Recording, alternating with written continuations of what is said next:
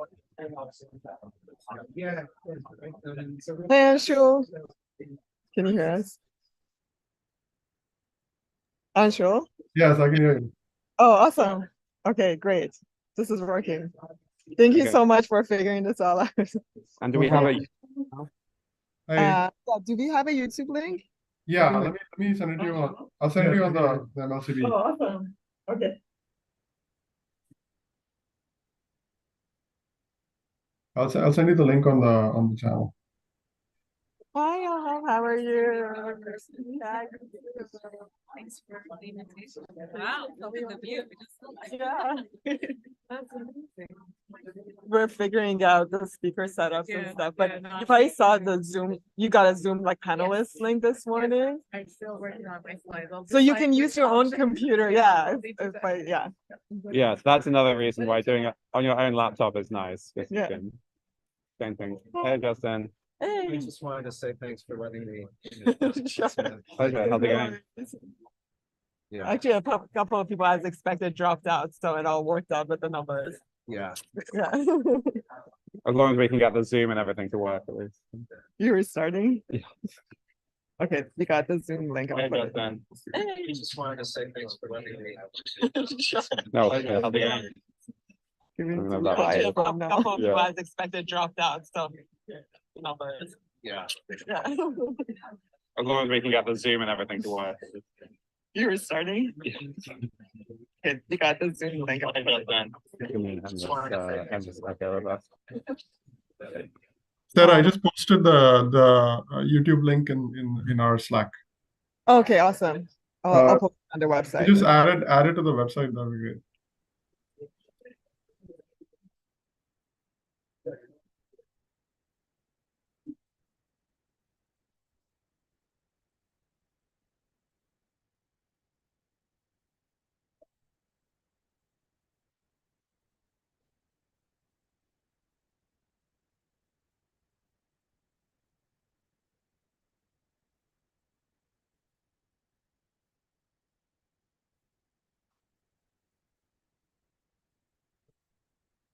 Hey, Bill. They will. Hey, morning.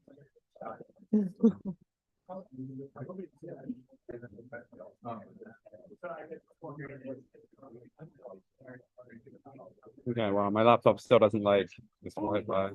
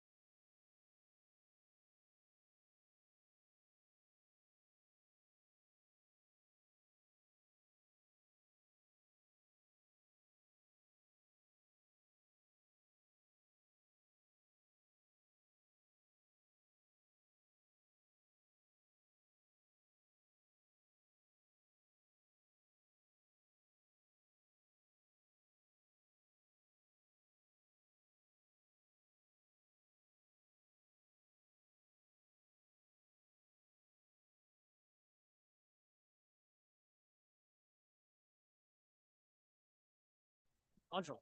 Anshul, did you tweet out the YouTube link already? Yes, I did actually. Great. I guess we want to put that on the website. Your voice is pretty soft. I don't know if you wanna. Is it because you're further away from the mic? The audio is coming through the speakers. Yeah, I guess that's what. Oh, yeah. Yes. Oh, right, and tomorrow we have 2 remote presentations, so. Yeah. That means that that's recorded video.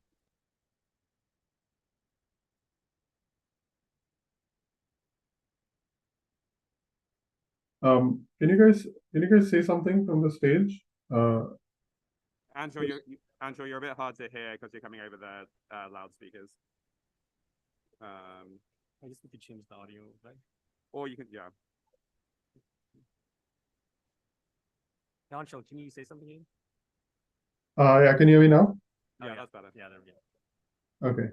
Yeah, I mean, I think your voices are also a little bit muffled. I don't know if you can get closer to the mic. Okay.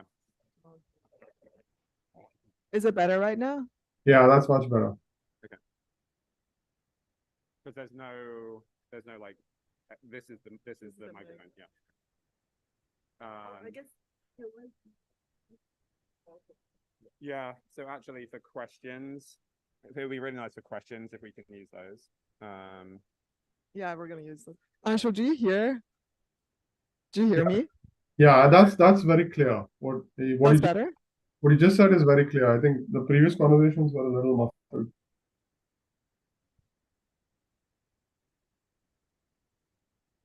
Can you hear me? Can you repeat that? Also? Can you hear me Was now? it- Yeah, Yeah, Okay. Yeah, no, I was saying that I can hear Sarah very properly, but Gerald's pretty muffled. okay, so maybe, is this, like, when I talk right now, you can hear it well? Yeah, it's very good. It's very clear. Okay, good. Yeah. So just for moderating, we'll try and give those to. If there's some students who are volunteers, maybe they can help with with microphones. Yeah.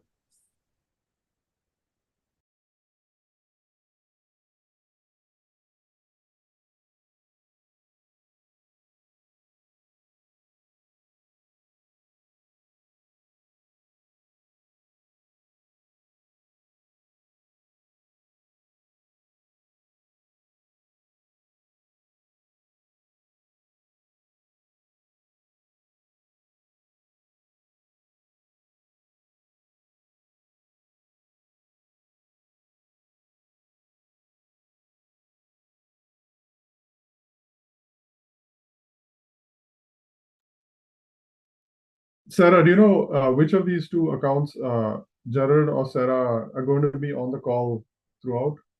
Because I might need to leave for a bit and I might need to switch host. So I'm just wondering which of you I should switch the host to.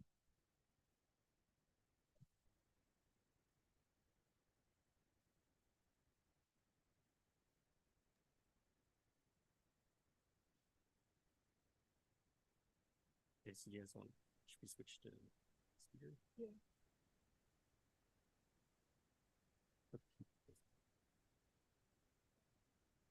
I think we actually don't need this connected. Yeah, we can see you now. That's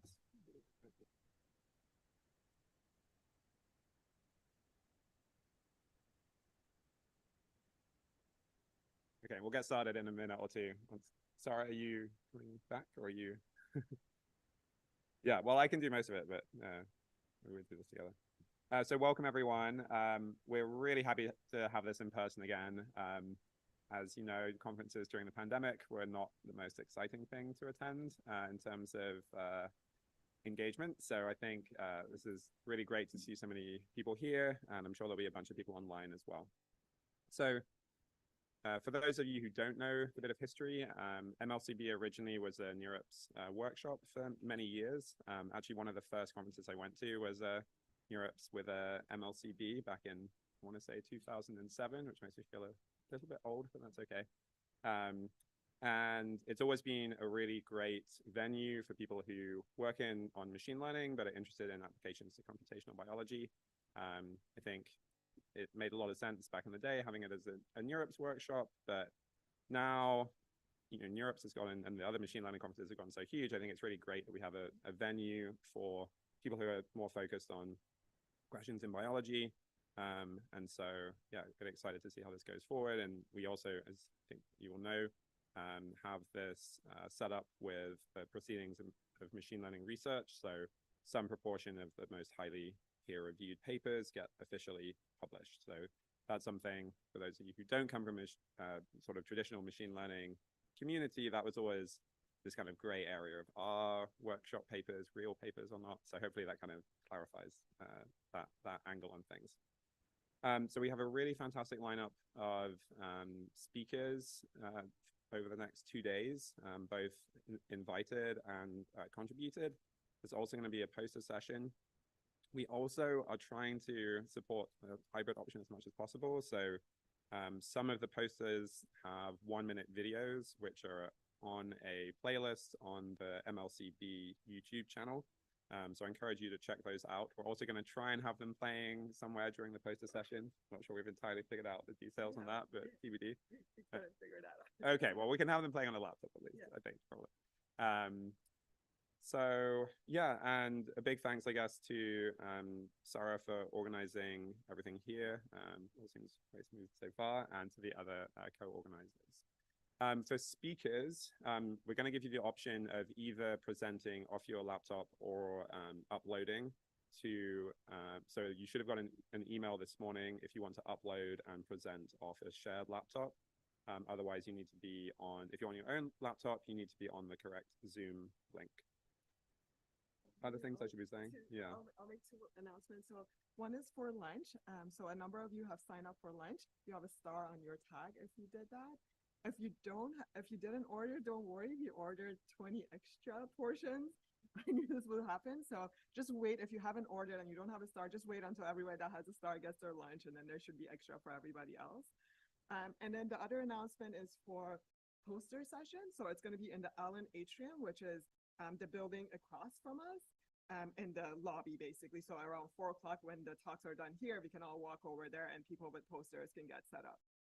And I guess social media stuff. So if you can, feel free to tweet, or what do we do on Blue Sky? Post, I guess. So the hashtag we're using is hashtag MLCB 2023. There is also a YouTube live stream that Anshul has tweeted and is on the website now.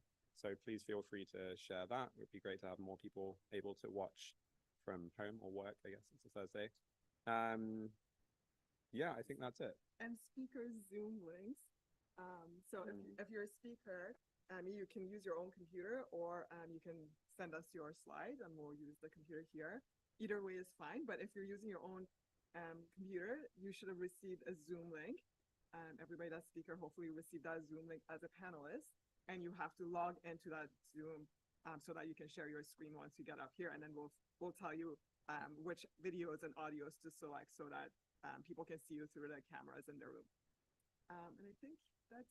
Yeah, I think then we're just waiting on a first speaker. Right? Oh, yes, it's great. All right, Great, perfect. okay. Great. So I'll Yeah. Yeah. yeah. Yes, I'll do introductions meanwhile.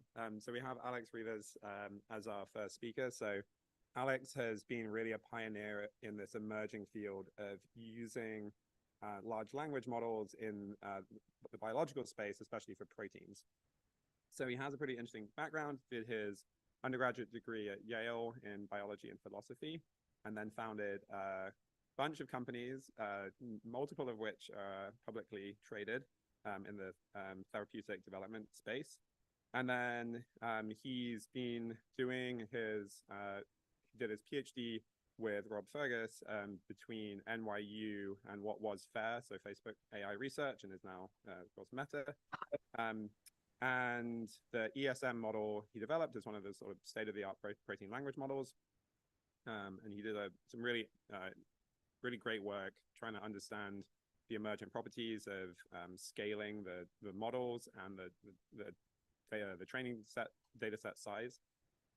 And most recently worked on adapting that to being able to predict protein structure faster than AlphaFold, and which has enabled predicting protein structures for an enormous number of proteins found in the metagenomic space. So most recently, he founded a company, Evolutionary Scale, which is exploring further scaling those AI models for biology, for therapeutic applications, amongst others. And he'll be starting as faculty at MIT and the Broad in 2024. So really excited to hear about what you've been up to. We'll see how the setup goes. You're gonna do your own laptop, yeah. Yeah, I know the feeling. I can get my laptop to connect to the Wi-Fi even. So doing better than me. Got already, that so, far. Let's yeah. see.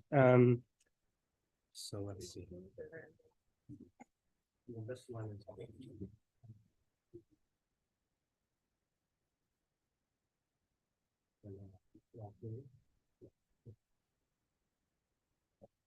We're finding the microphone.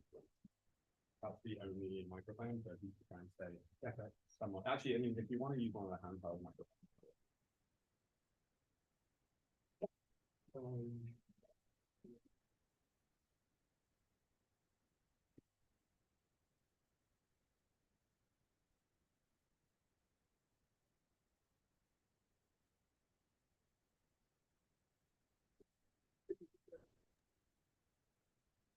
Can you guys say something just so I can make sure the audio is okay?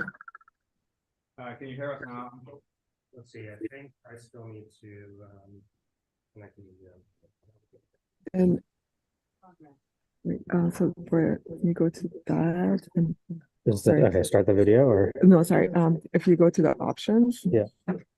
USB video, okay. and then for mic, you have to select options too. The first one is USB audio, and Okay, then yeah, this one? that one, and then yeah. Yeah, it sounds good. I can hear you properly. Okay, now let's try to share the screen. Let's see this one. Yep, you got the right. Okay, and is the it looks like it's working. Yeah, it's working fine. I can see it. Okay, super. Okay. Okay, and then let's see what time does the talk end? Good question. I was just looking at this. You have until 10. Okay, great. I think I did. Somebody. Yeah. Okay, I think that echo's gone. Perfect. Okay, well, I'm excited to talk here today. I'm Alex Reeves. Thank you very much for the introduction. And I'm going to talk. Oh. So sorry, Different. but is it It's not this because this is muted. Hold on a second. Let me see if it's my mine. computer? No, this is No, that's true. Just to confirm, no one's connected to the Zoom, right? And if you are connected to the Zoom, you have the sound off. you're trying it out. It doesn't mean sorry. Okay, is it echoing now or is it better? It's not that clear. Okay, great. Okay, let's Yeah, we cannot see Alex, by the way. We can only hear him, and we can see the slides. okay, let's see if we can fix this.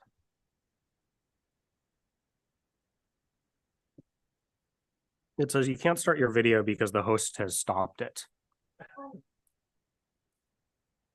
Yeah, well, it says USB video, but if I click the start video button, it says you can't start your video because the host has stopped it. Okay.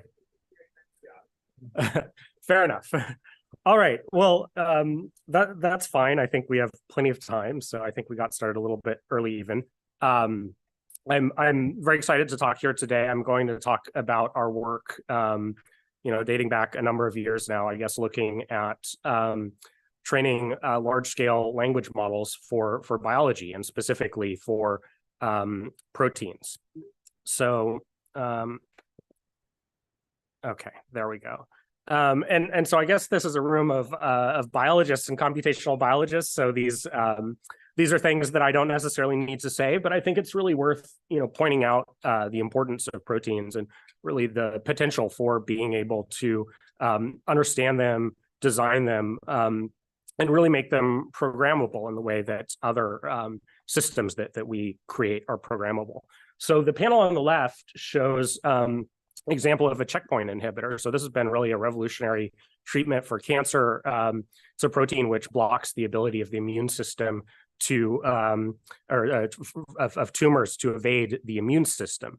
The center panel depicts a protein which degrades plastic, and so nature has invented all kinds of really interesting and amazing and powerful and beautiful functions, and one of them actually is a protein that has evolved to break down the bonds in plastic. And so being able to really search evolutionary space and find interesting proteins has implications for a variety of green technologies. And then the panel on the right-hand side depicts Rubisco, which is one of the most abundant enzymes on Earth.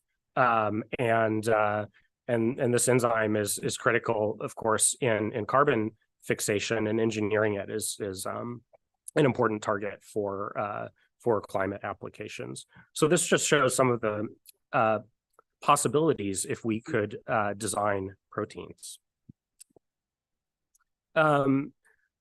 So I think we're all really aware of this kind of transformation that's happening in generative AI right now.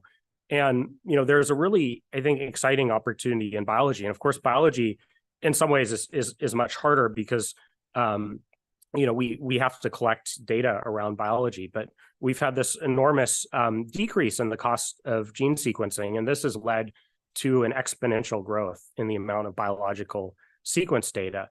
And of course, we're having these incredibly rapid improvements in compute through parallel architectures. And so, every 2 years and now every year, really, we're getting GPUs that have 2x the throughput or more. And so this is really enabling, this line of research, which we've mostly seen in generative AI for language models for kind of classical NLP and vision, where it's possible to scale these models up to hundreds of billions or trillions of parameters. And then finally in biology, and I think a really important enabler for kind of the future of generative AI in biology, is that we have an increasing ability to synthesize genes and to actually create the proteins that we design in silico. So this is the perspective we take. It's a very basic perspective, of course, which is the idea that the sequences are codes for proteins through the physics of folding. Sequences specify biological structures, and those structures encode the function of proteins. And the idea here really is, and there's kind of a very beautiful picture here, which is nature has created this this machine, the ribosome, that's kind of this molecular factory, and you can put in the code for any molecular machine into this factory, and it will produce it for you. And this is actually extremely scalable. And so we can make biological molecules at scale through this. But what we're really missing is an understanding of how to write those codes. And so we have, as I talked in the previous slide, we have this technology that allows us to read gene sequences, and we have, a gene sequence printer, and we can put that, we can put those printed sequences into the cell and give them to this machine as instructions to manufacture proteins. But what we really don't have a deep understanding of is kind of the fundamental kind of coding language that these molecules are written in. So the question is, could artificial intelligence be a way to really develop an understanding of that? And so the approach that we're going to take here is, really this very simple approach. It's the same approach that's being used to train language models for text and video prediction models, and a number of different types of generative AI applications. And it's an idea that's called self-supervision, and basically the idea is really learning learning from the patterns in the data, learning to reconstruct the data. And so the approach that's mainly used in language modeling, as we all know, is this autoregressive approach. So it's to be or not to be, that is the blank. And so the model kind of fills in the blank based on its knowledge, based on the information in the previous words. And so you predict each token one after the other. The models that we are training use mass language modeling. And so the idea here basically is that you're going to blank out a number of positions in the sequence, and you're going to ask the model to predict those positions given the surrounding context. So to blank or not to blank, that is the blank. It's very easy for us to fill in the words in that soliloquy. And I think if so this is a very simple thing, incredibly simple thing, but maybe to use to make a connection to literature, Borges had the idea of an infinite library that was full of every book that had been written and every book that could ever be written. And sort of the question I think you need to ask, and I'm saying this because I think it's useful for really thinking about what we could learn from biological sequences, is if you had a model and it had to compress every sentence that had ever been written and that could ever be written, the idea is that that within that model there would have to really materialize an understanding of the underlying reality that's giving rise to the patterns in those words. And so we can think about that parallel for biology. And this concept is really known as the distributional hypothesis, and it dates back to the 50s to a paper by Harrison. Basically, what it says is that the meaning of words, of language, can really be inferred from patterns across a large corpus of text, because the meaning constrains how we use words, and so it's imprinted into the text, imprinted and patterned into the text. And so there is this very beautiful parallel with biology. And I think the way to think about that parallel is sequences are generated by random mutation, and they have to pass through the sieve of evolution. And only the sequences that are consistent with biological structure and function are able to pass through that sieve. And so when we conduct large surveys of genetic diversity, of protein diversity across all of nature, we're seeing this vast text in which are patterned those deep constraints that are acting through evolution. And this is an idea that goes back, really almost to the beginning of gene sequencing and molecular biology. And one of the things that we know is that as you when you generate a multiple sequence alignment, and you find a set of evolutionarily related proteins, you can really look at the patterns within that family. And so important functional sites are reflected through conservation, a single amino acid, which frequently or always occurs at a given position in that protein family. And then the other thing is really coevolution. And so if you have the three-dimensional structure of a protein, you have two positions I and J, which are far separated in sequence space, and those positions come back together in the 3D structure of the protein, then evolution isn't free to choose the identity of the amino acid at the first position, at position I, without changing the identity at J. And so this really creates these dependencies that can be observed in the sequence patterns in a protein family. And so this has really been the basis of protein structure prediction, starting with kind of the simple pairwise models here, the POTS models that are shown in this slide, and really extending to AlphaFold, which uses the same principle. And so the input, I think, as we probably all know here, to AlphaFold is in a multiple sequence alignment. And so AlphaFold is really inferring the structure from the patterns within that multiple sequence alignment. so this is a really different approach to extracting that evolutionary information and those evolutionary patterns. And so the basic idea is, as I said before, is we're going to train a transformer model on protein sequences across all of the tree of life, across vast evolutionary diversity. And those models are just going to be trained to predict amino acids that have been mass from sequences across all of nature.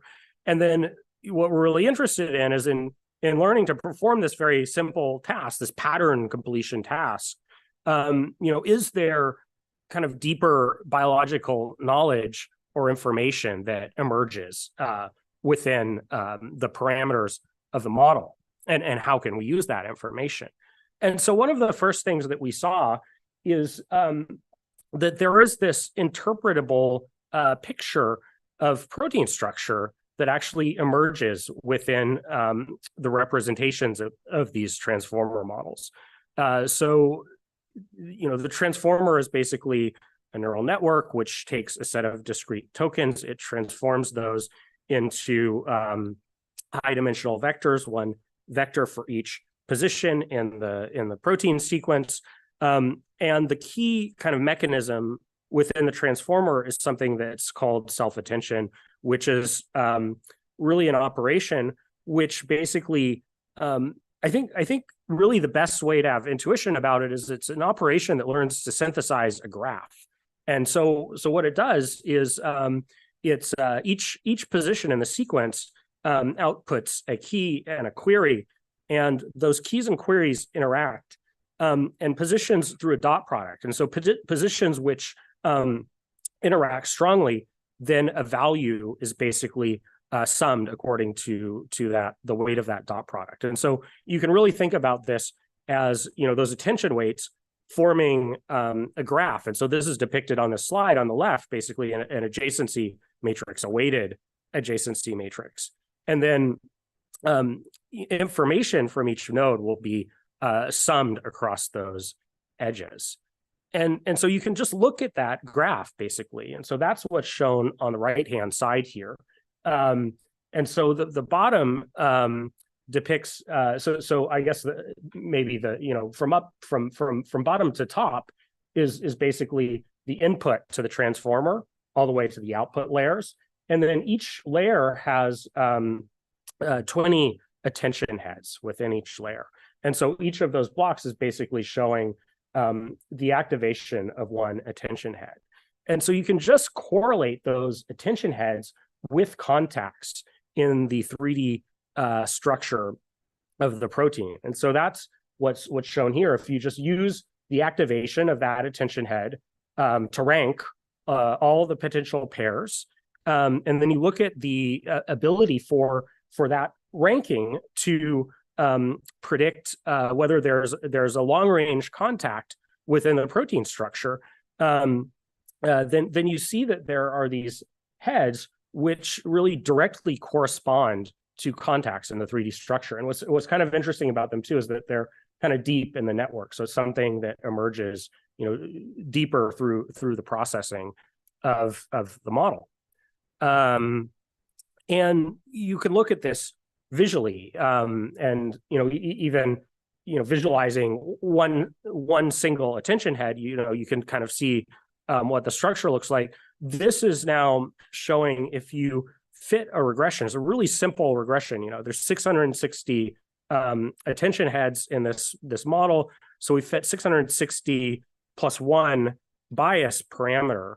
And so this simple logistic regression is basically going to take the activation of each attention head for a given pair of positions in the protein, and it's going to output the probability that there's a contact. And so you can actually get a state-of-the-art unsupervised contact predictor from this. That's just, you basically project it out of the model in this way. And this can be fit with just a few training structures. So this is showing that, basically as you add a few more training structures, that gives more signal to pull out which attention heads are relevant to predicting the structure. And basically at the point that you use 20 structures, you've saturated what's possible here. And, the way to think about this, of course, is that, you're really just using the structures basically to identify which of those attention heads correspond to contacts.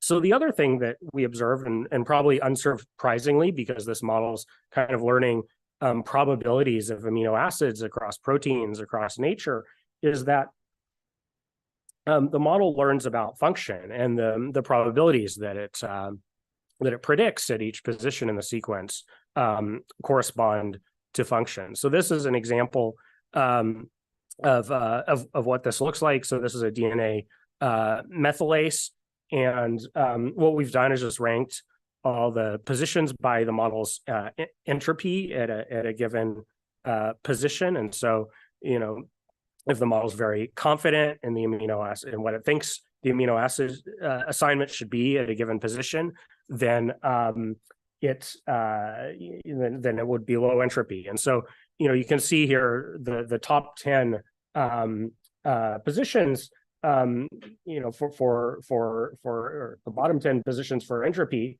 and you can see that they really cluster within the active site of this protein for the most part. And the lowest entropy positions are the ones that actually interact with the substrate. And you can also look at this more systematically. And so this slide is showing a set of deep mutational scanning experiments. So each experiment is down on the x-axis basically. And for those who aren't familiar with deep mutational scanning, it basically gives a measurement of the effect of a variant or mutation on the function of the protein. And you can do this at scale. So there are experiments that have tens of thousands or more mutations that are all simultaneously measured. And so you can ask the question then systematically, does the model's kind of understanding of sequence correspond to the mutational landscape for these proteins? And so, very simple scoring function, basically taking the log odds between the mutated, the probability assigned to the mutated position by the model versus the wild type amino acid assignment. And so if you just rank everything by that probability, you can calculate a Spearman row against the actual mutational scanning data. And we were able to find that these language models basically produce state-of-the-art mutational effect predictions. And what's really interesting about this is it's really fully unsupervised, and it's also zero shot. So after you've kind of performed training at scale, you can input a new protein sequence, and you don't need to perform more optimization or learning or gradient steps. The model's just inferring the landscape from what it has learned. And I want to highlight some work. This is not from our team. This is actually totally independent work by Brandis et al. and Vasilis Netronis's group. And they were actually able then to employ this approach to score the clinical effect of mutations in protein sequence. And they found that just directly using ESM1B here produces state-of-the-art predictions of the clinical effects of mutations. So it's a really cool paper if you want to check it out. So turning back to structure, I guess it's now the summer before last, we performed a scaling study on these protein language models, and we created a family of models, ESM2, from 8 million to 15 billion parameters. And so this plot is really showing what happens as you scale these models up. And the value on the y-axis here is the long-range precision at L, and it's calculated using that same linear projection that I that I showed before. So we're just really kind of looking at how much kind of low resolution structural information materializes within the model as we scale it up. And I think there's two things to call attention to here. So the first, both of which are quite obvious. The first is that there's this frontier, and so each line is a model of a different scale. And so as you scale the models up, you see an improvement that continues with scale across all depths. And the x-axis basically showing how much evolutionary information is available in training around each of the proteins that we're evaluating on. So what's the number of MMC hits for that protein in the training set, and this really kind of corresponds to the depth of the multiple sequence alignment that you could generate for each of those proteins. And so the other thing that we see is that there is this dependence on depth. And so the model, where there's more evolutionary information, the model is capturing a lot more information about the structure. But we see that even for the proteins where there's very little information, this improvement with scale still applies. And so for ESM2, we really wanted to take a step further and look at atomic level structure in these models. And so what we found is that you can actually project out the full coordinates of every single atom in the protein from these representations. And so here, basically, what we're doing is we're taking a frozen model. We are fitting an equivariant transformer to that. So we're using the same architecture that AlphaFold uses with invariant point detention. And then we're going to supervise that projection with experimentally determined structures. And so what we can find, and there's no folding blocks or anything else here. So it's really just pulling out the information in that last layer of representations in the model. And so what you can see here is that this is an example from a temporally held out test set of cameo proteins, that as we increase the scale of the model, more and more kind of atomic level information emerges to the point that you can get a very good low RMSD structure prediction just through this projection.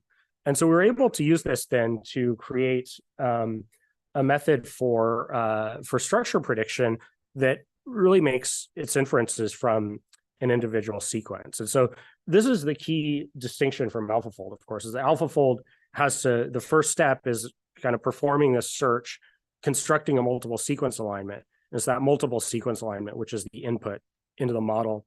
And this allows for very accurate predictions. It comes at the cost of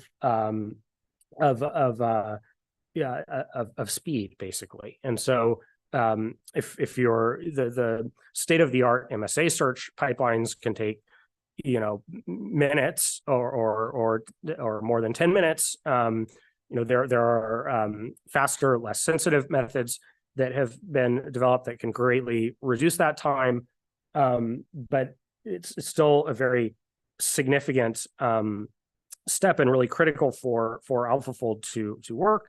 And then second, the network itself has layers which have to process the multiple sequence alignment. So that adds computational cost.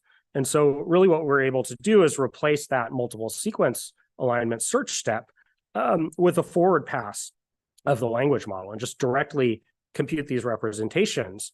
And then, so using this frozen language model, essentially, we can feed those in to a folding truck and then a structure module and generate really high resolution 3D structure predictions. And this is what it looks like. So the accuracy approaches that, or really matches that of AlphaFold for many proteins. On the Cameo test set, we're a little bit better than Rosetta Fold, a little bit worse than AlphaFold. On Cas14, there's more of a gap. And then the right-hand side of those plots, and maybe one other thing to point out here is that these test sets are temporally held out. So the model's been trained on data before a temporal cutoff, and then the predictions are on held out Cameo and Cas proteins that where those structures were submitted after the temporal holdout. And so if you perform the ablation where a Rosetta fold or alpha fold, you remove the MSA and you use them in a single sequence mode, you see that there's a really big degradation in performance. And obviously AlphaFold and Rosetta Fold haven't been trained in this way, so that's out of distribution for them. So you wouldn't expect them to perform well in that setting. But this setting is relevant for protein design, where there's interest in really putting a model basically within the inner loop of a design algorithm. And there, you really need to design the individual single sequence. So having a fast and highly accurate structure prediction method is really critical there. And similarly to AlphaFold, the model kind of has this in context learning of protein interactions. So even though we supervise on single chains, we can make predictions for complexes. And another key thing for kind of using a method at scale is that the predicted error correlates with the actual error. So that's really just showing that if you use this in practice, the model is going to output an estimate of its error, and that estimate correlates with the actual error. And so you can use the model's estimate of its error to judge how good the structure prediction is likely to be. So in, I guess about a year ago now, we released the ESM metagenomic atlas, and that's shown here. And ESM fold is 60x faster in inference than AlphaFold, up to 60x faster. And of course, it removes that MSA generation step. So you can generate structure predictions at scale with this approach. And so we predicted structures for over 617 million proteins. We worked actually with the Magnify team to expand this. So there's now over 700 million proteins in this atlas. And this is the largest database of predicted protein structures to date. It was 3x larger than AlphaFold DB at the time. And it covers essentially all of Magnify, which is a metagenomic resource created by EBI. And these are, of course, some of the least understood proteins in the world, and we know very little about their structure and function. And so this is really the first survey at scale of these structures. All of this is available in on a website, esmatlas.com. You can go to and you can search by sequence and by structure. You can also use ESM fold to fold proteins. Okay, I'm going to switch topics now to talk about generalization and using these models to design proteins. So really using these models generatively. And so far I've really been talking about representation learning, kind of understanding what you get from this very simple self-supervision and what biology these models capture. And the plot that basically shows that frontier and the dependence on MSA depth might lead you to conclude that these models can't generalize, because you would look at the low depth proteins, and of course, if you want to move outside the space of natural proteins, by definition, those proteins will have empty multiple sequence alignments. So that plot might lead you to conclude that these models are going to be useful in areas of protein space which are well understood, but they will not be useful as soon as we try to go beyond that. So we really wanted to look at this in a rigorous way. This is a picture of sequence space. There's a great review by Pa-Su Huang and David Baker that I think first kind of drew this picture. And the idea is that sequence space, of course, is exponentially, astronomically large, and even evolution with its billions of years of opportunity to search this space has really only been able to visit some relatively small part of it. But of course, many of the protein functions and structures that we may want to create would be in a space that evolution has not visited, and you might have to run evolution many different times for it to ever reach that space at all. And so, the question is basically, can these models generalize outside of the natural protein families that they've been trained on? And so we're going to construct a very simple generative model here. And this model is just based on two things: a probability of sequence, which is given by the pseudo likelihood of the language model, and a probability of structure, which is just a linear projection basically to a pairwise distance distribution for each pair of positions in the protein. So the model is going to project out, a potential to the structure, and it's going to project out a probability of sequence, and then we can use Bayes' rule to generate proteins. So this is showing now what this looks like when you apply the model generatively, and what we're really doing here is, alternatingly sampling a sequence conditioned on a structure, and then a structure conditioned on a sequence, and descending this energy. And when the model kind of reaches an energy well, at the bottom of that well is a protein, and a protein sequence. And then we're using AlphaFold as an oracle, basically. So we're not using any information from AlphaFold, but we're taking that sequence, we're passing it into AlphaFold to get a prediction of the structure. And so these models can really explore a wide space of protein structures. This is just basically a plot of that structure space. I think it's constructed with t-SNE. And there's a diversity of proteins that are generated, everything from all alpha to all beta to alpha and beta proteins. And then overlaid on the plot is the sequence identity to the nearest natural protein. And so you can see that these generations, they really cover the natural space, but they also go beyond that. And so there are proteins here which are really distinct from natural proteins. And so we tested these proteins experimentally in a collaboration with the Baker Lab. And we synthesized 129 of these generations kind of across this space.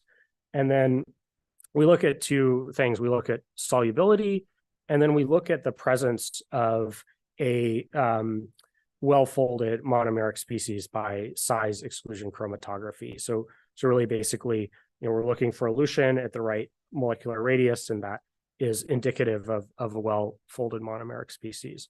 And so those are what we are calling experimental successes, as ones where we see that. And so overlaid on this plot, you can see the proteins which were experimentally successful according to that criteria. And then this is just to show, that it's really covering a variety of secondary structure compositions. But now getting to that key question, which I began this part of the talk with, the question of, can these models really generalize? This map is showing kind of the relation of these generated proteins to natural proteins. And so on the x-axis, for each generation, we basically search a large compilation of natural proteins for similar sequences. And so anything that's to the left of that vertical red line has less than 20% sequence identity from any natural protein. And anything that's kind of on the 0 point there is just, there was no significant match within a natural sequence database.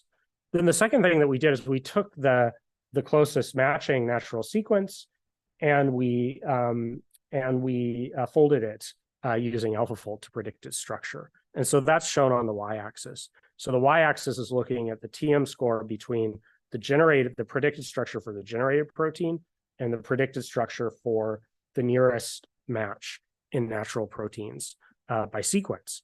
And so anything that's below the 0.5 line is a protein where that closest sequence match is also predicted to have a different fold from the generated protein. So the proteins that are in this lower left-hand quadrant are very different from natural proteins as far as we can tell and by those metrics. And what we find is that there is a high success rate here. And so 63% of these distant generations succeeded in this experimental test. And of course, this will need to be confirmed with high resolution crystallographic studies. But so the size exclusion test has been shown to strongly be linked to that. So one last thing to highlight here, because I think it's really interesting and kind of shows, I think, something that the language model is doing that's different from these kind of structure prediction models. So we can also use these models to design sequences for a target backbone. So we took a set of, and here we chose 4 different backbones that were created by de novo protein designers to be distinct from natural protein structures. So these structures have, significant meaningful differences from natural proteins. And we basically asked the model to design sequences for each of these backbones. And so we're comparing this really simple model where the structure prediction is literally this kind of linear projection to the distance distribution. And then we're comparing, and so we're optimizing this jointly with the language model loss. So it's really the joint distribution here of sequence and structure. And then we're comparing this to inverting AlphaFold. So you can think about this as inverting ESM or inverting AlphaFold. And there's a big difference in the experimental success rates, as you can see here. So actually, most of the ESM designs for these backbones were successful, and very few of the AlphaFold designs were even soluble. And one thing that you can see here is that, if you look at the designs that were created by the language model, that's the left column of this new plot. You look at the designs that were created by AlphaFold, that's the right column. And again, we're just using AlphaFold as an oracle to predict the structure here. And then we're overlaying AlphaFold's PLDDT at each position. So how confident is it in its prediction for each position? AlphaFold likes both of these designs. So it likes the language model designs, it understands them well. It likes the protein designs that were created by inverting AlphaFold as well. But when you look at the language model's understanding of the designs, what you see is that, well, not surprisingly, since we've been optimizing this quantity to generate the language model structures, the language model assigns a very low perplexity to these proteins, and so it has a good understanding of them. They look like coherent proteins to the language model. But when you put in the designs which have been inverted by, produced by AlphaFold inversion into the language model, what you see is very high perplexities. And so this is really saying that the language model doesn't think that these sequences are very likely. And so, these probabilities are really distinguishing between the two sets of designs. And so, one possibility here is really that the language model is kind of learning this global coherence of the protein, whereas, these structure prediction models don't need to do that because they just take the sequence, they learn to complete some patterns, but they don't need to actually learn the coherence. So maybe it's worth saying one more thing here, because it's really interesting, this question, because we see this dependence on the sequence depth, but then we also see see this model can really go outside the space of natural protein. So how is it doing this? Like, how is this possible? And I think one possibility, and something that's kind of interesting to think about, is, maybe there is this deeper grammar that's learnable from evolution, a set of patterns or motifs that link sequence to structure, and the language model is able to learn this. And of course, what's interesting, the language model has never been trained on structures, really just trained on sequences, but it is sort of picking up that kind of latent variable, that hidden variable of the structure that's influencing the sequences that we observe across all of nature. And so, maybe there is this evolutionary grammar that, is an efficient means then to generate proteins that can really go beyond the structures and sequences that the model that nature has created and that the model has been trained on. Okay. So finally, I just want to show one last thing, which is you can really extend this idea and actually, and this is one of the things we're very interested in doing is, can we make biology programmable, the same way that we can program computer systems? And so, can we write down basically a programming language and express a set of constraints on structure and function in a high level programming language, and then can we use generative AI basically to find designs that will satisfy those constraints? And so this is now using ESM-fold, and so we're really doing this at a high resolution. And so with ESM-fold, we can get atomic level coordinates for any atom in the structure. And so you can really construct a language that allows you to specify atomic resolution details where you would like to have that, and leave the overall architecture plan to be solved through much higher level abstract constraints. And so we're going to write down these constraints and these designs in a simple programming language. We're going to parse that into an abstract syntax tree. We're going to compile that into an energy function. And then we're going to, in each energy function, then specifies a generative model that we can sample from, or I guess optimize via simulated annealing to produce designs. And so this is an example of scaffolding a constrained site. And so the idea basically here is the region in blue, we've specified the atomic level coordinates of each of the side chains in this binding site.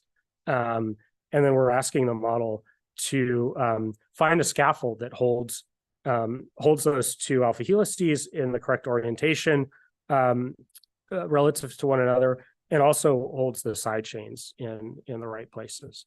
And so, this is just an example of what that type of design looks like. And then you can specify these higher level constraints on the structure, such as symmetries, which are shown here. You can generate larger proteins and assemblies. So the left one has 450 amino acids. The second has 600 amino acids, and the last two have 720 amino acids. And all of these have these program symmetries. And you can design very complex symmetries. For example, a symmetric protein that are complex structures. A symmetric protein that has 3 binding sites, for example, symmetrically arranged, or proteins that have multiple subunits with different internal symmetries. So yeah, I want to leave with just one final thought. And so, I think we're seeing across generative AI and unsupervised learning, and this idea is coming increasingly to the forefront.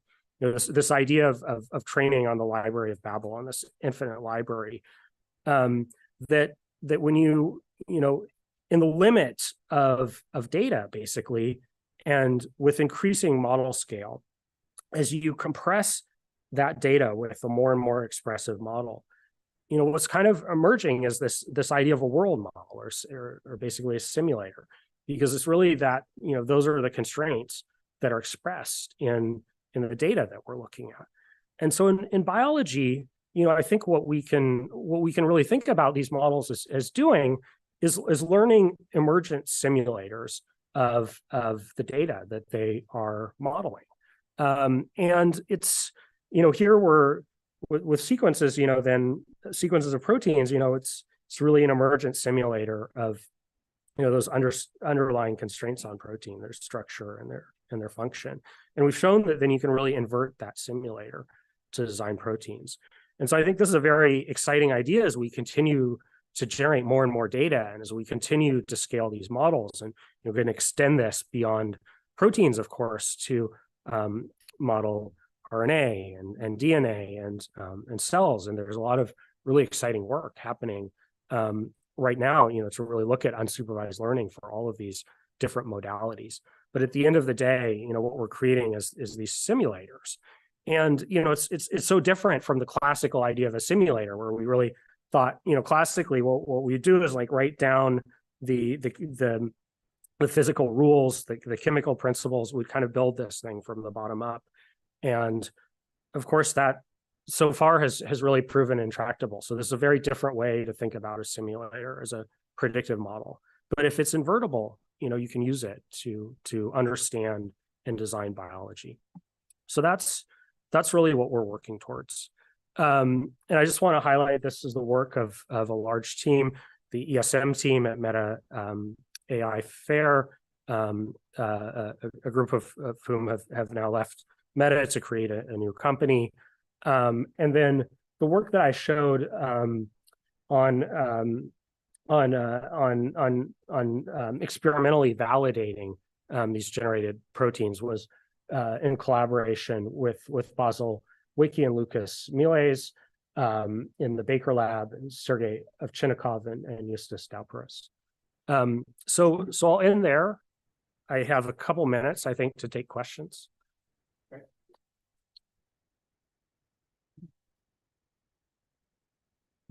I'm going to run around with these if Okay. any other questions. Yeah, so any questions? Yeah.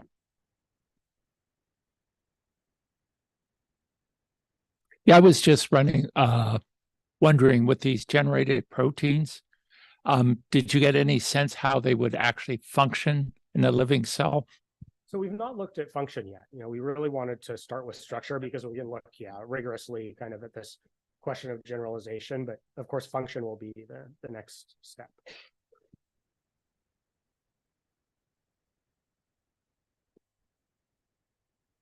I think it's really cool stuff. I'm curious about if you could estimate, like, if someone just wanted to do this on AWS, how much it would cost to train one of your models, and then maybe speculate on what that implies about sort of the, upper 1% and lower 99% who can make models like this to advance science.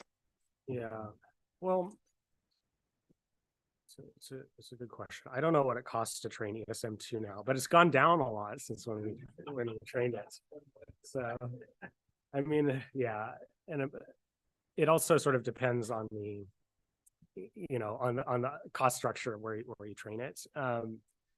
But yeah, I think it's still probably pretty expensive to make ESM2. Probably, I don't know. It might be less than $1 million now. I'm not sure. But really for like a large scale project, like compared to like trying to building CERN or something like that, right? Like this is really cheap.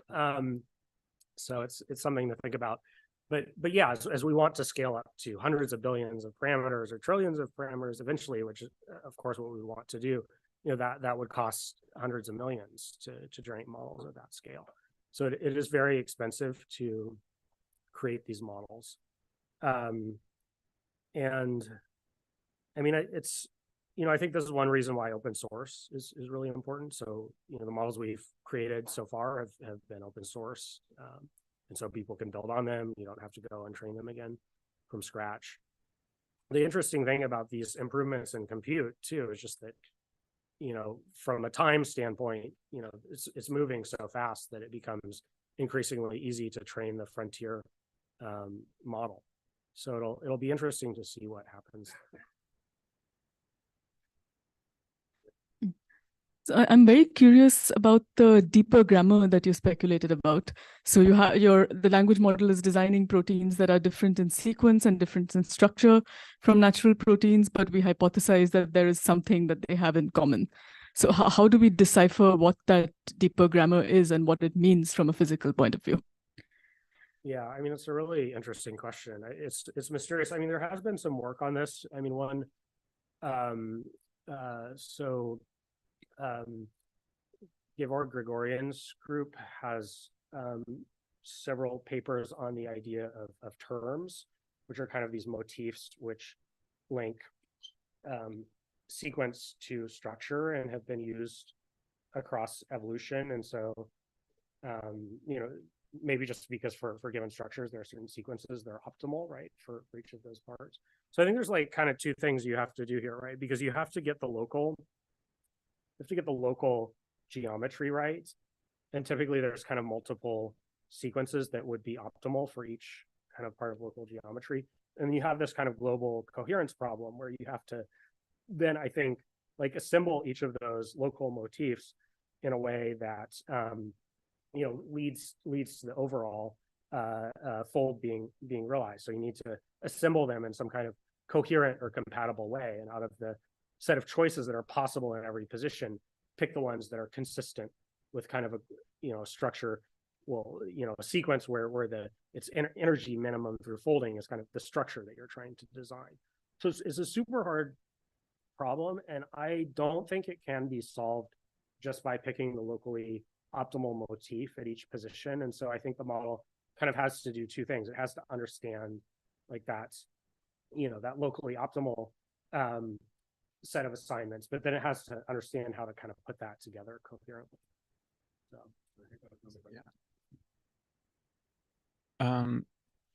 more of a high level question, but even though the languages are completely different, like natural languages and protein language and DNA, for example, we keep using the same training task, like mass language models or autoregressive models.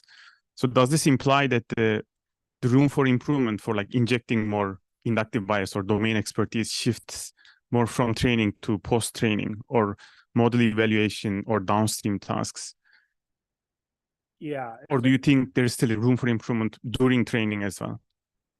Yeah, so it's, there's this frontier with compute, so the compute efficiency frontier, right? Because like it's very costly to include data or objectives in the pre-training, which is why I think the transformer model has dominated, why these simple objectives have dominated, because you can have this kind of two-phase training where you first train the base model and then you fine tune it on a specific task with more data.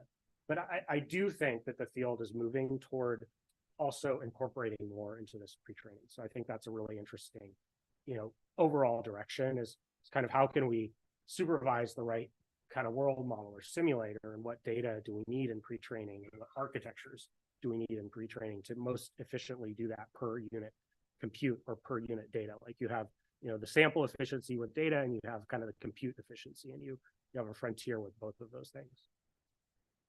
Great. I'm conscious of time, so I think we should wrap up there. Let's thank Alex again for a fantastic talk.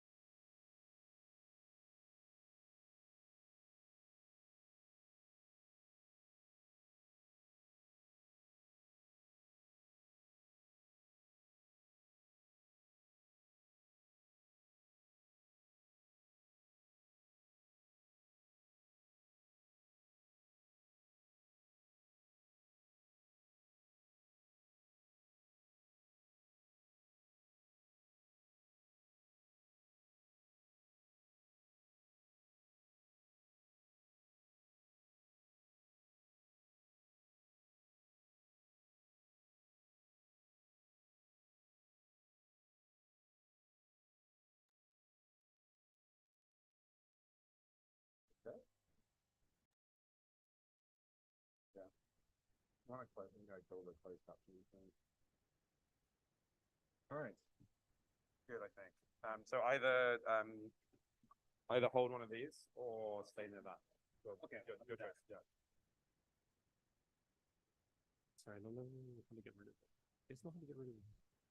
It's not really, yeah, I do in theory, but yeah, this and then hide the videos. Oh, yeah, or no, sorry, hide my floating meeting control. Beautiful. Oh, yeah. Right. Cool. Morning.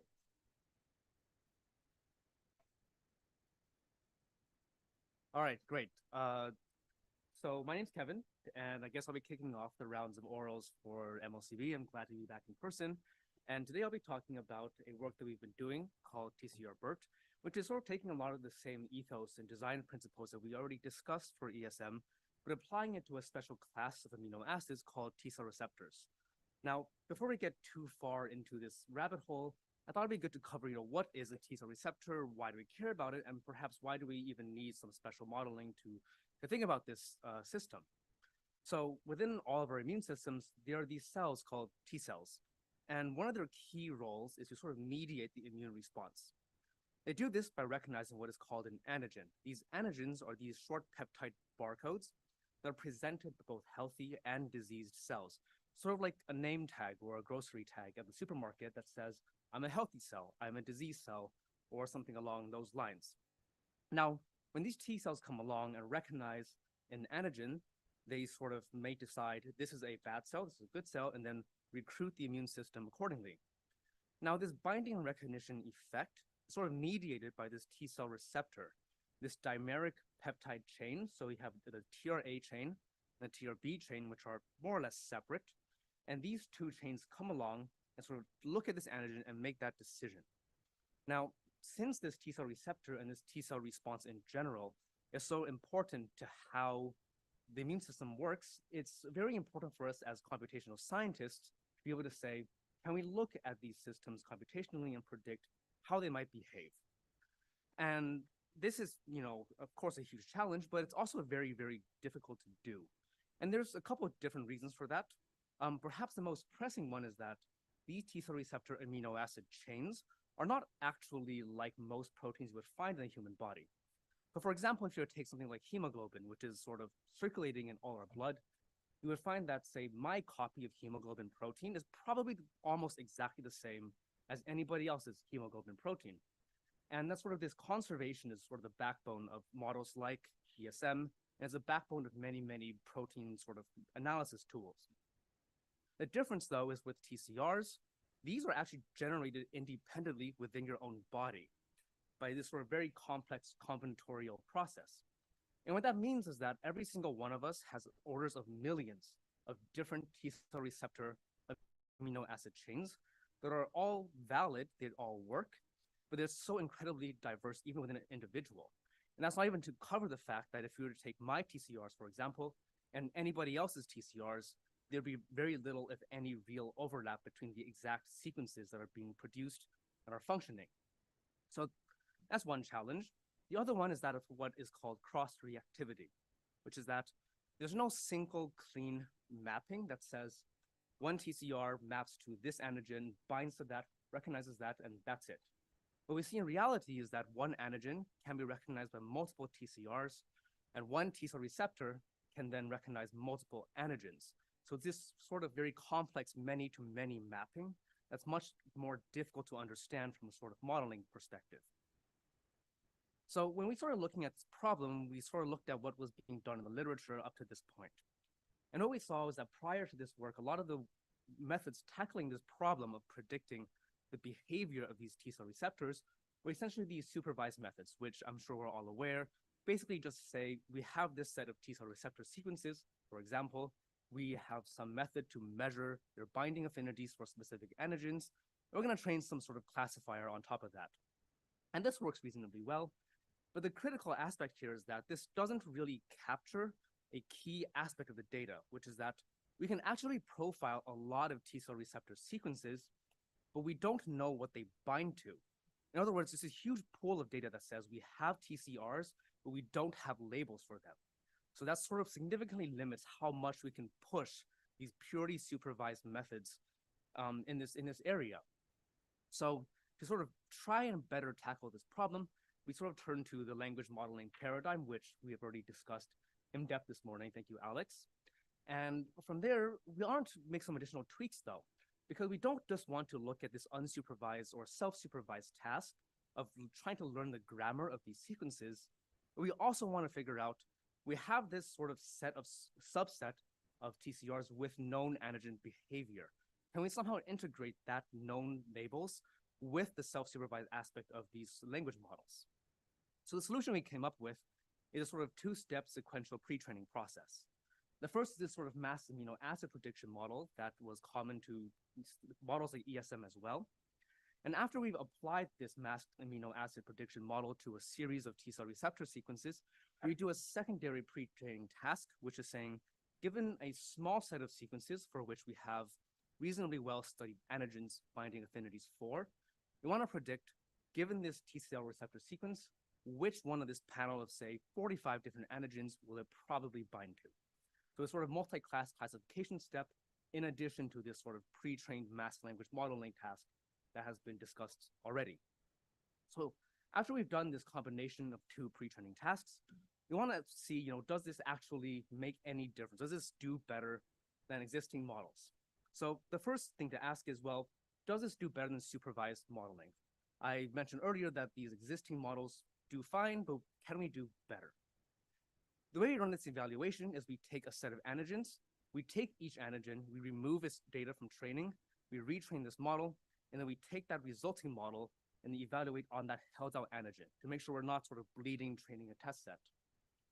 We run this evaluation for many antigens, and what we see is that on the left-hand side, on the y-axis, we have TCR-BERT's performance on the y-axis.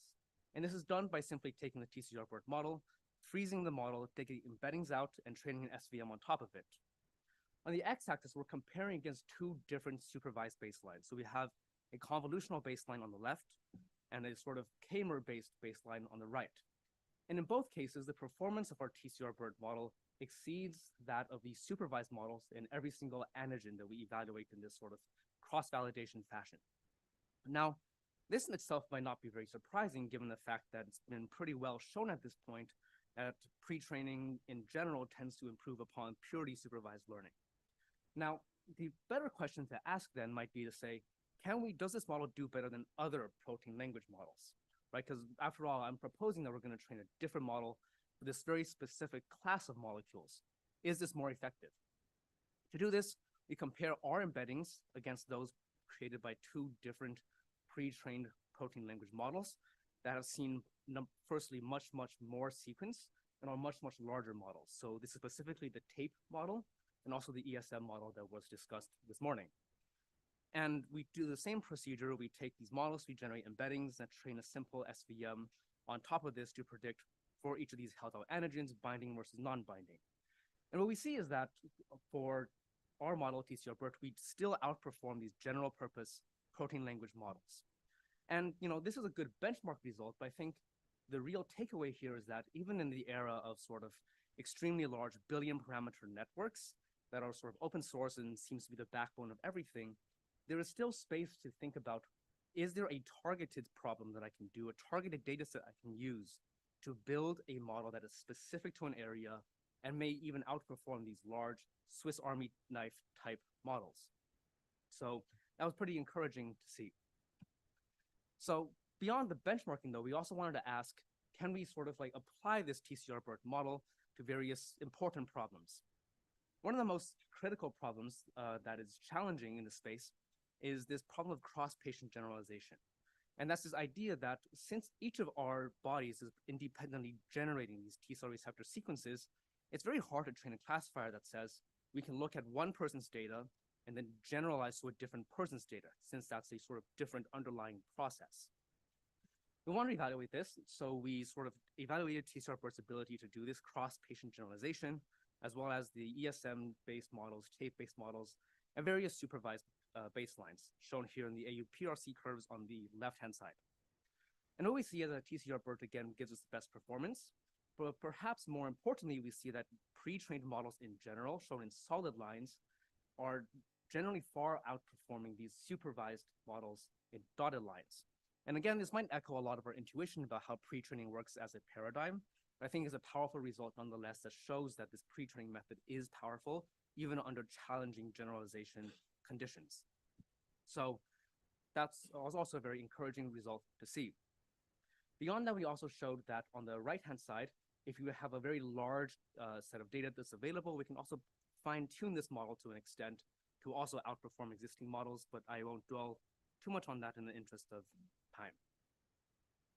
So beyond these sort of problems that are asking, can we predict yes or no, binding or non-binding for specific antigens, another challenging problem in the area of T-cell receptor analysis is that of sort of unsupervised clustering.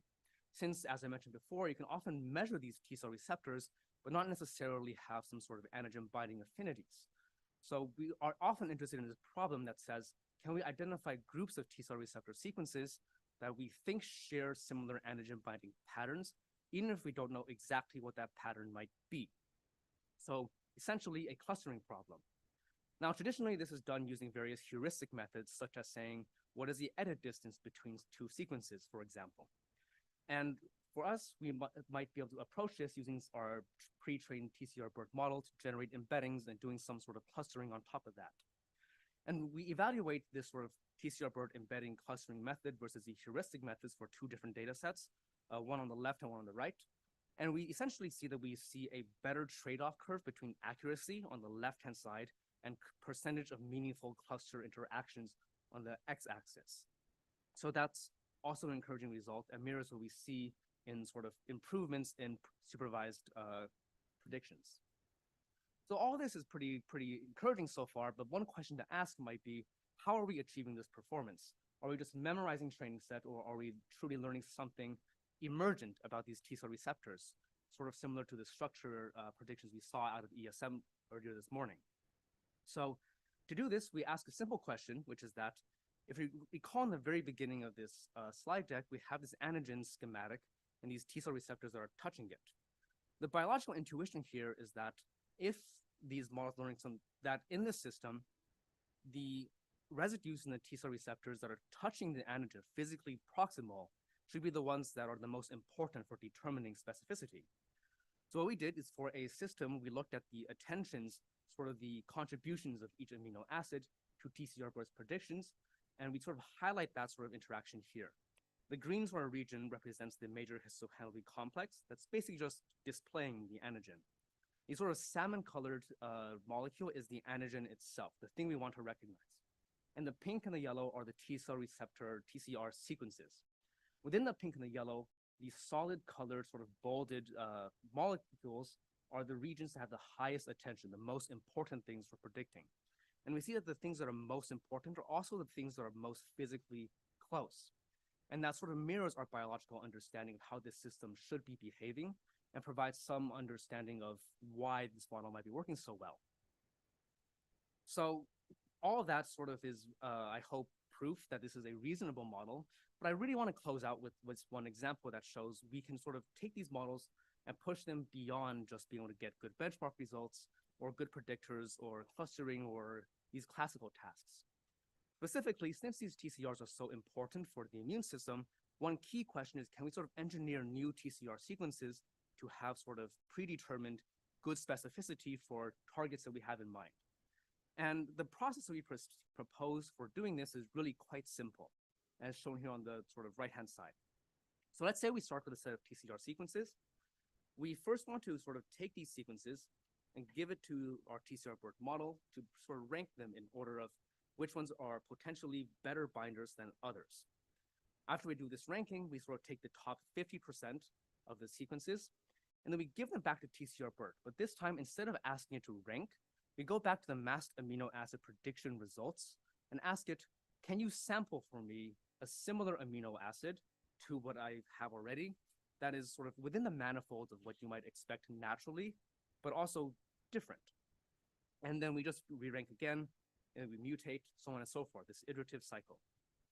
And if we sort of run this cycle over iterations, we see that on the x-axis, as we run these iterations, On the y-axis for the center plot, the sort of predicted binding for our target of interest rises up over time. So in the very beginning, for the 0th iteration, we have basically not much binding. But after just 5 or 6, 7 iterations, we sort of converge upon a set that's predicted to have very good binding. And then on the right-hand side, I'm showing what is the sort of similarity to training set as we sort of run this design process. And this is an important plot because we don't want to just be memorizing training set sequences and spitting them back out. That's not very novel and not very interesting. But what we see is that we don't end up doing this sort of memorization modality, and we are generating new sequences.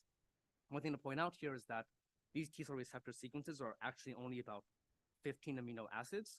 So you might say that 4 is a small number for edit distance, but 4 out of 15 is a relatively large proportion.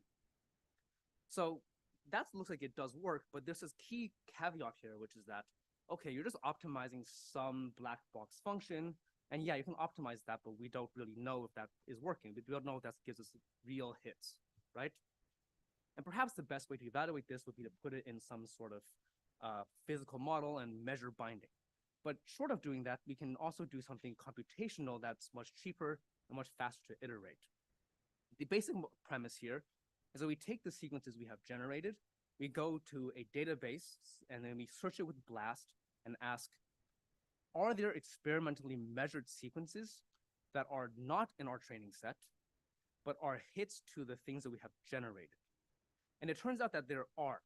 So on the top row here, I'm showing a motif that sort of arises from our generated sequences. On the bottom is a motif that is derived from a set of matching sequences that we found through BLAST that is not seen in training, but has affinity experimentally determined to the antigen we were targeting. And while this isn't experimental validation by any means, this does suggest that we are sort of creating new sequences, at least new in terms of the model has never seen them, that have evidence that these should be experimentally binding if we're able to run that experiment. And with that, thank you for your attention. All our code is online, and thank you.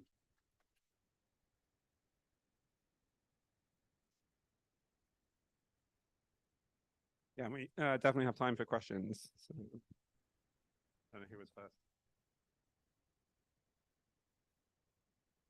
Thank you. So thanks for the talk. You said that your attention predicts TCR antigen contacts. I was just wondering, to be clear, are you fine-tuning on the TCR antigen pairs?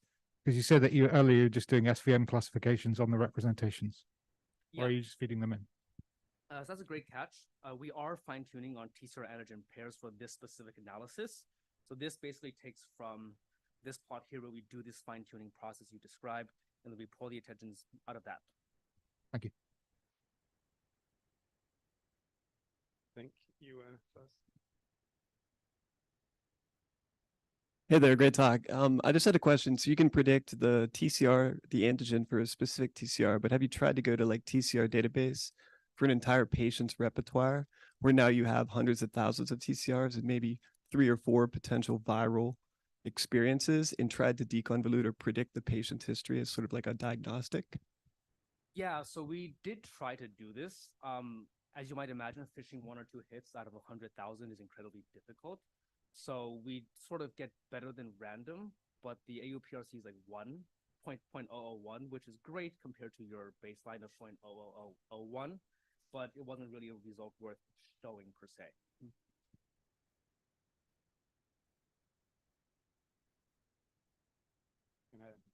Okay, the people who didn't ask questions first. So the antibodies that attach to human proteins get filtered out during early childhood. So what happens if you present an antibody that would come from a human protein? So one of the sort of interesting behaviors that emerge from this is that because we train on naturally observed human TCRs, you would expect that those TCRs have all been through this filtering process and should not sort of be self-reactive. It should not be like destroying human cells. So in the ideal case, your question of what happens if you present sort of human protein fragments, hopefully they should not be reacted against if all those things hold. Hopefully.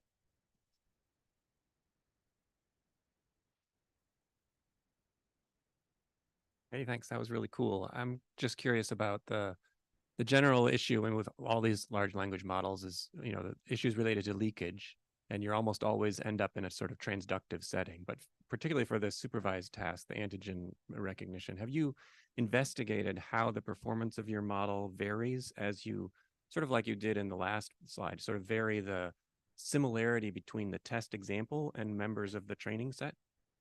Yeah, absolutely. That's a really good question. So we did do analysis that says if we were to go through our evaluation set or test set and purposely remove anything within, I believe it was 2 edits of anything we saw in training, do we sort of preserve performance? And it turns out that we get almost exactly the same performance numbers out of it, even with these sort of perhaps naive, but very direct sequence similarity cutoffs. Great, thanks. Last one. Great talk. I was curious, when you trained your own specialized model and you showed the comparison to ESM, is there a reason you didn't try fine tuning ESM? At the time, my GPU did not fit ESM. Ah, okay. No, it seemed, yeah. Okay, great. Let's thank Kevin again.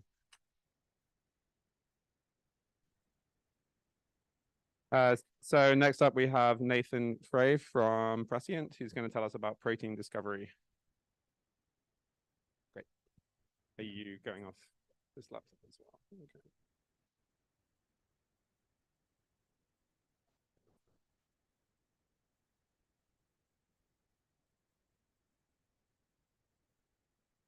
Wow, this goes really small.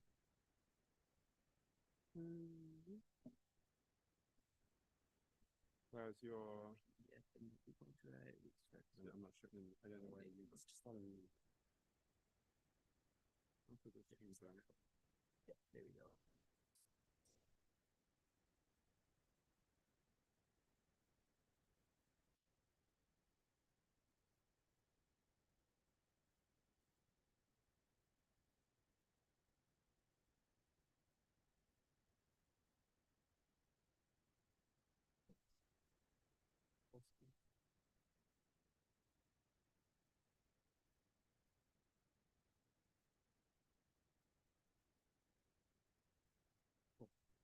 All right, what else?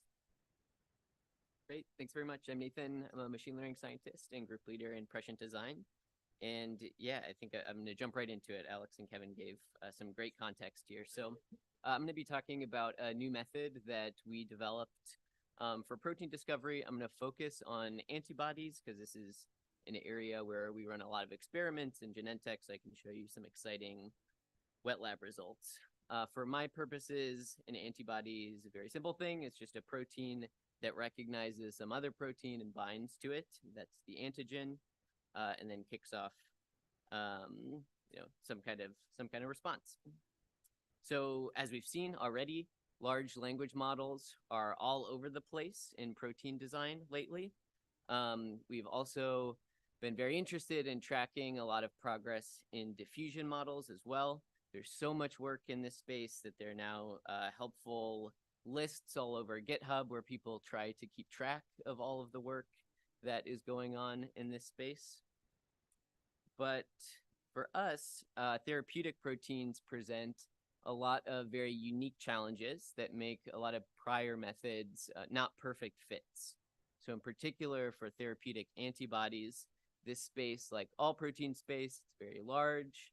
It's a discrete space of choices of amino acids. And most importantly, it's very, very sparsely functional. So antibodies that can actually become drugs are very, very hard to find.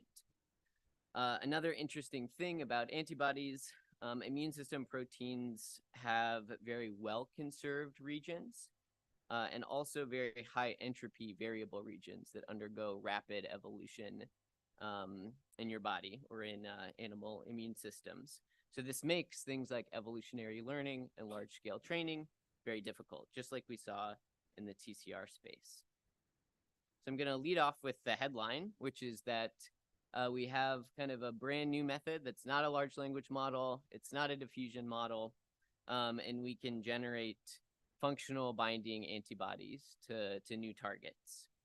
And how did we do this? The basic idea is to kind of reconsider what it means to generate antibody sequences with machine learning, with generative AI, and turn this very difficult problem of discrete modeling of sequences into a much easier, smooth sampling problem.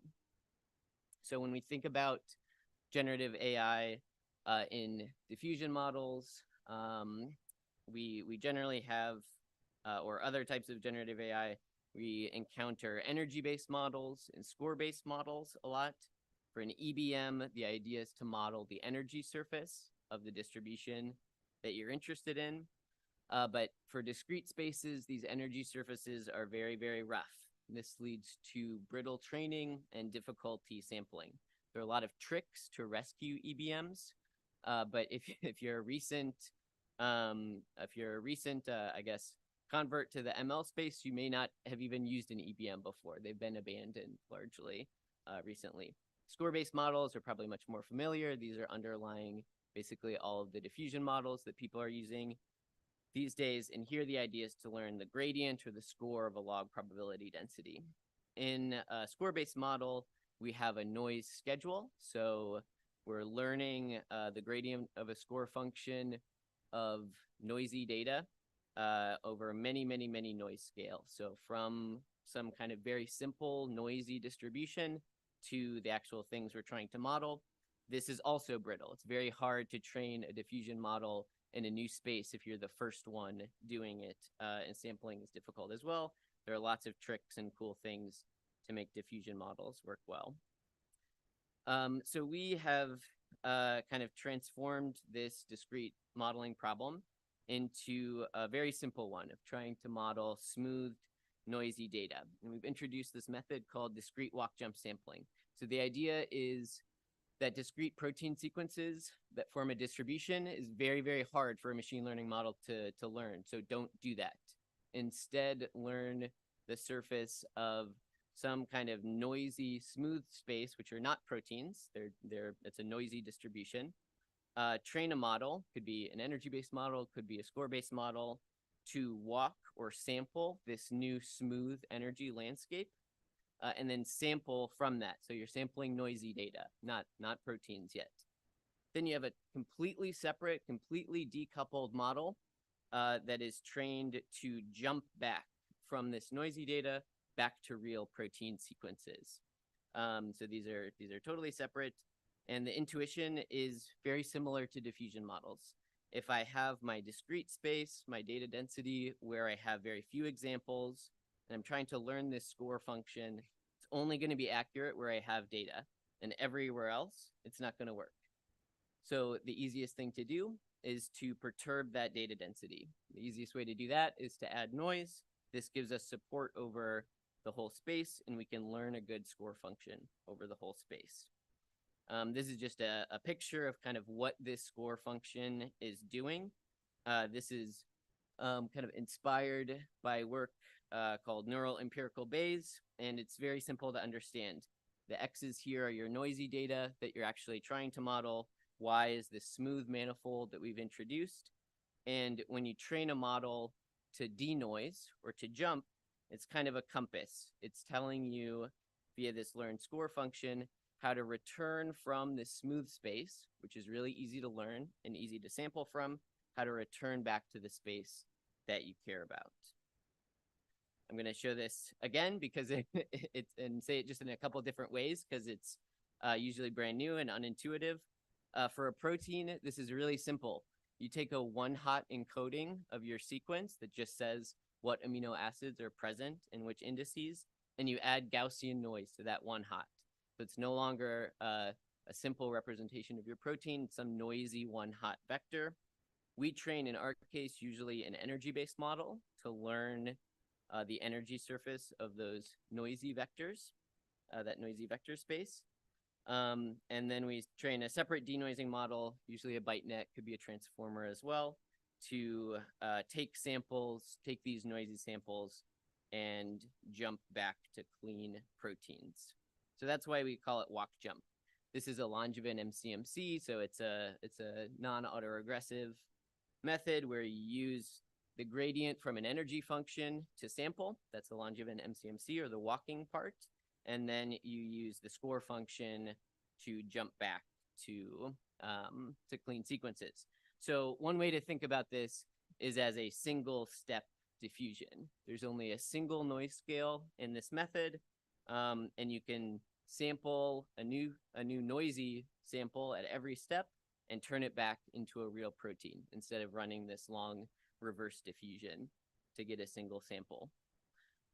So if you have seen like a molecular dynamic simulation or a structural diffusion, these sorts of methods let you explore a local conformational landscape, right? So you will see the atoms moving in space.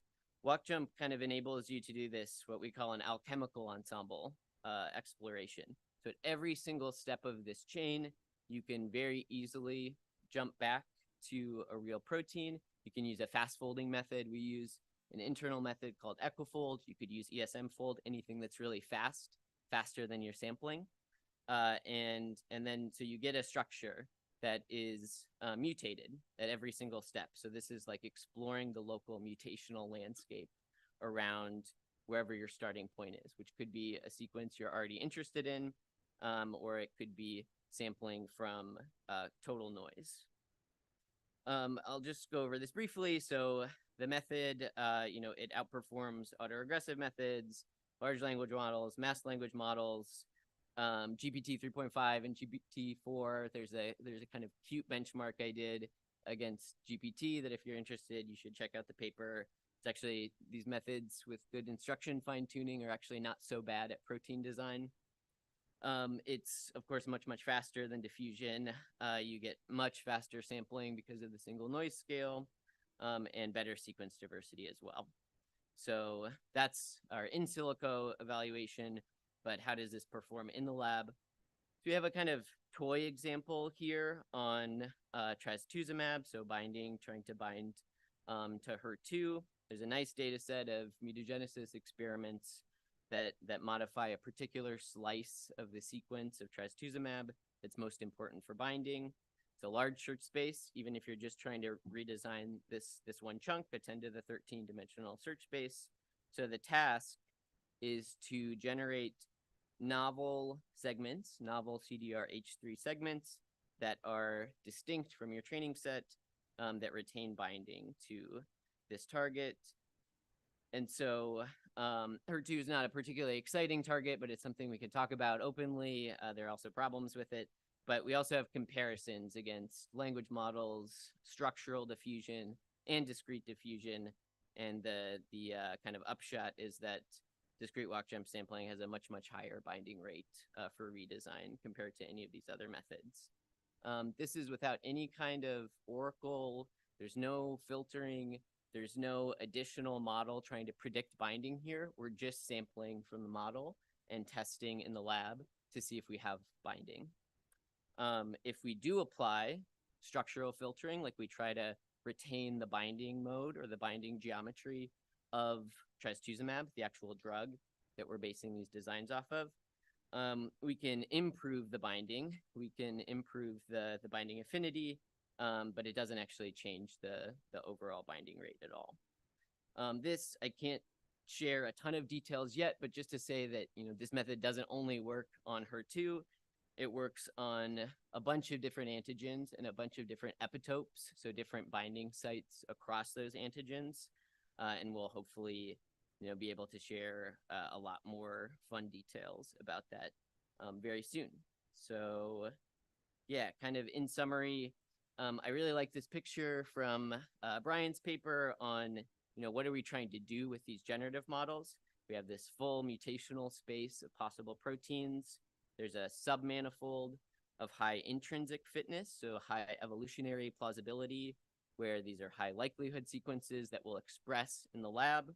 97% of walk jump designs express successfully on our very first attempt in lab experiments because the model is just very easily learning the real manifold of intrinsic fitness. And then what we're really interested in is this extrinsic fitness. So function, some kind of objective values. And there again, we're designing real binders to real targets for actual drug discovery. Awesome. So with that, thank you very much. I'd like to thank especially Dan Berenberg and Said Saremi at Prescient who did this work with me. Feel free to reach out, check out our paper. All the code is open.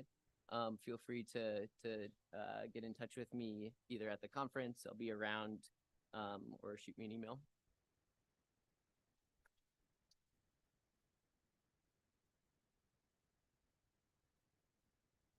Yeah, actually faster than you needed to be, so that's great. So any questions?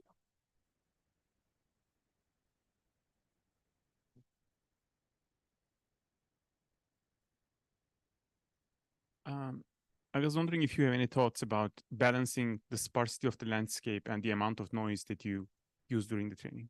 Yeah, absolutely. So there's really only one hyperparameter in this model, and that's the noise scale, right? So we have kind of a toy derivation in the paper, if you're interested, of how to get an initial guess for what that noise scale might be based on the sparsity of your training data. But in practice, it's very sigma equals 1, noise scale of 1 works really, really well for one hot vectors. So we didn't really tune that at all.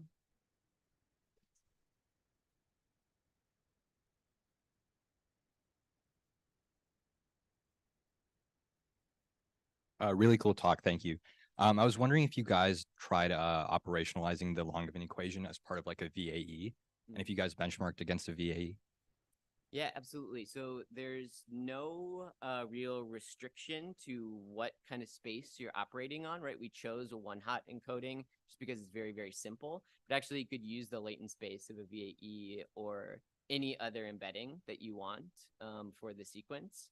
It would just be a simple matter of adjusting your noise scale to the scale of whatever space you're operating in.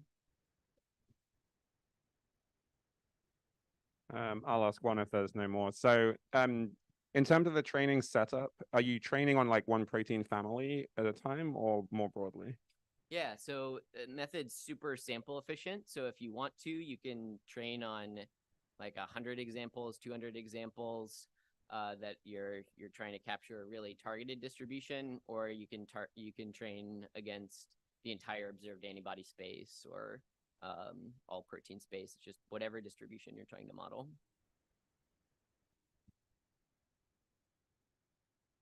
I think this is really cool. I missed, maybe you went into it a little bit. I missed can you say a little more how the jump back model works and how it's trained, what the architecture is, that kind of thing? Yeah, absolutely. Yeah, so the jump step is just a denoising network. So it's trying to learn a score function where it's very simple. It's just a really, it's taking these noisy representations of sequences, and it's just trying to learn to remove the noise. And the trick is that this is a result from neural empirical Bayes. If you set everything up just right, you only need this single noise scale, and you can basically write down what the exact right operator is to jump back to clean data. But in practice, it is just any expressive neural network that can represent that Bayes estimator. Okay, great. Let's thank Nathan again. And next up, we have Yuha Huang from Harvard, who'll be telling us about genomic language models.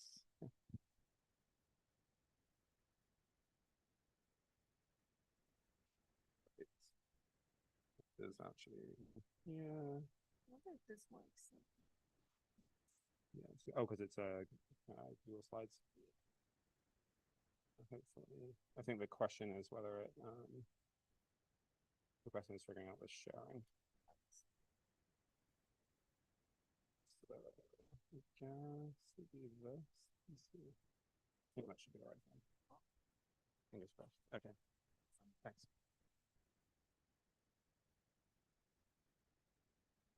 Right. Hello, everyone. My name is Yuna, and I'm a PhD student at Harvard. And I'm really excited to share our work on genomic language modeling, where we use machine learning to shed light on functional dark matter. So when we take a step back and look at the genetic diversity that's present in nature, one thing that still astonishes me is that there's a lot of diversity, and a lot of it is really found in microbes. So so there was an estimation that was made a while ago that there's about 1 trillion species on Earth, and 99.999% is considered microbial. And this is bacteria, archaea, viruses, and single-cell eukaryotes. And this is largely because for a large chunk of Earth's history, life on Earth was mostly microbial. So about 3.7 billion years ago, life emerged, and 3.2 billion of years was purely microbial. And that's why there's a lot of biochemical pathways that's unique to microbial genomes that's found in these large amounts of data that's we call metagenomics. So, so if our objective is to learn the language of biology, then we really need to leverage the diversity that's present in microbial genomes. So where do we get this data? So about 10 years ago, that was when metagenomics as a method really became popularized. And metagenomics is a method in which we take a sample and without needing to culture it, we can just extract DNA and then sequence that DNA. So, and an important aspect that comes out of this method is that even though only less than 0.1% of microbes are cultivable, now we have access to this extremely diverse and unbiased data set that we call metagenomic dark matter. And it's dark matter because we know it exists, but we just haven't seen it in the lab or haven't characterized it fully. And I think this is a paper that came out very recently by folks at JGI, Joint Genome Institute. And what they did was they looked at all the protein sequences that were present in the data set, and they clustered them using sequence.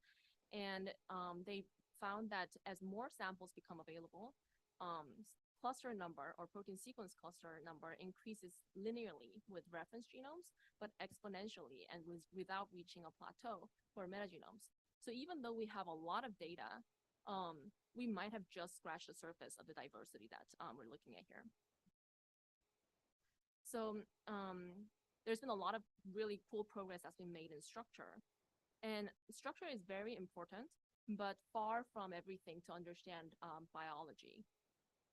Function cannot be directly inferred from structure. And proteins do not exist in a vacuum. A lot of the times what protein does is not encoded in the protein itself, but how that protein interacts with other proteins physically or in a pathway, and how that protein functions in different environments. And proteins with similar structure can perform vastly different tasks, and proteins with different structures can perform identical functions. And when we take a step even back and look at the regulation of proteins, which is where the function is really told, regulations of proteins is highly poorly understood because the regulatory sequences are very poorly characterized. So if we can predict structure for the most part, what do we need to predict function? And I think some key element that we've been missing is genomic context. These proteins occur in a genome, and where that genome, where it's found is telling of its function too. So evolutionary processes constrain sequence structure space, and that makes protein structure prediction feasible using ML methods. And evolution also acts upon gene content and genome organization. Horizontal gene transfers, gene duplications, loss and inversions, as well as modular organization of genes is highly selected upon. So, so we started with this question of, can we use higher order genomic information to learn a gene's function? With that, we like to introduce a genomic language model. And similar to natural language modeling and protein language modeling, what we start off with is this large amount of data that is metagenomic corpus. And using genomic language modeling and a simple pre-training task, our objective is to represent these genes that capture the semantics or the functions or syntax of genomic language, and then that can be fine-tuned to learn novel function or discover new circuits and so on. The data set we began with is also from Magnify, which is an EMBL data set that consists of metagenomic context. Context just refers to contiguous stretch of DNA that contains 15 to 30 protein coding genes. And it's important to note that these contexts or sequences are sourced from all kinds of different environments. And this includes ocean, soil, volcanoes, and so on. And in that data set, we have 31 million proteins that were clustered at 90% amino acid identity. So for GLM training, we also use mass language modeling objective. So what we have here is 30 genes in a context, and we have we've abstracted away the DNA sequences that are in between, and we just currently focus on protein coding sequences. So we translate the DNA sequences of the protein coding sequences into protein sequences or amino acid sequences that can then be transformed using a PLM, in our case ESM2, to obtain protein embeddings of same feature length. And our goal here is to mask out random percentage or percentage of random proteins, and then have GLM predict the mass protein embedding given the context. So if protein language modeling looks at each amino acid as a word, for us, each token is the protein itself. And in inference time, what we do is we freeze GLM, and PLM is already frozen. And we take a sequence of interest or contig of interest, and then we use the contextualized protein embeddings and attention patterns to learn the functional semantics and regulatory syntax. Probing function in biology is actually a really difficult task. Structure, there's been a lot of benchmarks for structure, and it is three-dimensional, whereas for function, there's a lot more dimensions to function. And when we also look at the swaths of biology and organisms that we're looking at in this study, there's not been a lot of effort in developing benchmarks that are functional benchmarks that apply to all different types of organisms and biology at large. So we tried different methods and report this in our preprint. But for the interest of time, I'd like to focus on two downstream tasks that that characterize the function and syntax or regulation. One functional aspect that we were curious about was enzyme function. So enzymes, not all proteins are enzymes. Only about 15% of the proteins are enzymes, and some of them have enzyme commission numbers attached to them, which is a hierarchical classification scheme for enzymes that is based on chemical reactions that they catalyze. There's been some work in using protein embeddings to predict EC number directly. So we call this PLM embedding or context-free embedding. And in this case, we have this protein of interest that has an EC number attached to it, and then we're trying to predict that EC number given the protein embedding. And with GLM, what we're trying to do is, can we compress the context information as well to get the contextualized embedding that we call GLM embedding, and then do linear probing to predict EC number directly. And we show that even with a very simple downstream probing of linear probing, we see general increased accuracy with contextualization.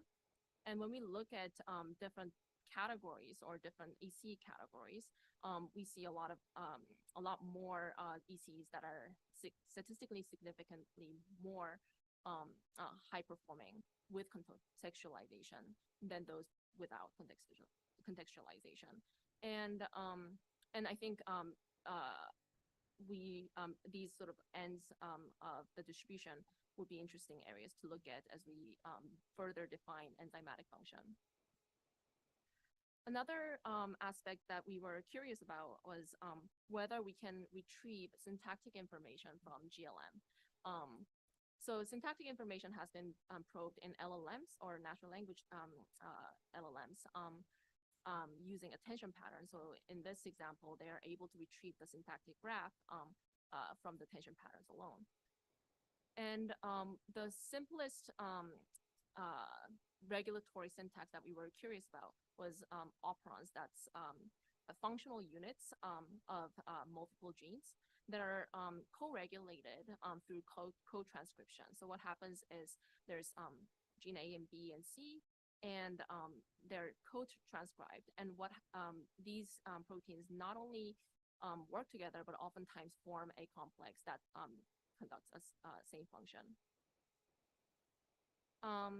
So we looked at, this is our models, layers and heads, and so we looked at about 190 heads. And we find that there is specialization in attention heads that correlate specifically to operant structure. And when we use all that information that's captured in attention and use logistic regression, we're able to capture operant structures of E. coli with 77% average precision. So the key takeaways of this work is that genomic language modeling is a really exciting approach to take a step back and look at the genome and understand proteins function in an organismic setting. And since then, since our paper has been out, we have been working on the next iteration of GLM, where we not only scale the model and data, but also include a new modality of non-coding DNA that's in between protein coding sequences. And we hope that that's going to help us understand the regulatory syntax of these really poorly characterized organisms and sequences. We also are experimenting with different ways to extract residue level information from PLMs. Currently, we are taking a mean pooled average of all the residues in from ESM to get a protein embedding. But we think that a lot of evolutionary and functional information would be captured in these residue level interactions and point mutations. So we want to focus our efforts in getting that finer grain information to GLM. And I think another important aspect that we are focusing on is developing benchmarks for functional probes. For instance, protein-protein interactions really are sort of fundamental to protein function. And we're asking the question of, can we get this graph directly from GLM? So I think manifold has been mentioned multiple times in the past few talks. I think what we're trying to do here is to learn the manifold of genomic information so that we can now have an understanding that gives us a tool to systematically illuminate dark patches of biology in terms of the functional landscape.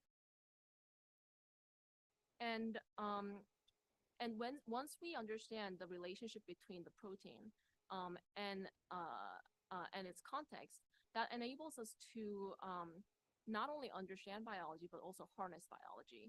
So when it comes to bioengineering and synthetic biology, we can now do precise, just like the way we're designing proteins, we can design pathways and design multi-gene circuits given the organismic context. And these proteins that are in metagenomic databases are important novel templates for enzymes that can do biocatalysis that fuels bioeconomy. And also they provide templates for materials, chemicals, and pathways.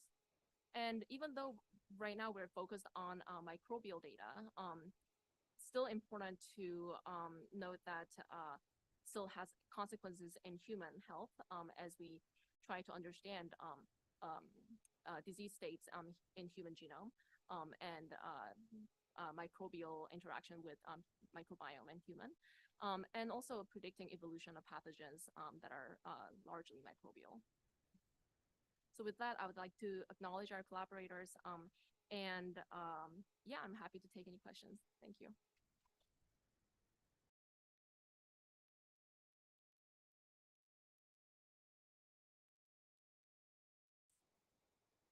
Really nice talk. Thank you so much.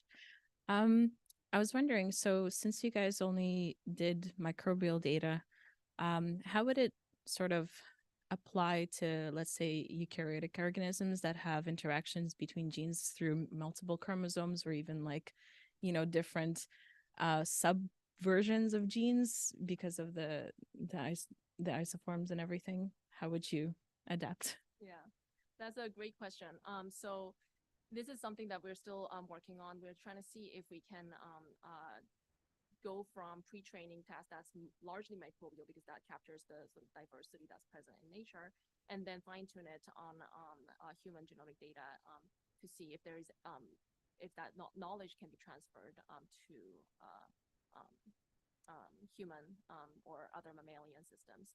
And I think there's quite a lot of redundancies in cellular mechanisms, and even though sequences might be totally different, the evolutionary pathway, if we can map it, then we can deduce novel interactions that wouldn't have been possible if we didn't look at the fuller picture. Yeah. Very cool. Thank you so much. Thank you. I was wondering, do you see any differences in the size of the effective context window, maybe in different microbial species? Because we know that like the size of the microbial genome, they varies by like 2 or 3 orders of like magnitude, right? Yeah, that's a great question. So we had to restrict our context size to 30. We're still experimenting with larger context sizes. So obviously microbes have more than 30 genes. And we wanted to capture multiple operons, and given that most operons are about 5 to 10 genes long, so we just went from that and then wanted to capture up 2 to 3 operons. So that's why we restricted our context size to 30 genes, but we're hoping to increase that context length so that we can capture longer range interactions. And this is still work that's currently in plan.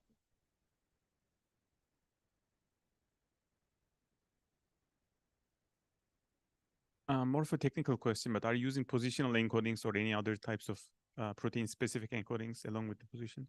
Yeah, so yes, so we're using relative position embeddings. And we also encode the orientation of the protein. So so there are two sort of, if the protein is forward facing relative to the others, then that is the orientation is also encoded. Okay. Great. Let's thank Yunha again, and yeah, and sorry, and our last talk before the break is from Ron House, who's this is the first of our sponsored talks. He's representing Shape Therapeutics. I appreciate it. I mean, do you have slides? Yeah, we do have slides. Great. We're really happy to be sponsoring this conference with a lot of really clever scientists that are involved in the field of biological sequence design, how to generate it, interpret it, and apply new algorithms to be able to do that. Just a little bit of what we do at Shape. Okay, you recognize? I hope. Yeah. Probably better if we download. And try to talk at the microphone, because I think otherwise it's hard for people online to hear, apparently. Great. Oh, really? Okay.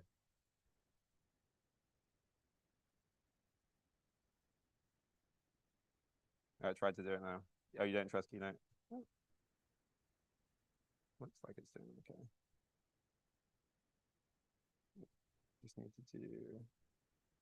Great, I lost the mouse. It's there, it's just real It's there. tiny. Oh, it's even actually there.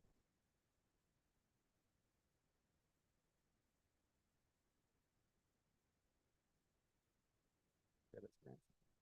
Oh no, that's not the right one. So.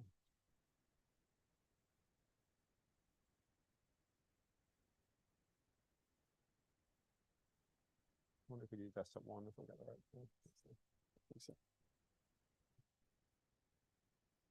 Okay, great. Wheels. Good. Yes.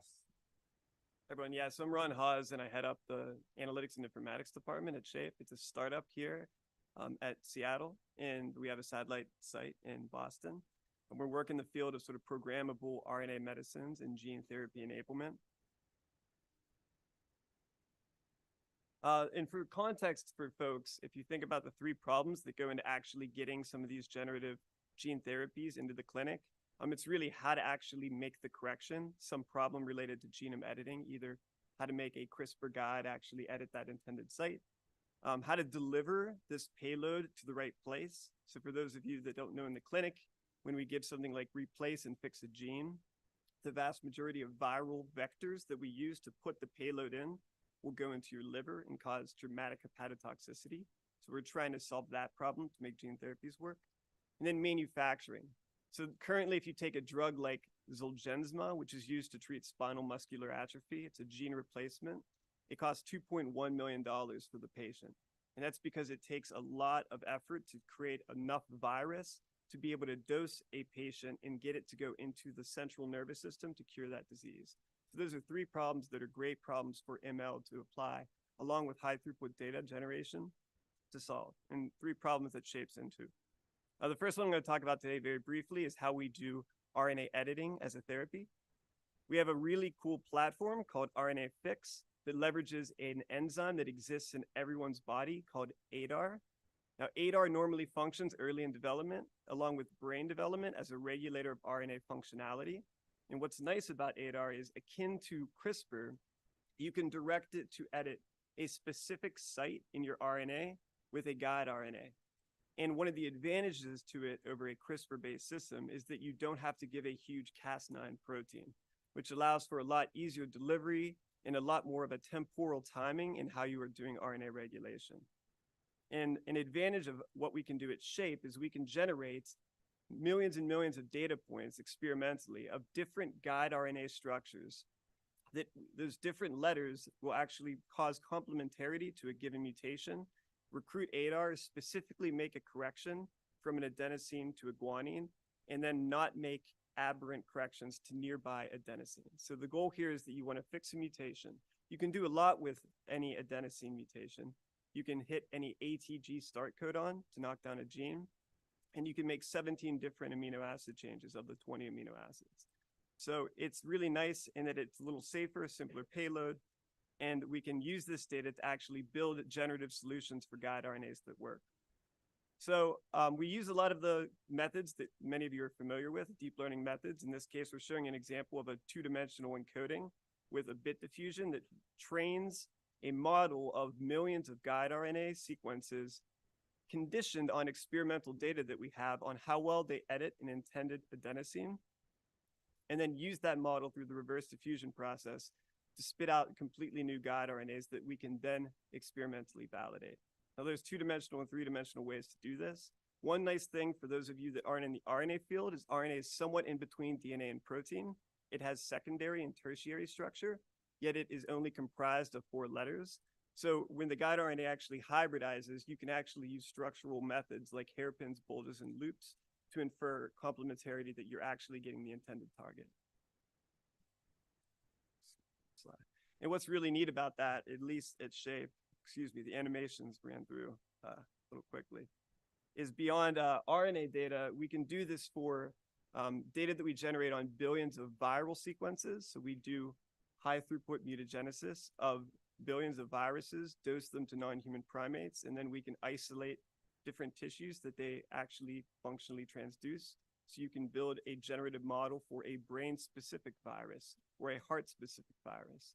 And we do that for promoters. So we can generate a cis regulatory architecture that finally controls a genetic payload in what cells we want to. So 3 different language problems that we work on at Shape. And an advantage is that we can then take these generations, do in vitro validation for our quote unquote reinforcement learning, or in vivo validation where we dose these guys into mice or non-human primates to show that they achieve what we would expect, the specific functional therapeutic editing of a disease mutation. Here we're doing one in Parkinson's that we're actually trying to bring into the clinic, and that works pretty well. So with that, I would just like to say we exist. If any of you are interested in the wealth of data that we have in how to apply different ML approaches to solve really cool problems that are sort of bottlenecks in the application of gene therapy in the clinic, we have a lot of openings. And reach out to myself, Bora, or David here, and happy to talk and chat. Thank you.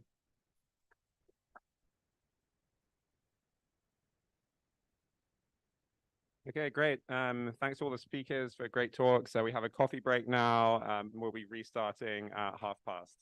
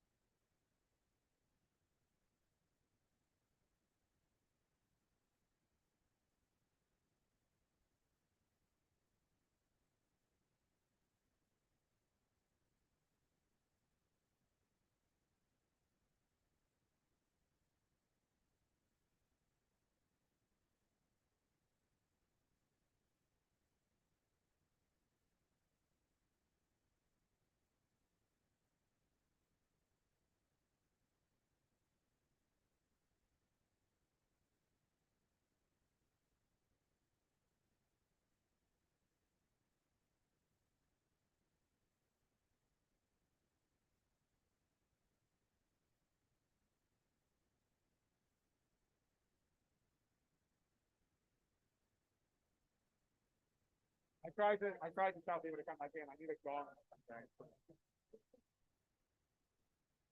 How's the faculty applications going? I think I'm done, but it's like a progress bar where like I thought I got to 100% and I keep finding new places. Yes, okay. I applied to Columbia CS, so Oh, nice, yeah.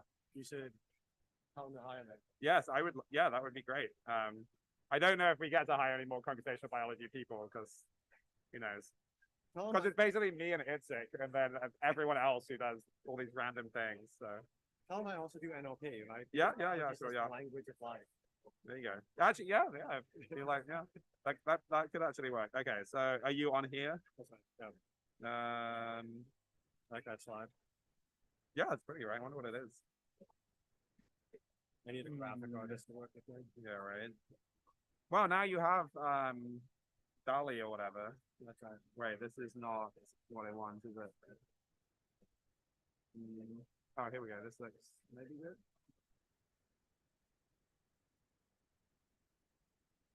I definitely saw it before. Here we go. Here we go. Okay, this looks really helpful. Are you up? Oh, we don't really want to open it in Google Slides, do we? Because it's going to be messed up. I mean, maybe it is a Google Slide presentation. Oh, it is a Google Slide presentation. I mean, it's a PowerPoint, but it was made in Google Slides. Oh, then it's probably fine, I think. Right. Yeah. Because I think that's actually the issue is when it's if you upload. I've just seen too many talks where like some figure is just like completely mangled. One of Stephen Montgomery's students at ASHG, his main figures were scatter plots with no points on them. Oh no. Just as a box. He was very sad. So. So maybe we're already sharing the correct thing, to be honest. So I think we are good. So either try and stay really close to the microphone or just hold this thing. I was planning on just doing a freestyle rap. If you want to do freestyle rap, you definitely want this. No, you. Okay, because apparently the sound is not very good otherwise. So On this? yeah, well, I think it's as bad if you're not close to it. So Okay. yeah. So up to you. And then let's also try and hide that thing because this one, right? Okay.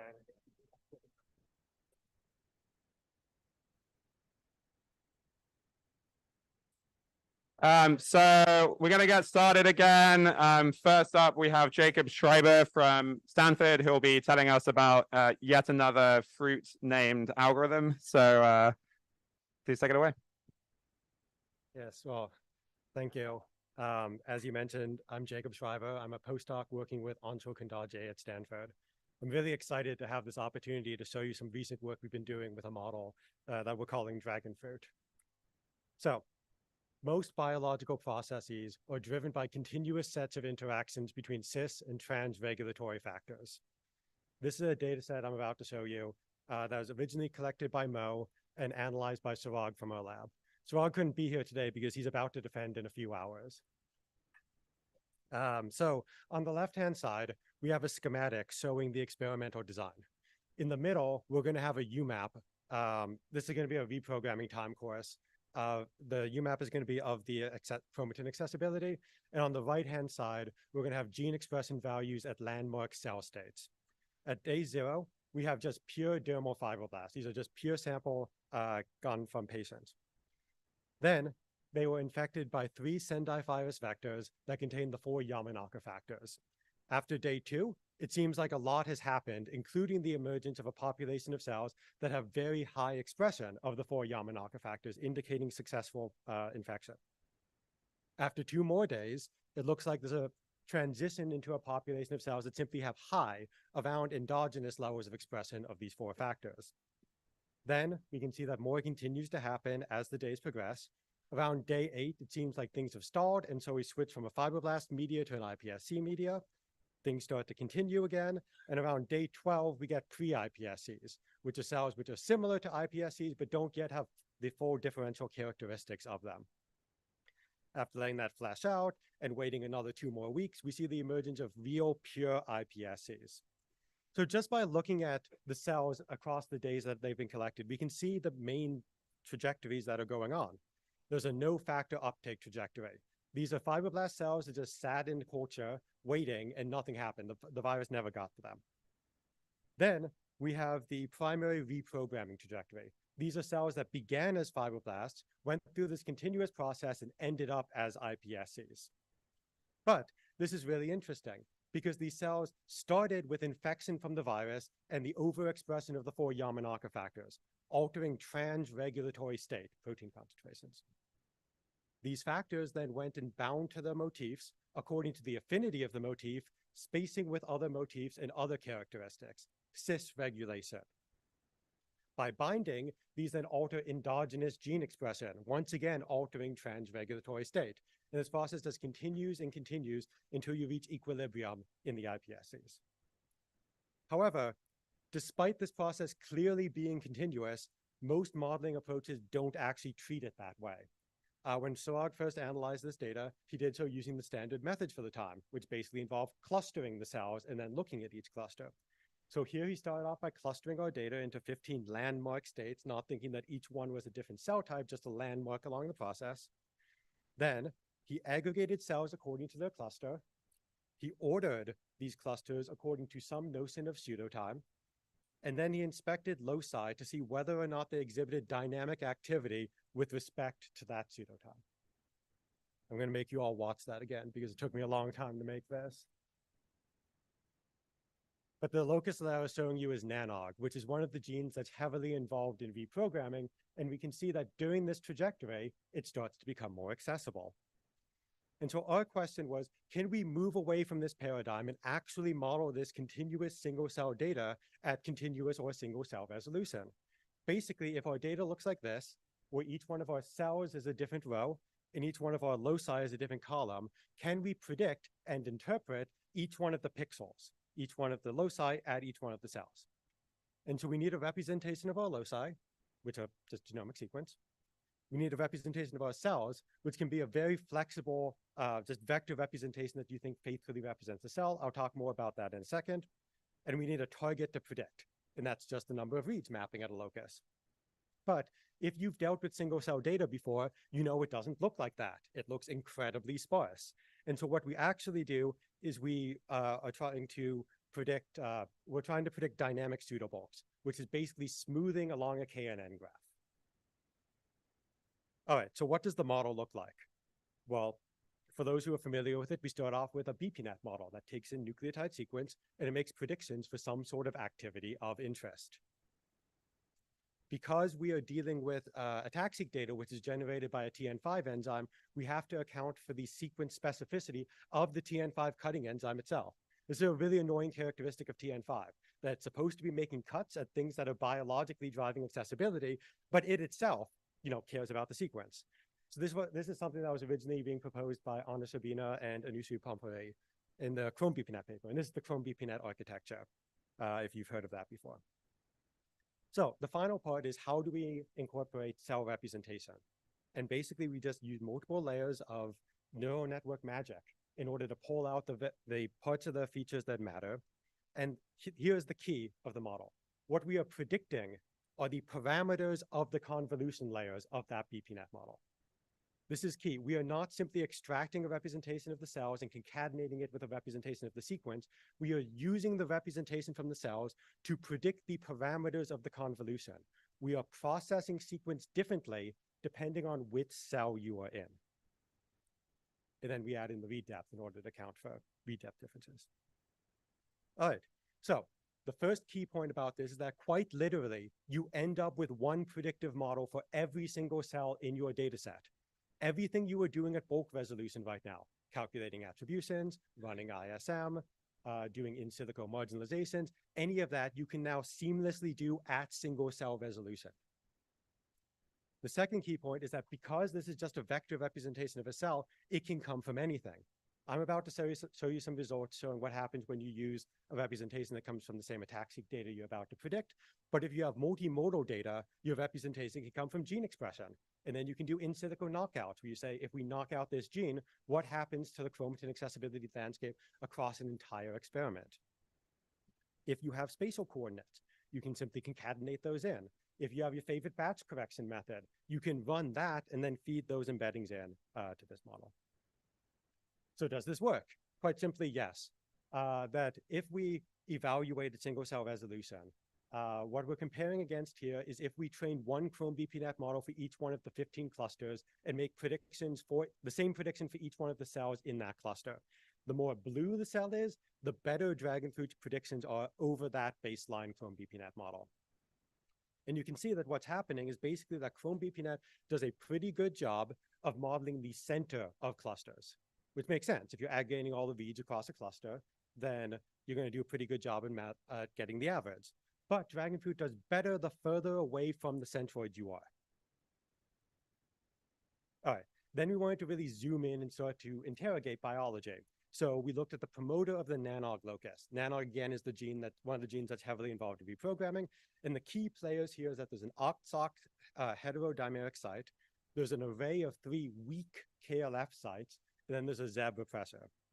If we look at the attributions in fibroblasts, we see that nothing's happening because this gene isn't active in fibroblasts. If we look at the beginning of reprogramming, you can see that things start to pop out, which makes sense. Now, OCT, SOX, and KLF are expressed in the cells, so they're free to bind to their sites.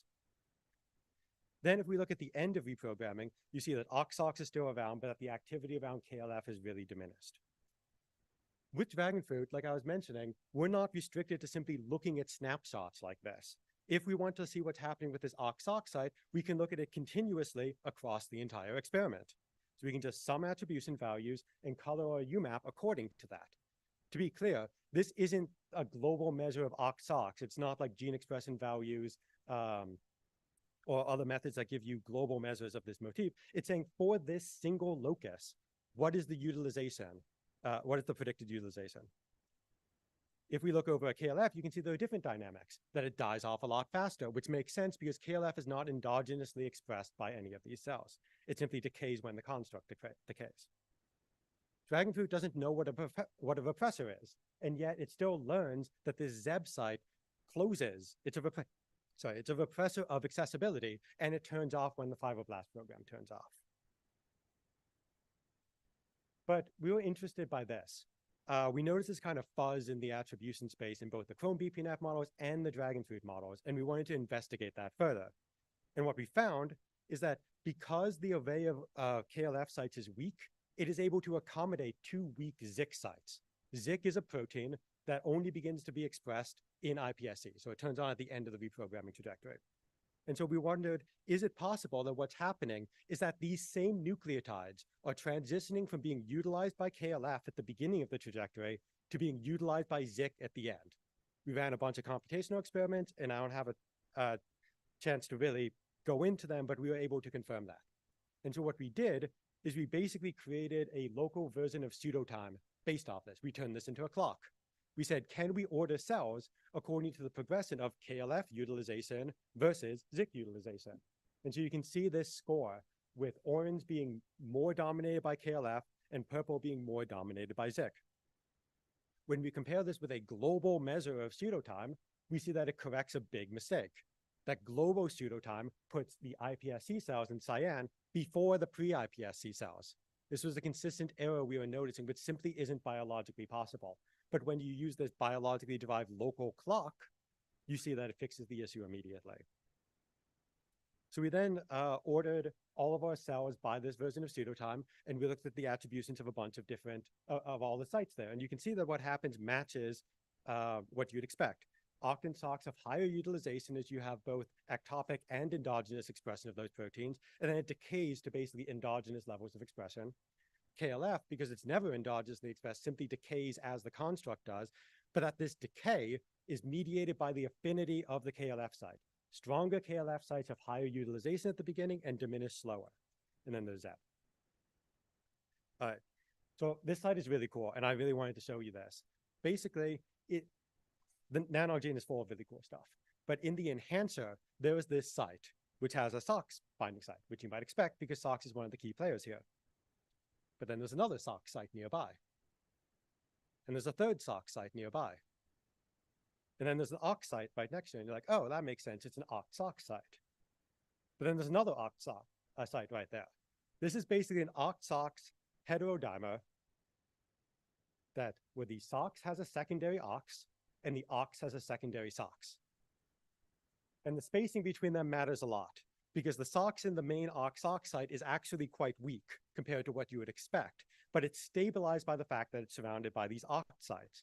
And the spacing on the right-hand side between the oct and the SOX is important because it's positive, it's non-canonical. And then when you look on the other side, there's negative spacing between that oct and SOX, which are kind of pushed together, making it a weak oct site. Not only is this interesting, it exhibits really interesting dynamic activity. If we look at dragonfruit's attributions across this trajectory, you can see that that weak ox site diminishes in attributions quite rapidly. But at the weak SOX site that's right next to it, continues to have high attributions with what you'd expect a much higher affinity SOX site to, simply because it's being stabilized by the ox sites that are next to it. So I think that this is really a key point.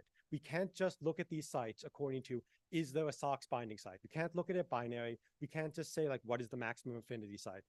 This recruits oct and SOX much higher than any individual ox-ox binding site does. And this is crucial to understanding how the genome is regulating genes and other biochemical phenomena. All right, so dragonfruit explicitly models cis and trans regulation, and by doing that, it's able to generalize well. That the accuracy is quite high compared to cluster-specific methods, suggesting it's really picking up on the continuous resolution of these experiments. These attributions reveal subtle and continuous changes in motif utilization, even in the presence of a much stronger motif that is overshadowing everything that's going on. That ox-ox site in the promoter is really overshadowing everything in terms of accessibility. So finally, just like a request, when dealing with genomics data, the more continuous you can do your modeling, the better.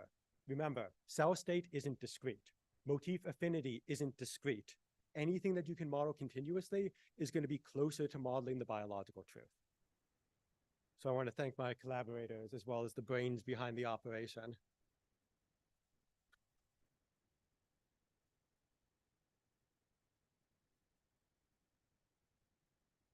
Great, so questions?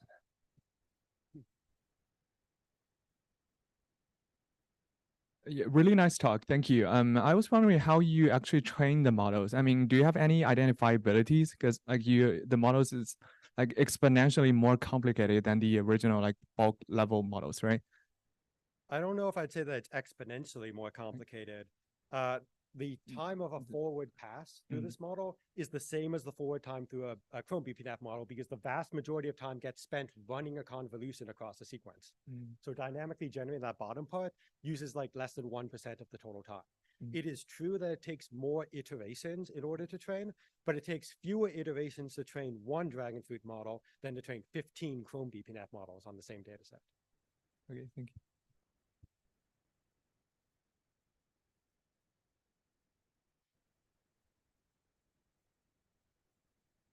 Nice talk. I was wondering if you can talk a little bit about what would be the difference in terms of what your model learns versus modeling the data at the single cell resolution, something like SC Bassett, or if you want to address sparsity, something like like meta cell level of single cell data, so you don't have these like broader clusters. Yeah, so there are kind of a few questions in there. The first is, what is the effect of doing KNN smoothing? And the simple reality is that nobody does modeling at truly single cell resolution. The data is simply too sparse in order for any of these methods to do it. If you use PCA, you're not doing it at single cell resolution. If you're doing anything that involves neighbors, you're not doing things at single cell resolution anymore. And almost all of our steps require that. And so it is true that the neighborhood size is going to be something that matters and it's going to be something that's data set specific, but it's not unique to the dragonfruit framework. So my question was going to be around like, how much did this work like out of the box? So you have this cell representation, dense layers, and that actually gives you the filters themselves. Is that how this works? Yeah, so there are a few iterations of this, and it depends on what types of things you think in there, that you can be predicting the full convolution, all the weights, and that's what we did initially. You can also just predict the bias. And that for a lot of cases, that's simply saying what proteins are active or not active in this cell state. Switch things off. Yeah. And that we think that there are reasons why you'd want to predict the full convolution because spacing can make a difference. The interactions can make a difference, but that for a lot of the earlier stuff, we just predicted the bias term.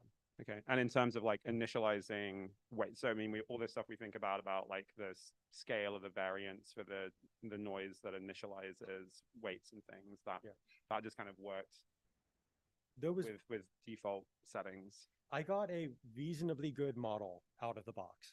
I needed to do a lot of tuning in order to get a good model.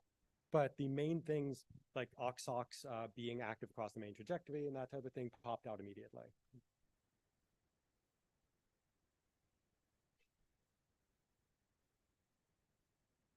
Thank you for the nice talk. I think it's a great step towards like using model attributions as like a proper tool to featureize the signal. I was wondering if you like reconstruct the single sign matrix using the attributions as features and infer the pseudotime based on this new representation of the matrix capturing the dynamics through model attributions. Would it be more accurate than the pseudotime that you are using, which is based on RNA-seq? Or so the global pseudotime we were using was based off of accessibility. But I think that the idea of a global pseudotime is not, it's useful, but it's also an approximation. The genome, as Anshul always says, the genome is asynchronous. Different things are happening at different parts of the genome at the same time. You can't order all cells according to one number, that you can order local processes based on what's going on there. And so the idea of having a local attribution-based pseudotime, I think, is useful for modeling what's going on at a local site. But I think that's not going to be great at modeling something that's going on at a totally different chromosome, some other area.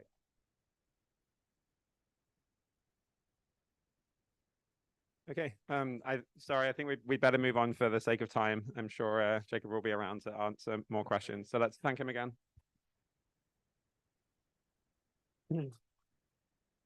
Next up, we have Karen Isiev from my lab, who will be telling us about single cell splicing analysis.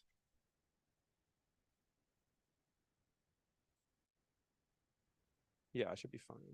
The previous one was also fine.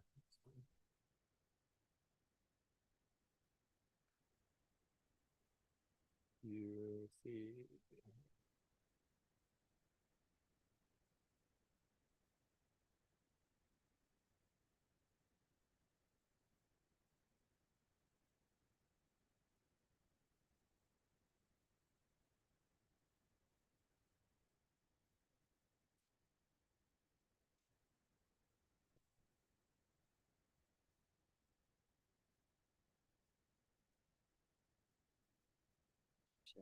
Yeah, well, it's actually sharing the full desktop already, so it should be fine. Wait. Well, we just means we need to do the share differently. Let's do this instead. And then oh, that's mirroring the computer. Yeah. Oh no, I planned it like for the Zoom. Yeah.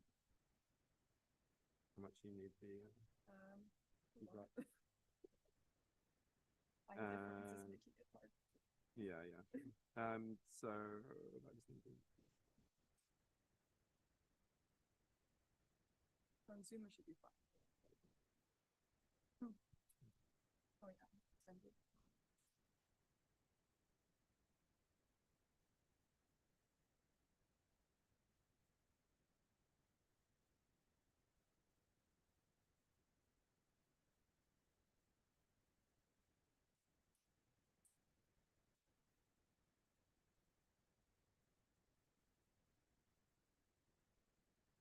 You need to set the display. This needs to be extended rather than.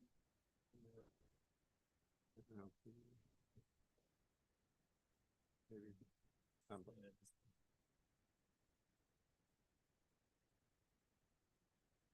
we didn't break a laptop.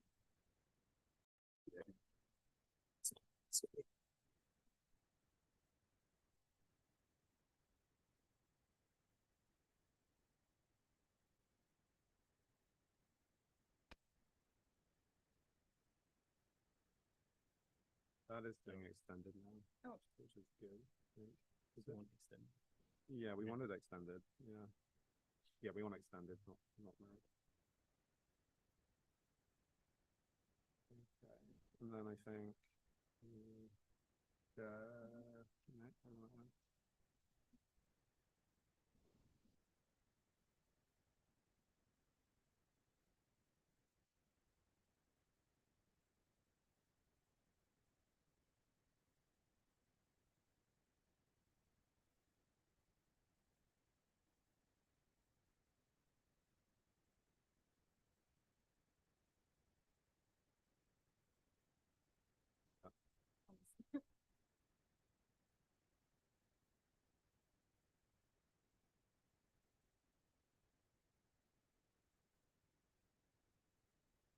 well. So.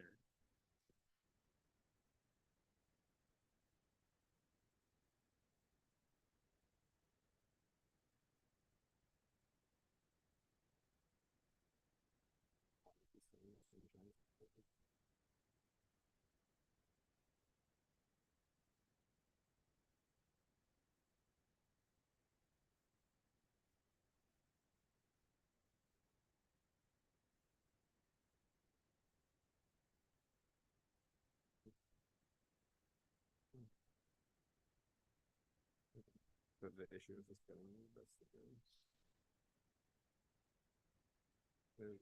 Well, Yeah, that's enough. Yeah. And you'll be able to actually progress. Yep. Okay. All right. Awesome. Sorry about that. Hi, everyone. My name is Karen Isayev. I'm from David Knowles' group. I'm really excited to be here and share with you some of the work we've been doing focused on studying RNA splicing as a source of cellular diversity. And so ultimately, we're interested in modeling how variations in alternative splicing, essentially this process of exons being stitched together to form mature RNAs, may contribute to phenotypic differences that we observe among cells. So to start off, we know that one of the core principles of alternative splicing is to contribute to the protein diversity that we observe among species.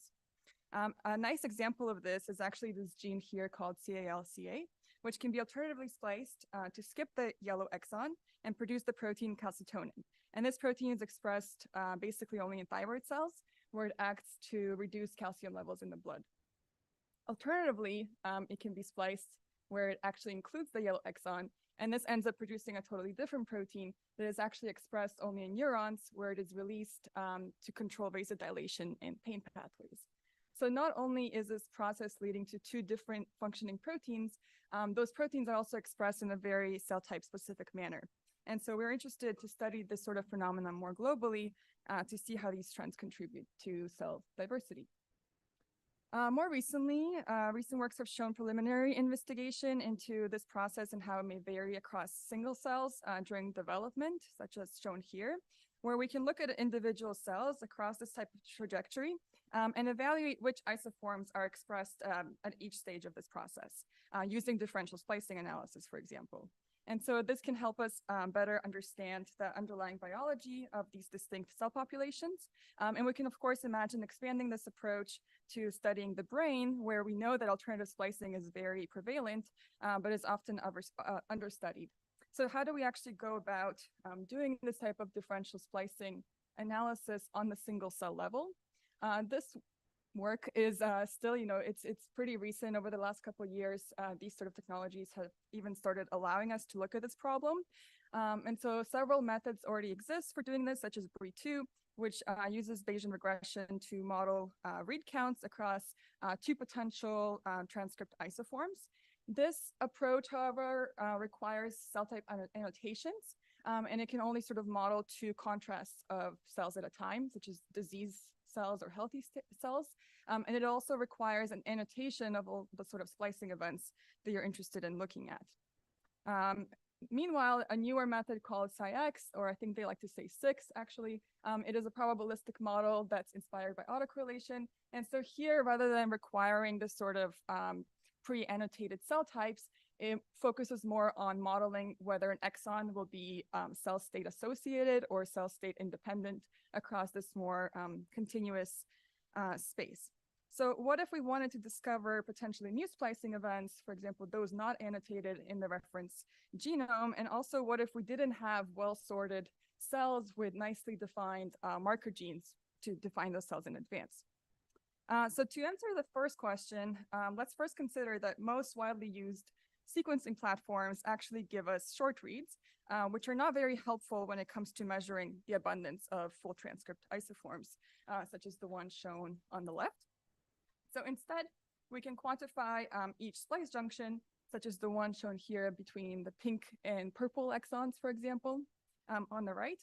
And so we can evaluate then the proportion of reads that map to these junctions relative to the other junctions within the same sort of clustering event. And so then we can essentially rely on these splicing observed reads to guide our annotations of the splicing events rather than relying on some reference genome or some reference annotation of these splicing patterns.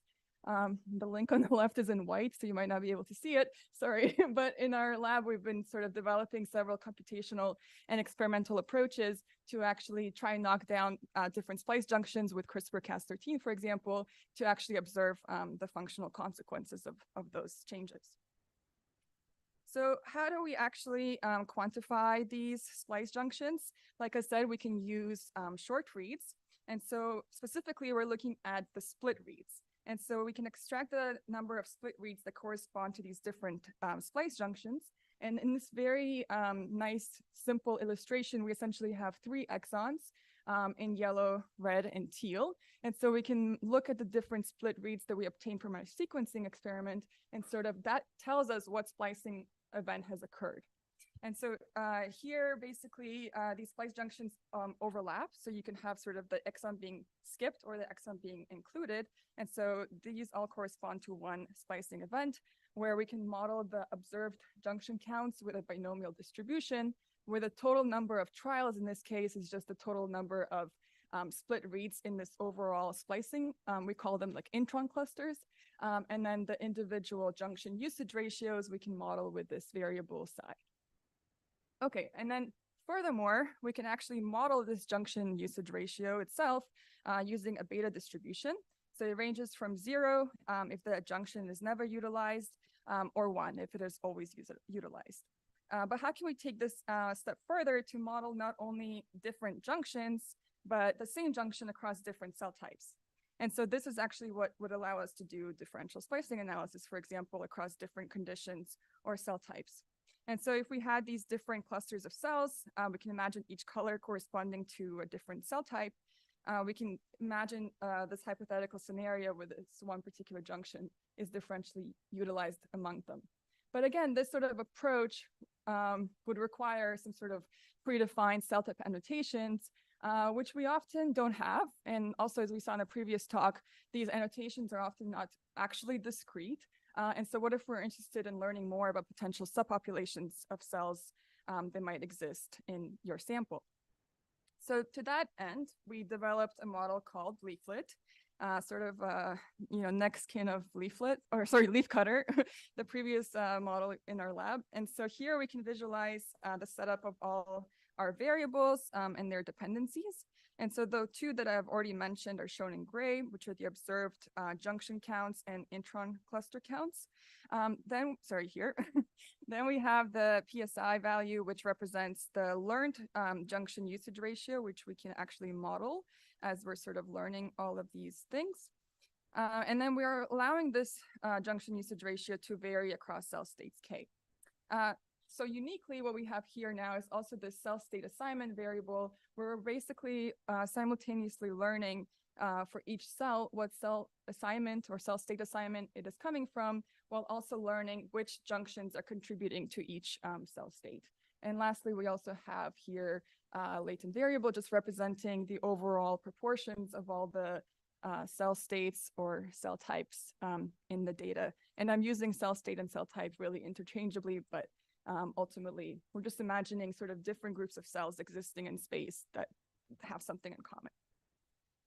So how do we actually learn these variables? We can make use of the mean field assumption, which allows us to nicely approximate the posterior distribution here with this factorized variational posterior. And we can assume that each group of the latent variables we saw are independent of each other. And so we can define the variational parameters for the individual latent variables in our model. And to actually optimize this, we employ coordinate descent variational inference, where we can iteratively optimize one parameter at a time while keeping the others fixed, basically trying to improve our approximation of the true posterior distribution. Just wanted to briefly touch here on what the actual CAVI updates might look like. And really just to highlight that one of the advantages of this approach is efficiency. So because we're dealing with single cell data, it is very sparse. And so we can make use of sparse matrix multiplication that can help us significantly speed up the inference. And the updates themselves are also quite simple, which is nice and straightforward and allows our model to be easy to implement and efficient. So how does this actually work? Or can we rely on these random initializations for the parameters?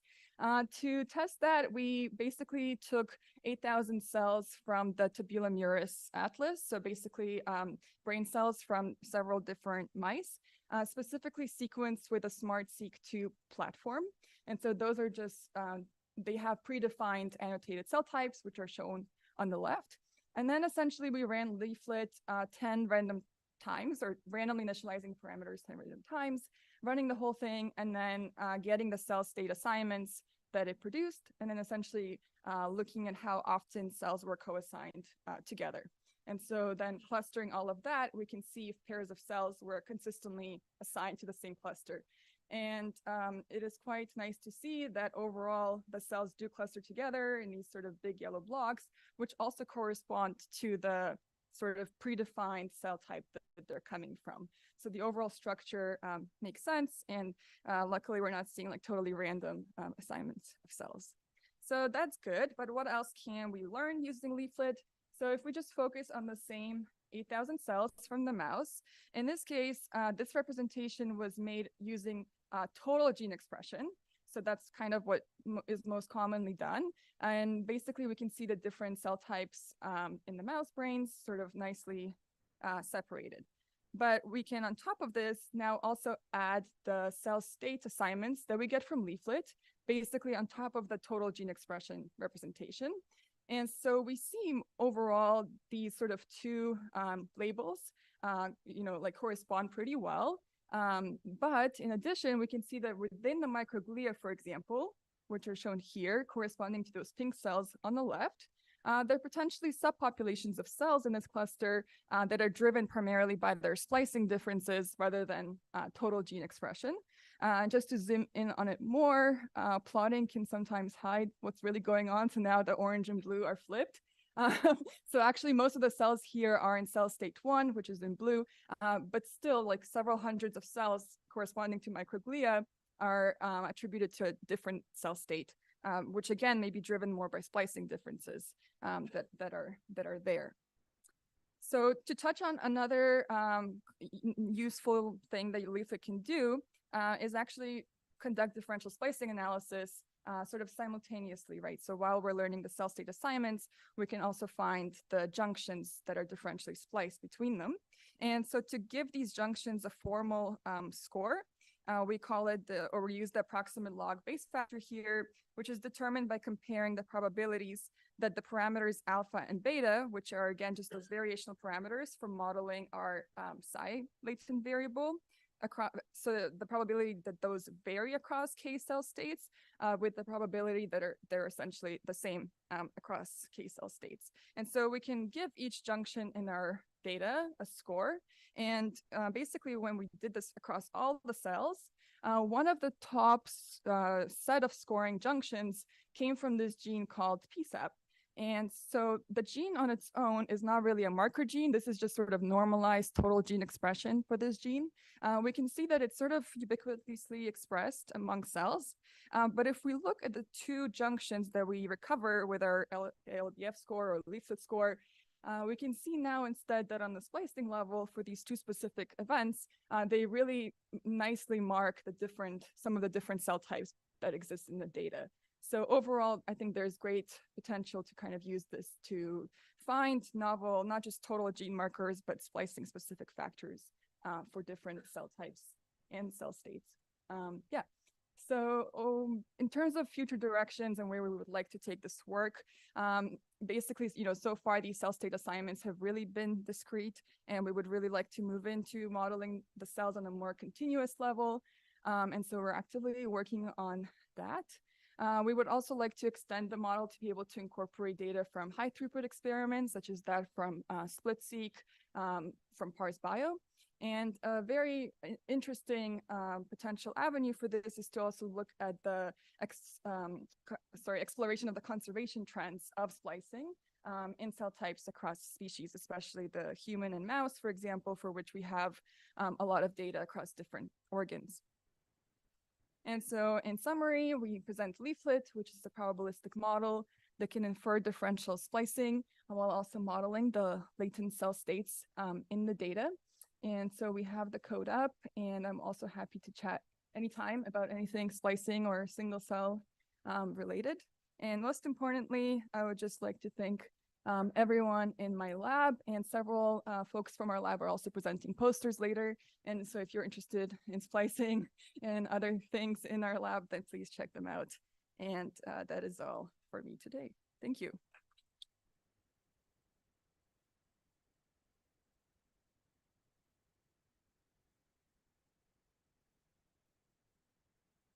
Great. And we have time for some questions. So I don't think I'm allowed to ask them. So it strikes me that, I mean, obviously this kind of data is usually sparse, right? Now, if you're looking at these splicing junction events, and if you have like a 9-to-1 ratio, now you're order of magnitude sparser, Yeah. right? So I have a hard time getting a sense for how your model deals with that extreme sparsity. Are you borrowing information, or just the fact that you have a distributional assumption helps with the sparsity? Yeah, so basically we're really only modeling cell junction pairs where that junction is observed. And so for many instances, we basically wouldn't make any updates for that junction for a given group of cells. So I think we rely heavily on the sort of overall distribution of junction reads that are observed. The sparsity issue also really depends on which sequencing platform you're using the data from. So, with this SmartSeq approach, we're actually able to get pretty convincing results that make biological sense. But with high throughput sequencing platforms, such as SplitSeq, where, we initially thought, well, the reads are actually coming from sort of across the transcript, maybe we'll have better coverage.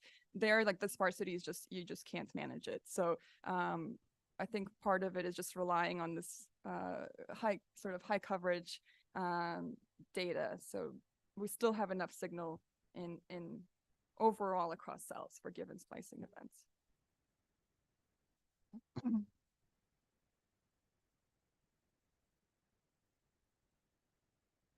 Thanks for a really interesting talk.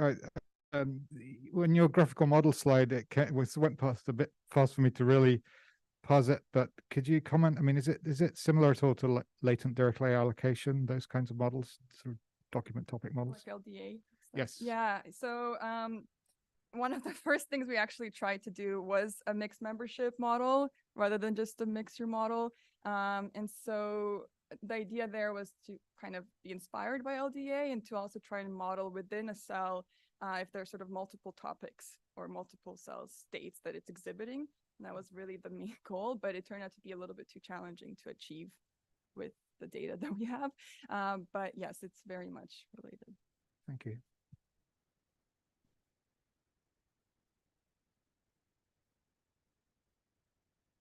Okay, if there's no more questions, we'll go on to the next speaker. Let's thank Karen again.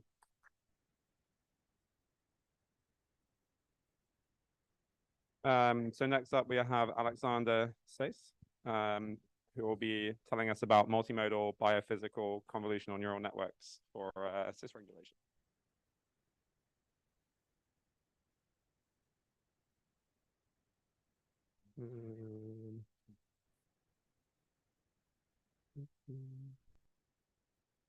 I'm just hiding behind the thing so I can get rid of this.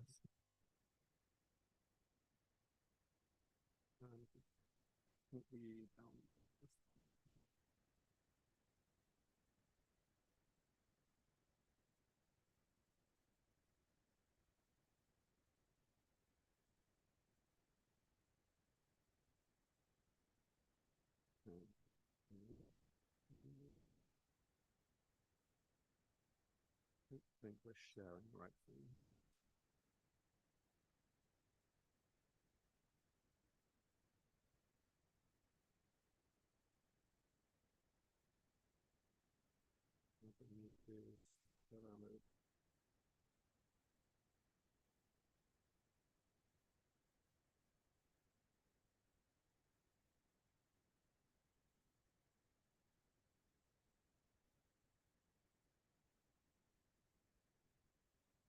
to, I think it doesn't want to let you change. I guess once it's decided, once it's set up. Change, see them. Oh, yeah, of course.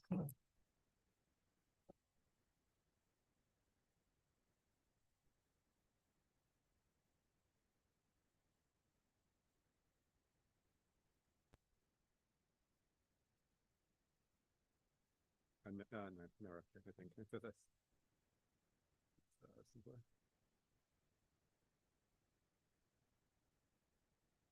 Okay, you should be great. You can try and talk at the microphone. Closely here. All right. Okay, I see. Is there a mouse or something? Do you see that mouse? Okay, that's cool too. Okay, great. Yeah, thanks a lot for giving me the opportunity to present this work in progress that I've been working on. I'll present to you a strategy or a new strategy to model RNA-seq data from genomic sequence with convolutional neural networks.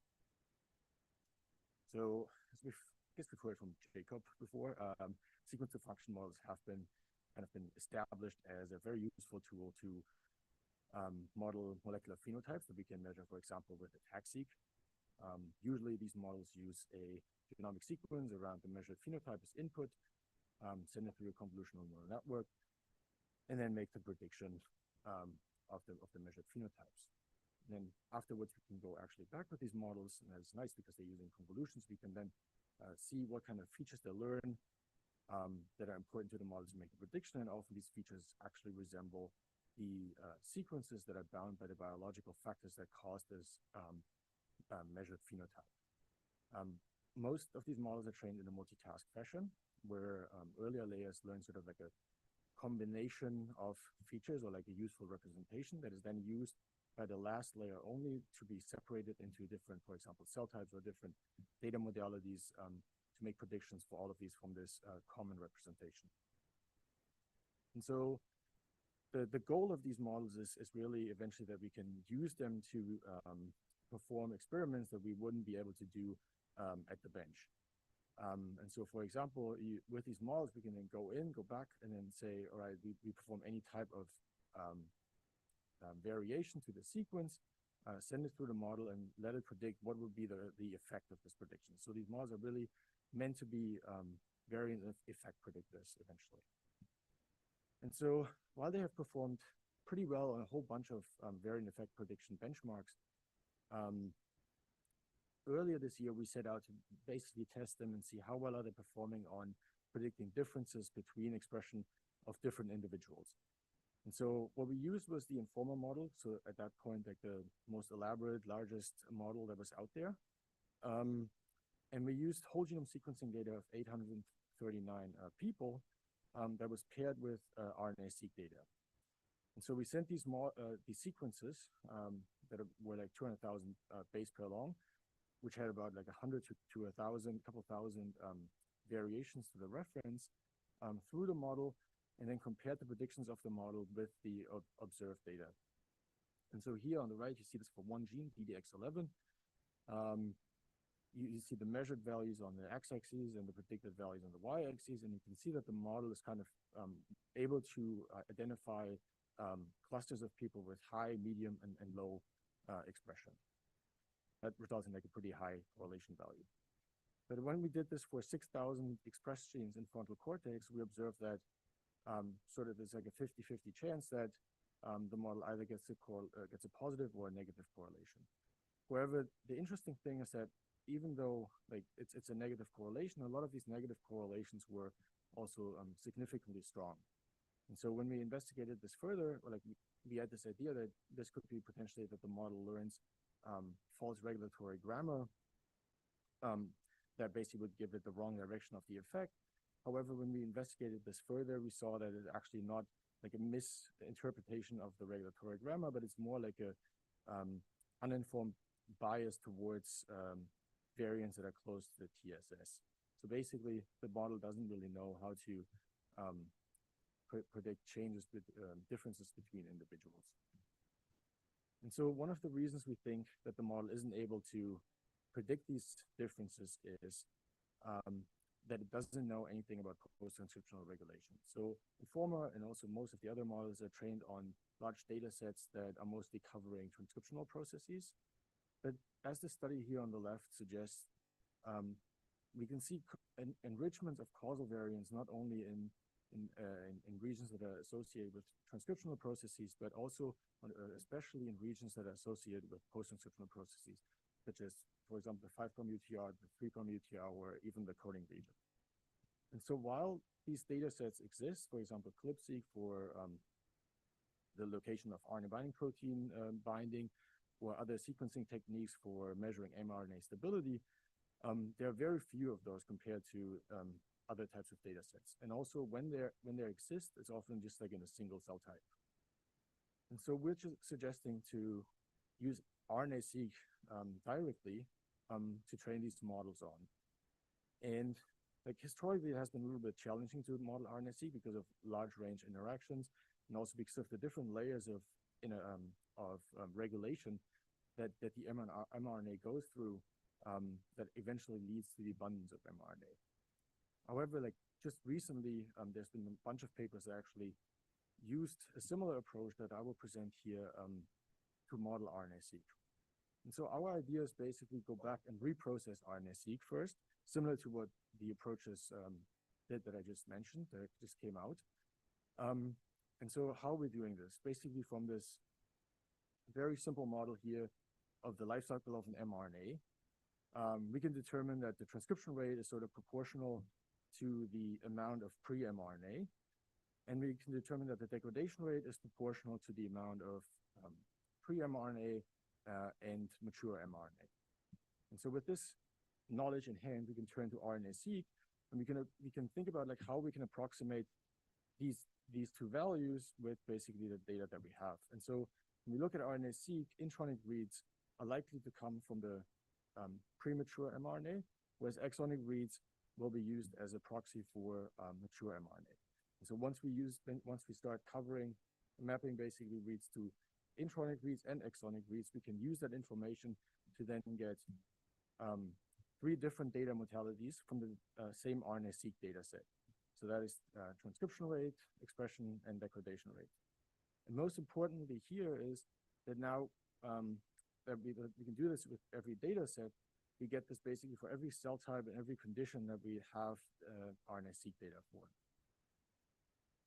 And so with this new modeling strategy in hand, I want to turn now to a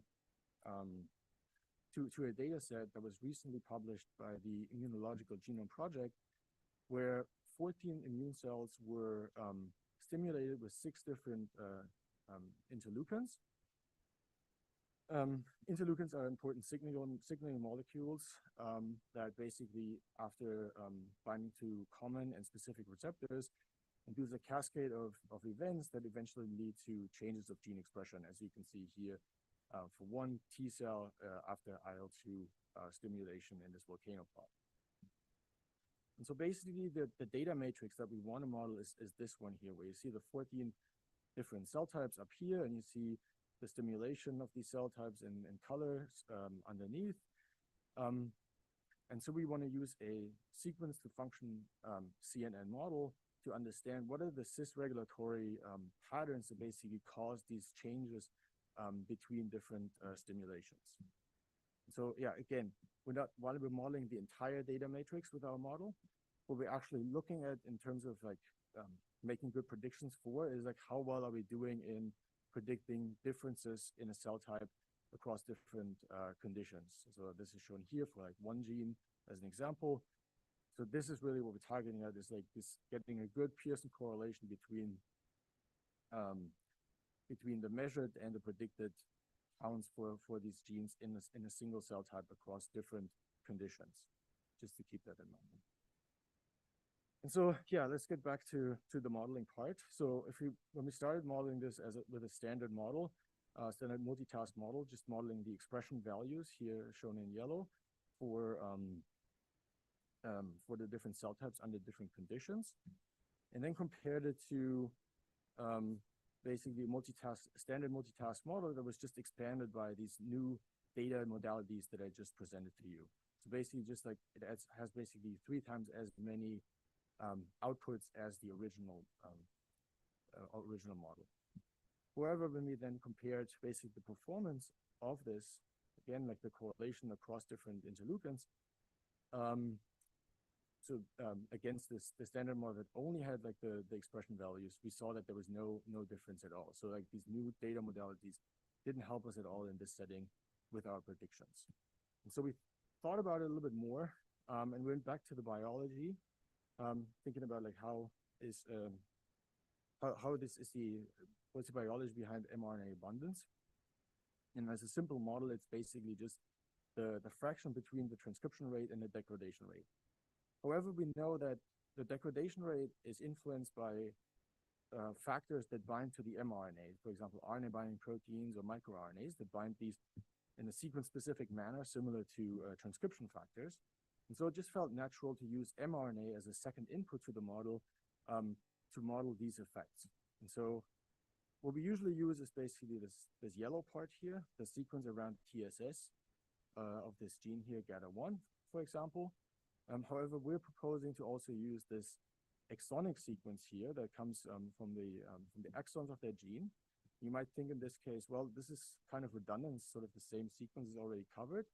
However, now the sequence kind of reordered and potential like context effects that are located on different exons could now be in close distance, and that could be consistent across different genes and therefore important for the model to learn the sequence context. And so this is eventually the model that we're proposing, calling this like a biophysical model because it uses DNA and RNA as input. And importantly, the DNA input, in this case, 40 kilobases, is only predicting the transcription rate, whereas the exonic, like the mRNA part and the mRNA model is only predicting the degradation rates that we have from the RNA-seq data. And then the expression of the eventual expression that we measure is only predicted indirectly as the log ratio between the transcription rate and the degradation rate. And so now when we look at the performance, again, it's in purple is the standard model that I showed you before that only predicts RNA, only predicts RNA abundance. And in green, you see the new biophysical model. And here I'm showing you the performance is, again, the correlation for every cell type across different interleukins. And you see that for every cell type, we see significant improvements, especially even for cell types where we already had pretty good performance, like the PDC cells here on the right. We not only can split this into like different cell types, but we can also, because we have all these 3 data modalities, we can also classify these genes a little bit differently.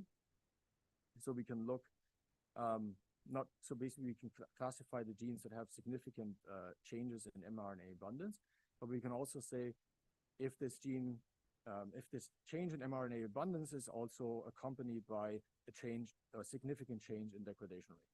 So we basically get,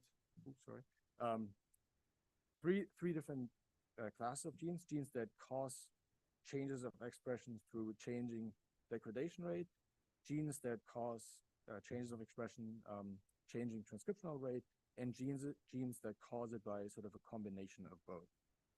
And so if we look at the performance differences between these 3 classes, like this last class kind of sticks out, and that is the class where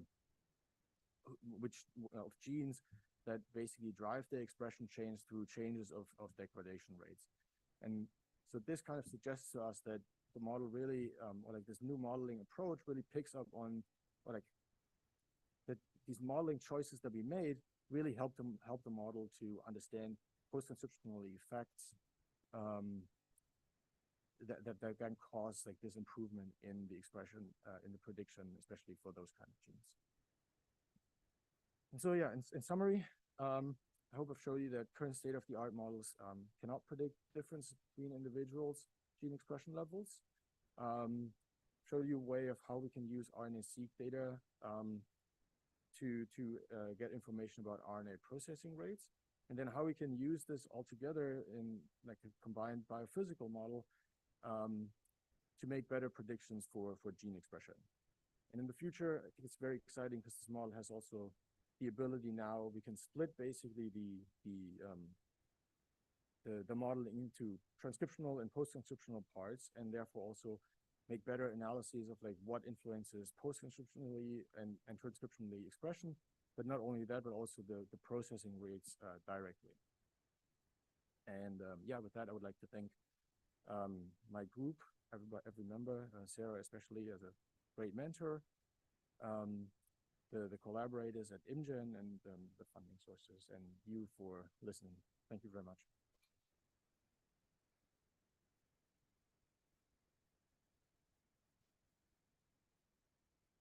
Questions?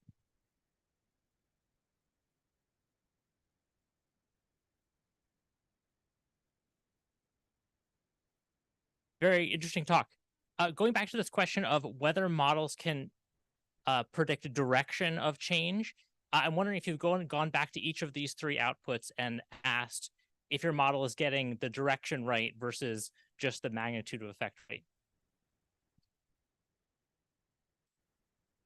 Yeah, we could try that. Yeah, it's a different data set that I'm working with right now, but yeah, we could retrain it on. Yeah, I think that's definitely possible. That's a nice idea. Thank you. Hi, so I was looking at like the measurements that or the way that you're calculating these rates. So you assume that they're pretty much constant. Is that correct? Because you're saying they're proportional to the amounts of mature and nascent RNA.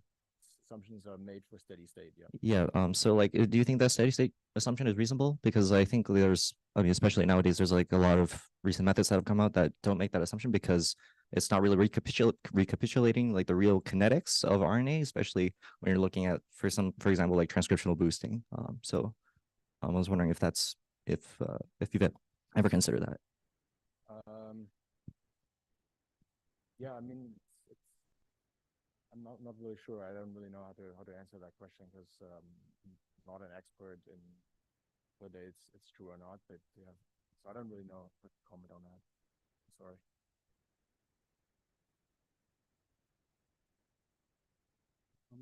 Thank you. Can you go back to the slide about the two different models where you were showing the biophysical model? As I understood, this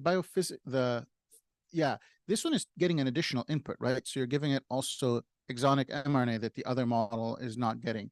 Yeah. Did you try basically like ablation experiments where given exonic mRNA, you get rid of the DNA component, or you basically put both as inputs and you try to predict the output directly?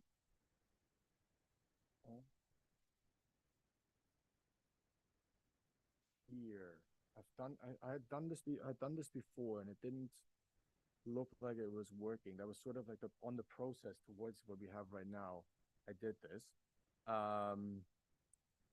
but didn't go back and do it as an ablation experiment.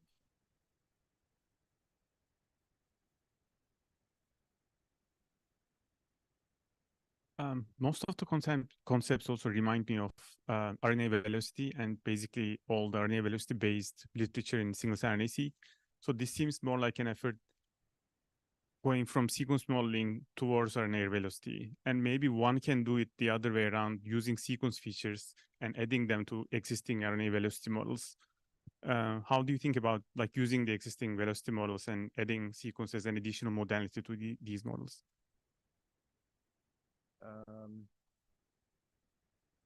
Yeah, I'm not really sure if I'm not really sure how I would do this. There's definitely the idea that you could model sort of like RNA velocity with sequence and see what sequence patterns kind of influence RNA velocity, but I'm not sure how I would kind of combine all of this together.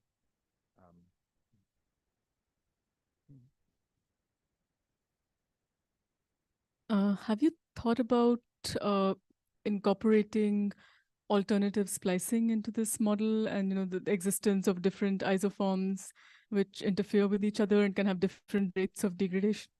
Yeah, we've thought about that, and I think I don't know, haven't really looked into it yet, like how well it works.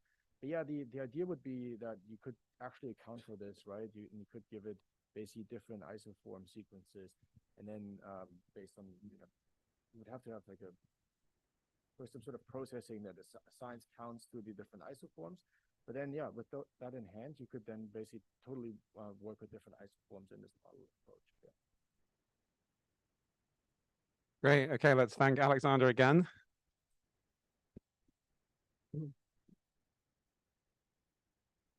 And we have lunch from now until 1:30, so please make your way back here at that time.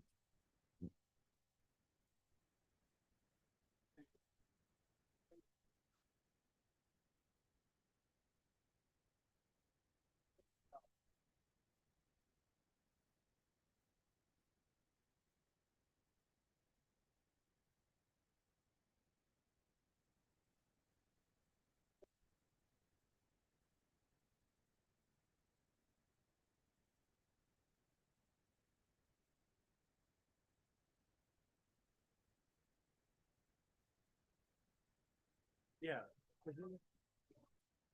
Yep. Sure. Yes. It's a good slide. Oh, we can just use this stuff uploaded to. Oh, sorry about that. Oh, that totally messed up everything. I'm sorry. no. I think it's gonna be fine. Sorry, which one is the only? This one? Yeah. You want to? Be able to see the Oh, yeah. speaker notes.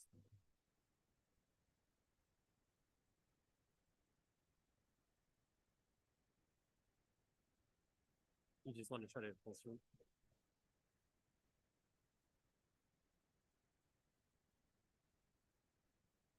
That's mostly just wondering if the speaker notes would be. If they're visible, you mean? Yeah, when we go to the.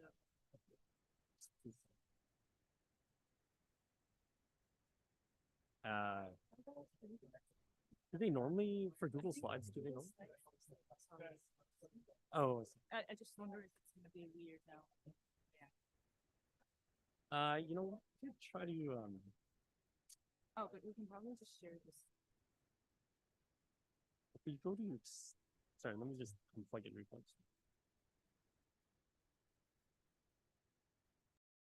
I'll probably survive without. I'll probably survive without this. It's always nice to We can probably maybe like an extend. Oh yes, yeah. Yeah, there you go. And then move this.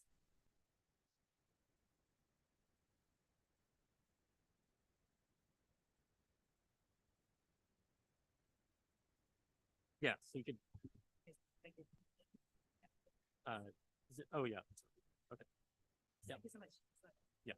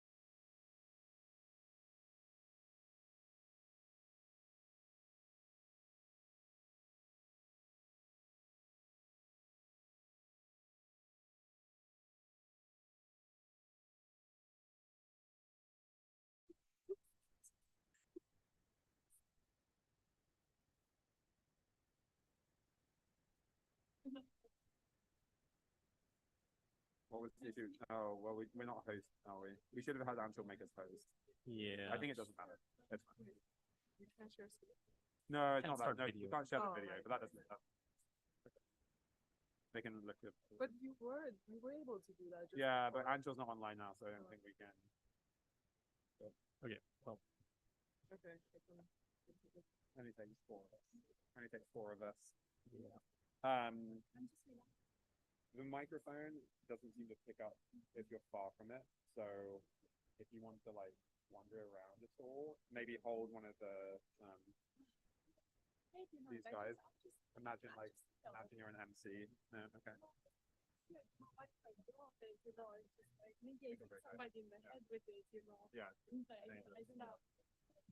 I want to avoid. Don't worry about it. Okay. Yeah, you can wait here. It'll be short. It'll be short. Hi, everyone. Welcome back. So just a quick announcement before we start the afternoon session. If you are a speaker today and you have not uploaded your slides onto the link from Gerald and you want to use the podium laptop, please find Gerald and make sure he knows and you know where to upload your slides. All right, so we're going to get started with our keynote for the afternoon, Bianca Dumitrascu. So it's a pleasure to introduce her. She recently joined Columbia as an assistant professor in statistics at Irving Institute of Cancer Dynamics. She's affiliated with the Data Science Institute and the Computer Science Department as well at Columbia. Prior to Columbia, she held positions at Cambridge, University of Cambridge, at the School of Mathematics and Institute for Advanced Study, and also at in the Department of Statistics at Duke University. She completed her PhD in Princeton, actually with Barbara Engelhardt, who was one of the organizers of MLCB maybe 10 years ago now. Bianca's group focuses on developing interpretable statistical machine learning tools for spatial transcriptomics and perturbe-seq experimental design with application to development and regeneration. So really excited to have you here and take it away. Thank you so much for having me here. It's a bit of an emotional time for me because last time I was in Seattle, I was visiting for graduate programs. So I was looking at the genome science program and I met really wonderful people and it was really inspiring. I didn't end up coming to UW, but I've always thought about, like all the research that's happening here, and it's just really fantastic to be here on a beautiful campus. And it's also one of the first times I am coming to a conference after the pandemic. So it's really nice to reconnect with you in person. And if you find any of this interesting, or if you don't, like, please still, let's get coffee and chat. And today I'm very, very excited to tell you about something that I find very inspiring.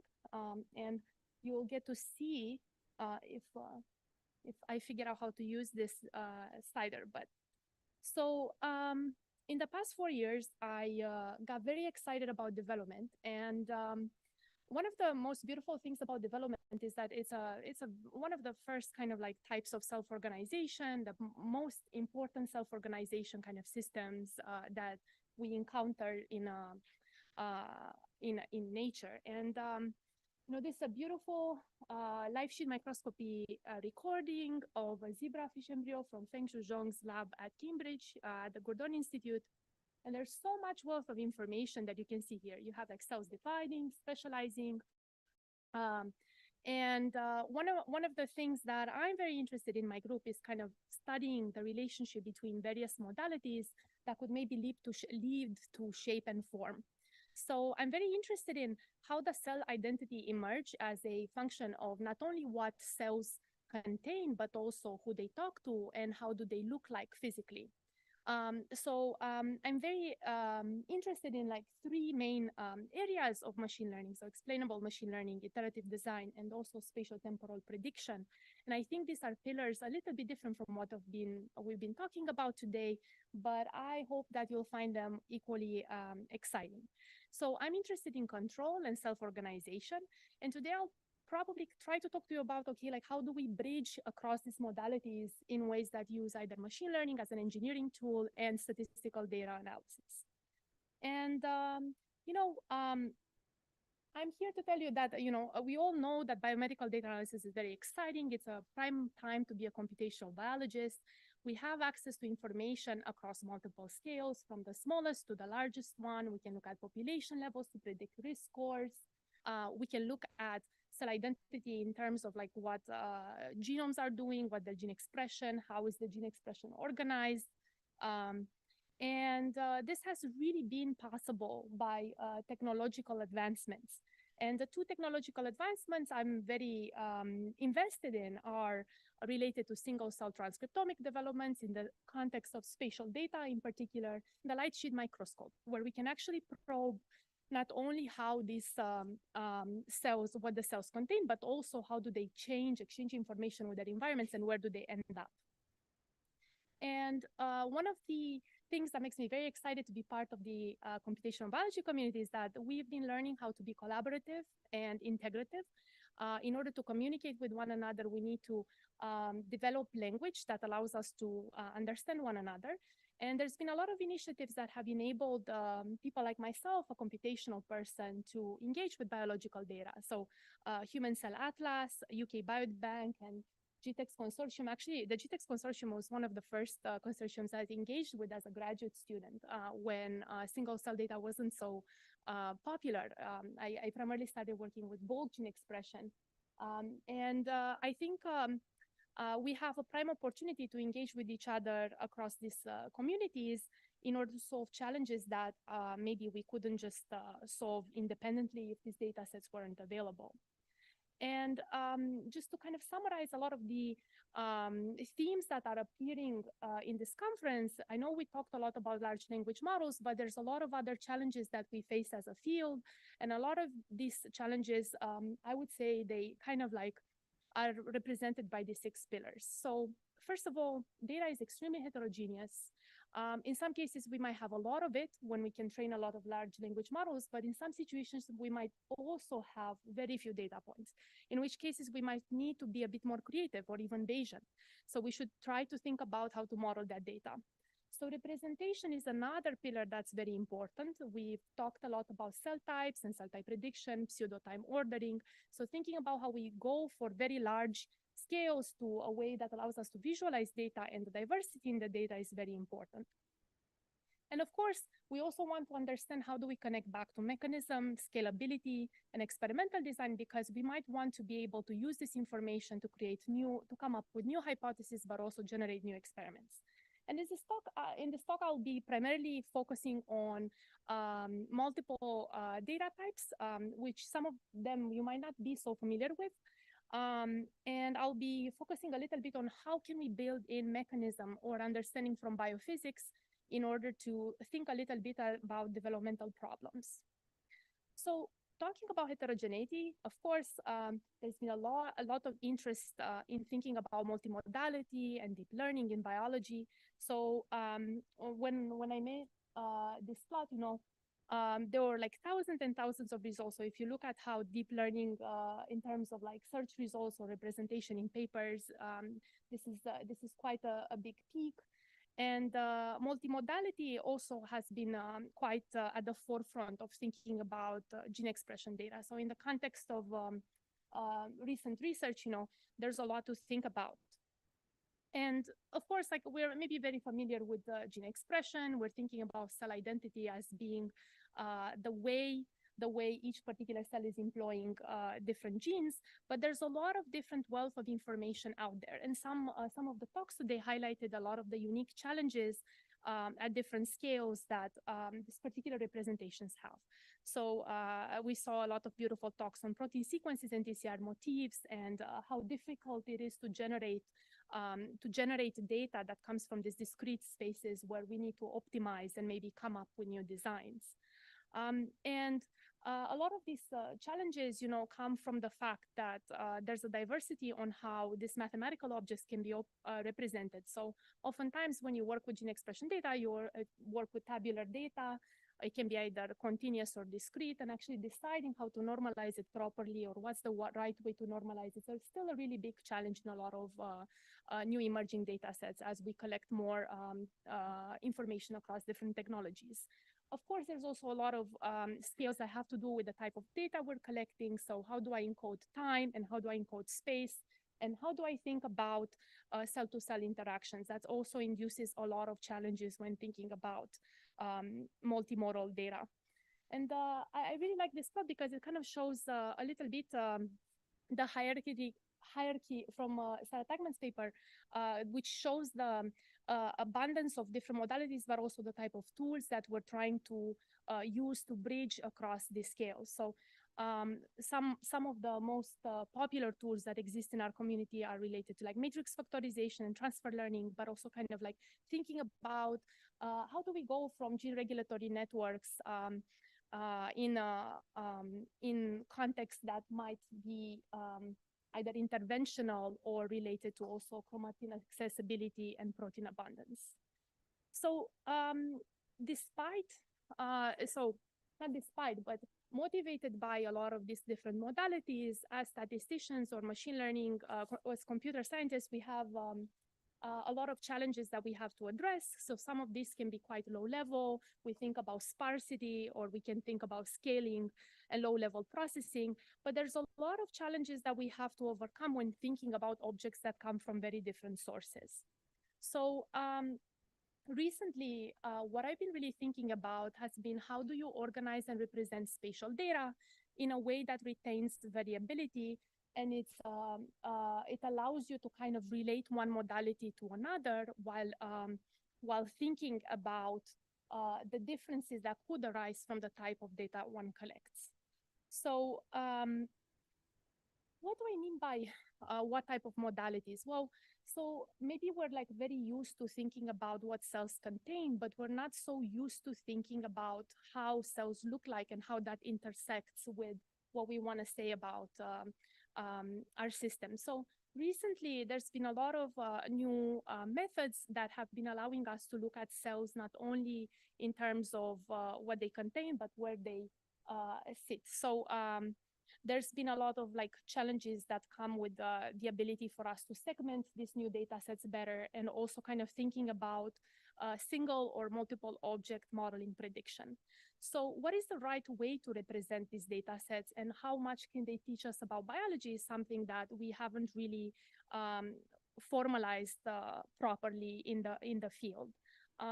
So going back to kind of like what does it mean to think about multimodal data is like it's important to recognize two things. Data comes across multiple scales, and data also kind of tries to say something different about cellular identity. We heard something really nice earlier. I really like what Anshul was quoted saying that things in the genome happen asynchronously, and trying to assign synchronous identities to cells could be very different. So like, how do we learn what are the actual maps between gene expression and morphology is something that can become quite difficult.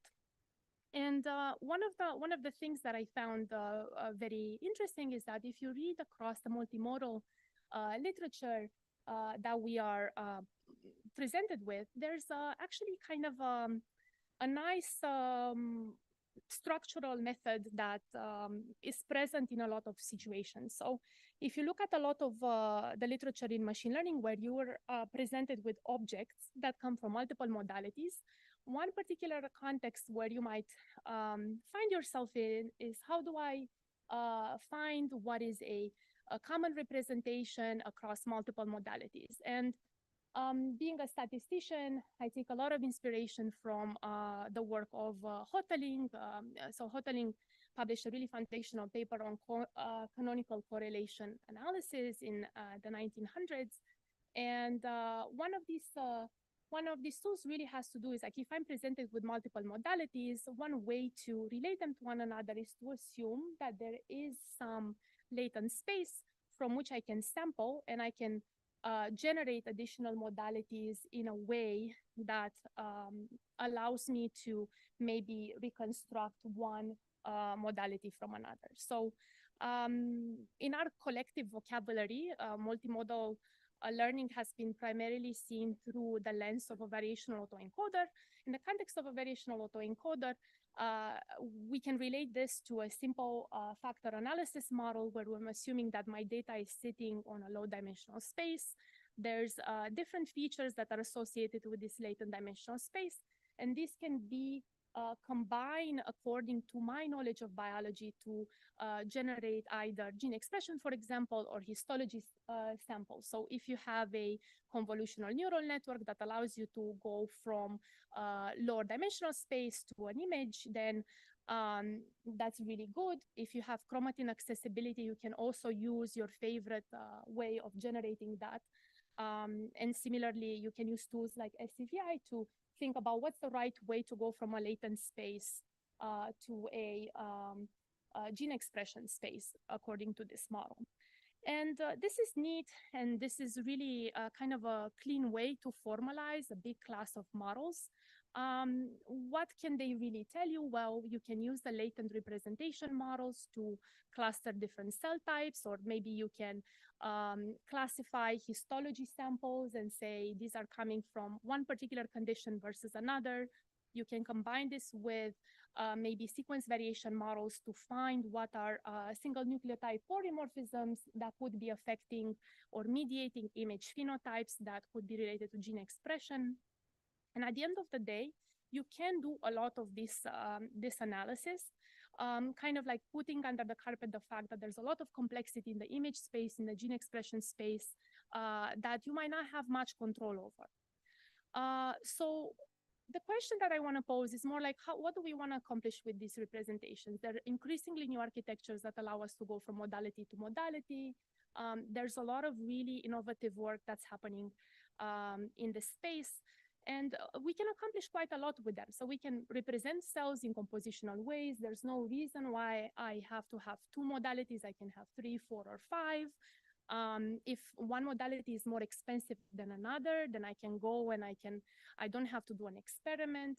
I can do feature selection and say which parts of my input are most crucial to a particular prediction. So I can do a lot of these tasks that are very useful in an engineering setting. But what about situations where we don't really have to pretend that we don't know anything about the biology? So this really got me thinking about situations where if my underlying image has some physics that's preserved or that's very interesting, how do I think about incorporating those models in the context of multimodality? And this brings me to a quantity that's very dear to my heart because it really kind of bridges between local and global behavior, and this is tension. So in developmental biology, there's been quite a lot of work recently in trying to understand what is the effect of tension on the quality of development early on, and this is also in the context of the quality of organoids and all sorts of kind of associations that we're trying to understand. So how do cells read in mechanical tension, and how is this mechanical tension further interpreted to determine cell identity? And there's a lot of work on kind of finding out what are genes or like protein coding genes that are most relevant to thinking about tension. But we wanted to ask, how do we go about finding these particular elements if we just had no idea which elements would be at play? So going back to this problem of multimodality, we decided that instead of just thinking about how do we take multiple modalities and how do we represent them in a latent space, we asked, what if I actually know what the modalities that are coming from images are? So in other words, if I have, so we worked with a sickfish data set from a developmental mouse embryo context, and we asked, okay, like, if I have multiple temporal slices at stages E8, E9, E8, E8.5, and 9, so this is kind of like a little bit before gastrulation is kicking in, can I think about these images in a new way? And can I find spatial correlations that might be determining the variability between gene expression and tensional profiles? So in order to accomplish this task, we had to think about two different fields that kind of were not really connected before. One of them was the biophysics of mechanical forces, and the other one was kind of what my expertise is mostly, which is gene expression statistical analysis. And I paired up with a very talented postdoc in Ben Simon's group, Adrian Halou, who's a biophysicist and has a long-term interest in physics, and with one of my master's students, Ruyang Heb, then at Cambridge, and now a PhD student in Sanja Vikovic's group and my group at Columbia. And we asked together, okay, can we put together our expertise and interest in biophysics and gene expression analysis to say something about early boundary formation in embryos? So what we looked at, we realized that there's innovation required at multiple levels. So people have been primarily reporting a lot of information about the analysis of sick fish data, but a lot of the analysis has been mostly focused on cell type clustering and spatial clustering. So we asked, can we go deeper with this type of data, and can we actually extract something more biologically relevant from such interesting data sets? So we realized that we had to actually do a different sort of image segmentation that would allow us to assign the nuclei that we would get from the sick fish analysis appropriately. We had to do and had to develop new statistical machine learning tools for hypothesis testing, for kind of trying to understand what are the genes that are most important to prescribing tensional variability. And in order to accomplish this, we put together ingredients from 3 different communities. So one of the communities is the very large community for image segmentation, and we built on an existing UNet architecture for in general that was developed not particularly for sick fish data, but that's been recently repurposed for sick fish. And this architecture has been quite useful. There's a lot of interesting questions here. So one of the things that I should point out is like the number of annotated samples that one needs for this type of tools varies from dataset or dataset collection modality to dataset collection modality. So it's actually quite important to think about how can we develop as a field tools that would not require so much manual annotation. The second tool the second community that we pulled ideas from is the community of biophysics and biomechanical modeling. So in this case, it was really neat in the sense that we had access to this kind of really high school level physics, which is if I have a bunch of like bubbles in a 2D setting, and I'm really thinking about force balance analysis, can I assume that when cells are in contact, there's kind of a little bit of a spring that's keeping them in place. So we really pulled in from a beautiful literature from Boris Streiman and Sebastian Streiken's work on early development of fly embryos, in which they came up with a lot of conclusions about how the tension that can be measured using a force balance analysis can actually go back and be tested in vivo system and be correlated with actual forces that the cells are feeling. So what we did is we scaled this up and applied it to the sick fish setting. And we also realized that there's another kind of piece missing. And this is, okay, like now I have all this information that I'm pulling from cells that are situated in space and time. And I also have information about what is the gene expression profile at these particular locations.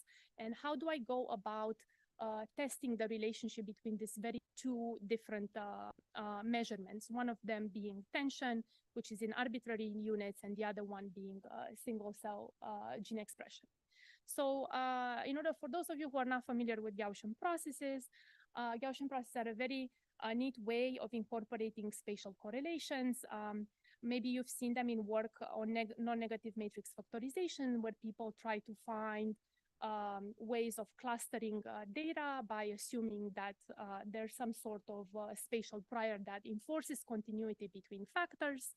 You're definitely familiar with the normal Gaussian distribution. So Gaussian processes are just a way to extend that particular notion to stochastic processes.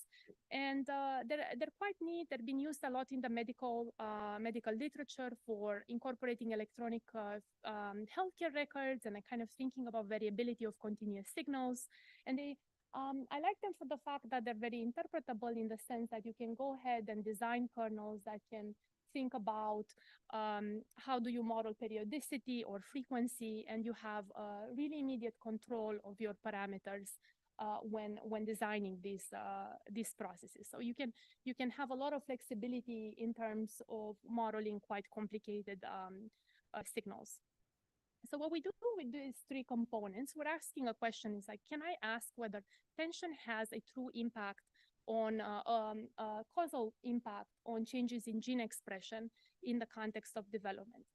And you can't test directly for causal assumptions without an intervention, but you can think about situations where you might have some sort of spillover effect from a confounder. So in this particular case, space could be impacting gene expression, but space could also be impacting tension, because I told you the way we measure tension is actually using spatial correlations. I do this force balance analysis that's really affecting what will be the tensional distribution in my slice.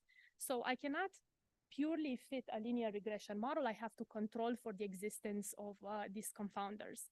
And luckily enough, there's quite a lot of solutions in the geo-additive spatial statistic literature. You know, people were thinking a lot of kriging in the early 40s and 50s. So they're kind of like, this comes from metallurgy. People were saying, okay, if I'm going to this location on Earth and I want to see like what's the distribution of metals, how predictive can that be of a distribution of metals in another region of the Earth? So there's a lot of tools that are quite neat in that space.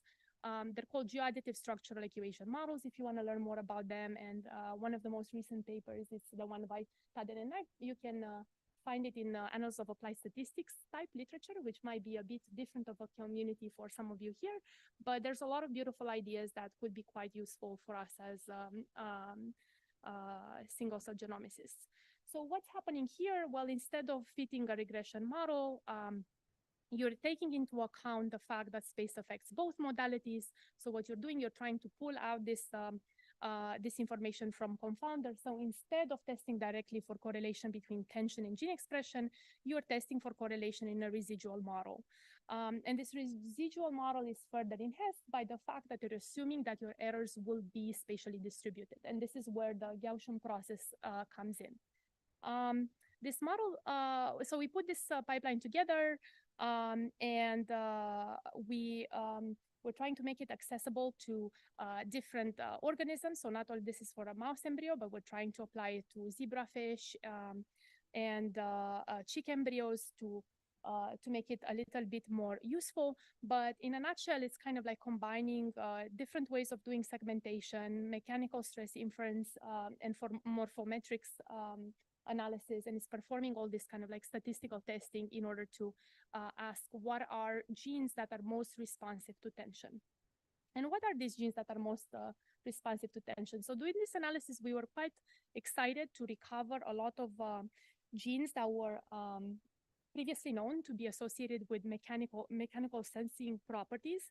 And not only that, but we are also able to kind of identify a lot of processes that were very important in early development. So for example, branching morphogenesis, and we were able to identify a lot of regions that were very important in muscle tissue development, which were kind of like the boundaries that we were looking for. And not only that, but we also found the fact that if we were looking at tension-enriched boundaries, you could find that you could actually read the boundary between different cell type compartments just by looking at tension and not by looking at the gene expression profile, which was quite, maybe it's not surprising if I tell it to you now, but you know, we definitely didn't necessarily expect this when we started the project. We also built a biophysical model to ask the following question. So if I give a boundary, how important is tension, whether the cells of the different cell type are going to mix or they're going to stay together? Because this is very important in organ formation. So like one of the things is like once I established a boundary that has very strong tension across a boundary, will these cells ever mix up again? And we actually found out that not all boundaries are created equal. And we could identify between boundaries where there's a lot more cellular movement and boundaries that actually stay together as kind of a constraint later on in development. And that's something that I'm actually quite interested in exploring further, in especially in the fly embryos, where we have much more control on follow-up experiments than in this setting. So What can we learn in this setting?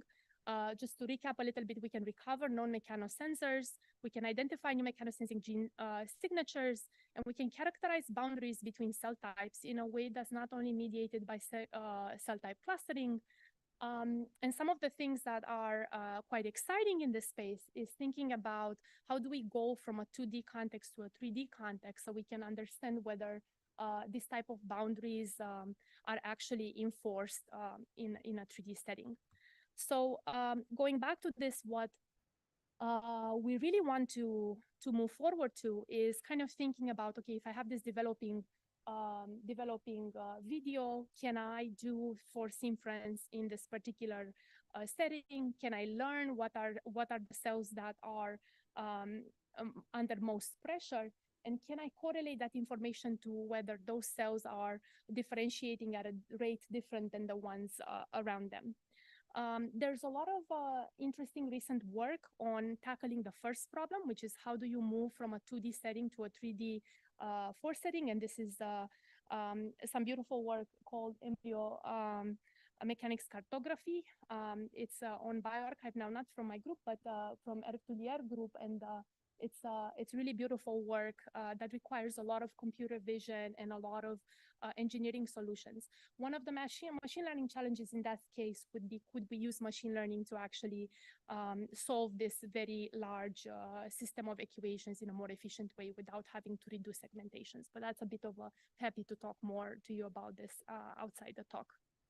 So going back to this, you know, like sure, we can find genes that are related to tensional memory, but one of the challenges would be like, okay, if I want to truly study the variability and I want to think about tension as a quantity that I want to say how variable it is, how precise is it specified genomically, what I might want to do is I would want to understand, like, first, how do I integrate live imaging data when I don't have access to all the gene expression profiles?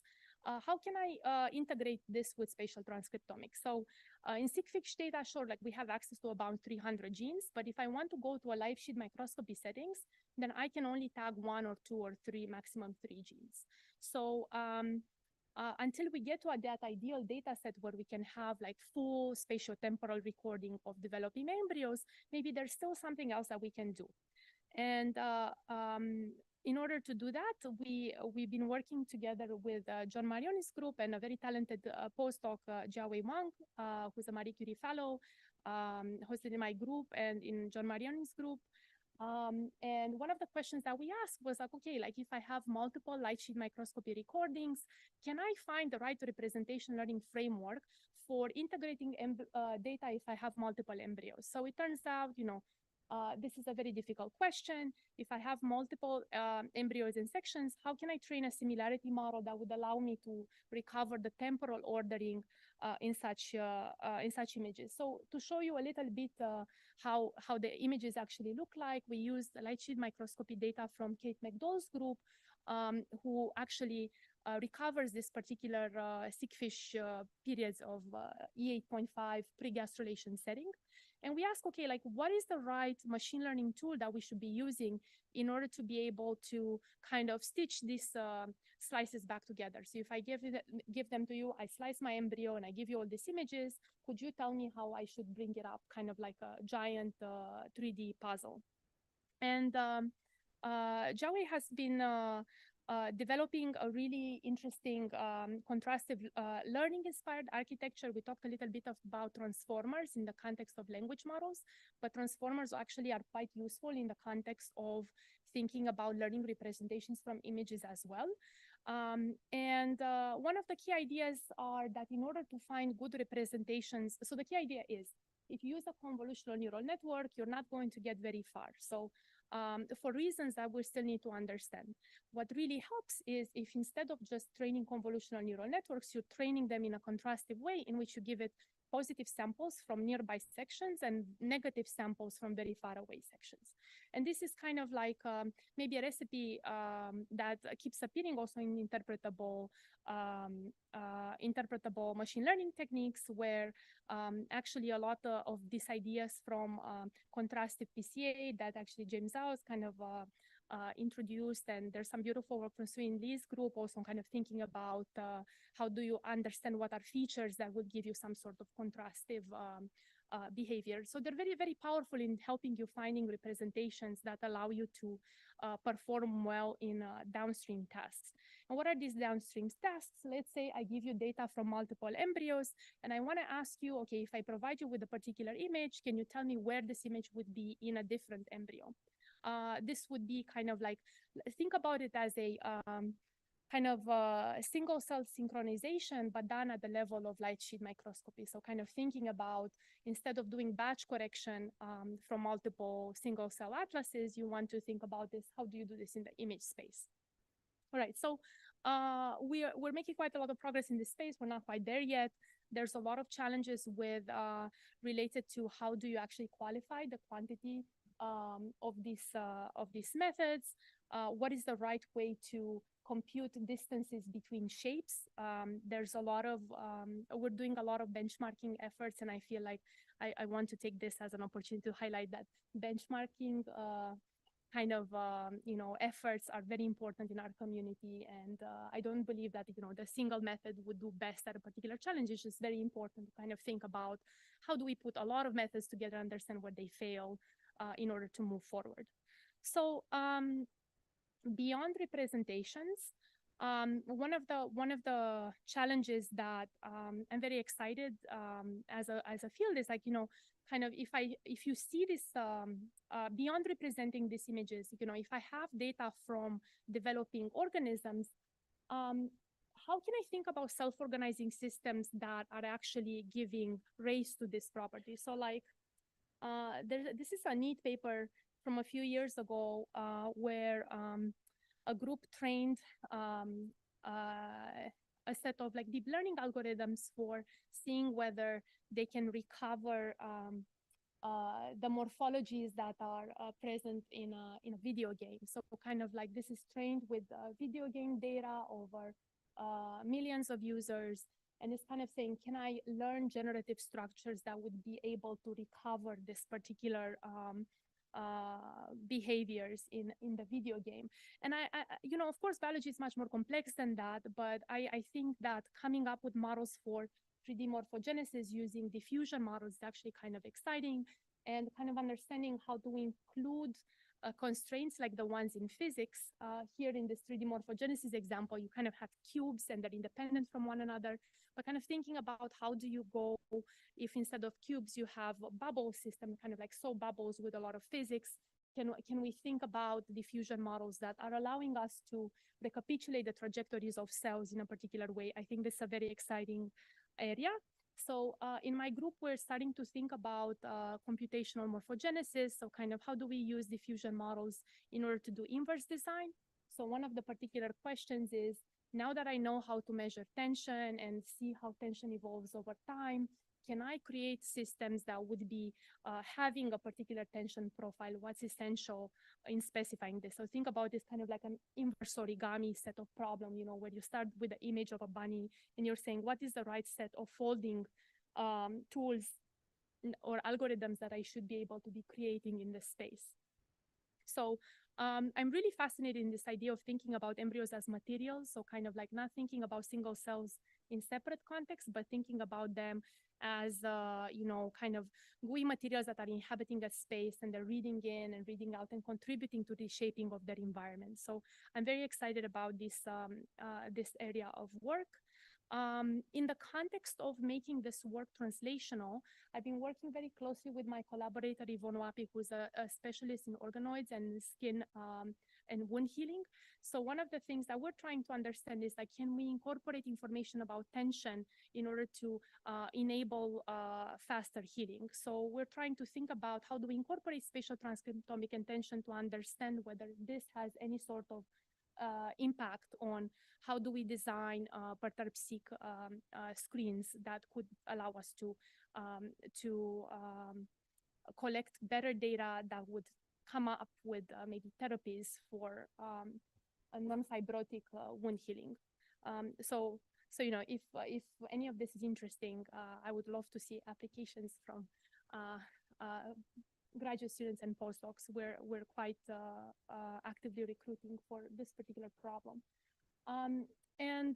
Before I leave, I just kind of wanted to leave you with a perspective of what I think that where we are and where we're going with this type of tools as a community. So biomedical data analysis, in particular computational biology, I talked about the challenges at the beginning.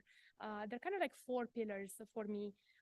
There's the spatiotemporal and multimodal aspect. There's the interpretability aspect, the actionability, and the translational aspect. So spatiotemporal and multimodal, we've been thinking a lot about how do we learn pseudo-time analysis, how do we learn how to do clustering in a spatial context. We've been thinking a lot about spatial and time separately. So I'm very excited about tools that will be combining this axis jointly in a multimodal setting. So if you have chromatin accessibility and gene expression, for example, what is the arrow of time? How do we think about causality in the context of spatial data? I think there's a lot of innovation to there. How do we think about building interpretable models that allow us to pinpoint what are the key differences between different pathologies? So, the nice thing in computer vision is that sometimes if you do the right thing, it's very clear that you did the right thing. So if you do a segmentation task, you can see a cow, you can say like, I segmented the cow correctly. What is the equivalent in gene expression data? I think rethinking interpretability in a gene expression centric fashion is something that's very exciting to me. And that will allow us to build better therapies. Actionability is another pillar that I think that it's very exciting, and I'm looking forward to some of the talks later this afternoon that will be talking about how do we prioritize gene expression panels with problems like control in mind. Of course, there's numerous translational applications, for example, especially in the context of organoids, like are organoids good model systems for the biology we're trying to learn? So can I determine whether a cell in an organoid context is mature enough? How do I align trajectories from these data sets on the same trajectory? And is tension important in this context? Do we incorporate morphology that is consistent between let's say an organoid context and a fetal context? How do we assign quality to these models that we are getting more and more data from? With that, I just wanted to kind of emphasize the fact that none of this work would be possible without us working closely with experimentalists, and we're just part of this loop. And I hope that as we're evolving as a community, like we already saw so many beautiful talks today about how validation is important and how having wet lab kind of analysis is so important. So I hope that my own work is going to be going more towards scientific hypothesis and design. And with that, I would like to thank you for your attention and my growing group. If you want to read more about this work, there's 2 papers that are very relevant to what I've just told you. And I would like to thank my collaborators because without them, this work will not be possible. Yeah, thanks.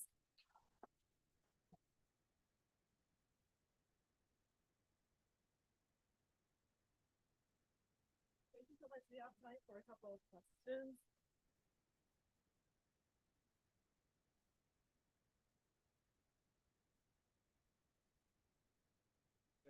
Very nice talk. I have to admit that I didn't think about like morphology in that with that depth. So if I understand correctly, so you're defining tension per edge, like for each pair of like touching or neighboring cells, you're defining the tension between them, right? So my question is kind of an extension to that representation. Like what would you think would be the best representation to for, let's say, cell-cell interaction?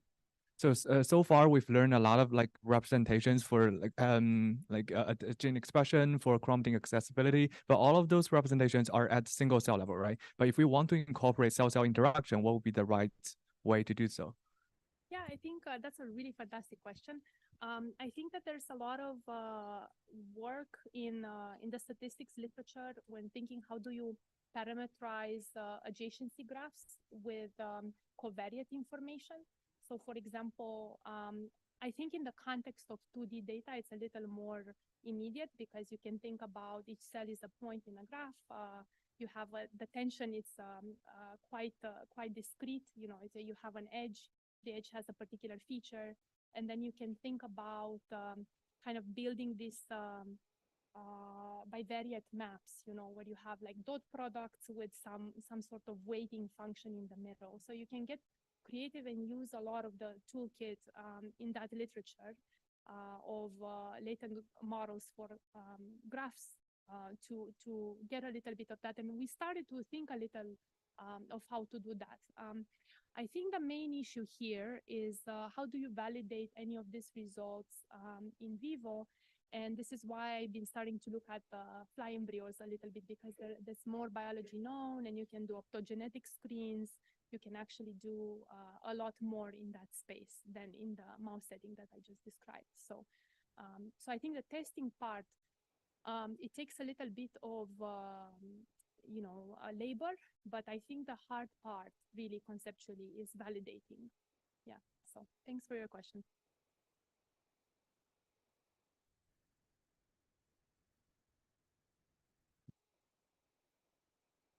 All right, we can move on to the next speaker. Thanks again.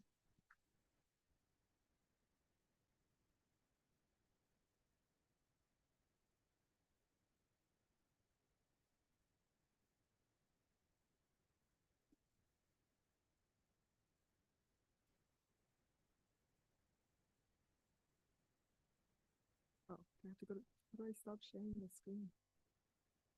Well, we do want to keep sharing, right? But we Oh, might right, need to change right, what change. we're sharing. Yeah. You're using this laptop, are you? Yeah. Great. Yeah. So I think it's probably in here. I'm sorry, what's your name? All right, great. And it's a Google, it's a PowerPoint. Okay. Did you make it in Google Slides, or did you make it in? Okay, great. Because sometimes it messes stuff up a little bit. I'm always like a little bit nervous. Okay, and then I think, yes, we can try and figure that out. Let's figure this once I try some. Oh, maybe the wrong one, I guess.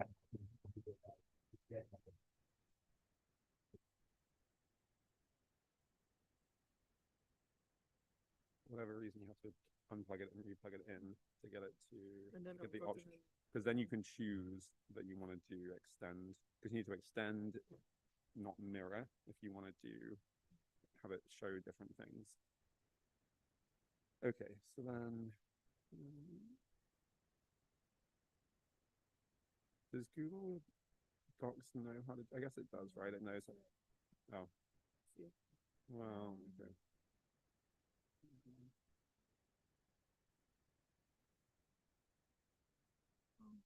Okay. Oh, and I think that's the matrix. But then you have to drag this guy. This one just has to go into the other. Sorry. Right.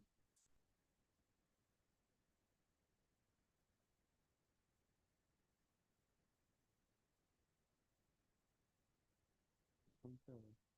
Let's try and get rid of this. It's annoying. And then make sure we're sharing. So probably if we share this, it's good. I guess we actually don't necessarily need to hide this now. Okay. Let me any questions for okay. So I think that's all good. So if you can try to talk out the microphone, otherwise it's a little bit right. Okay, cool. Okay. Awesome. I'll just see.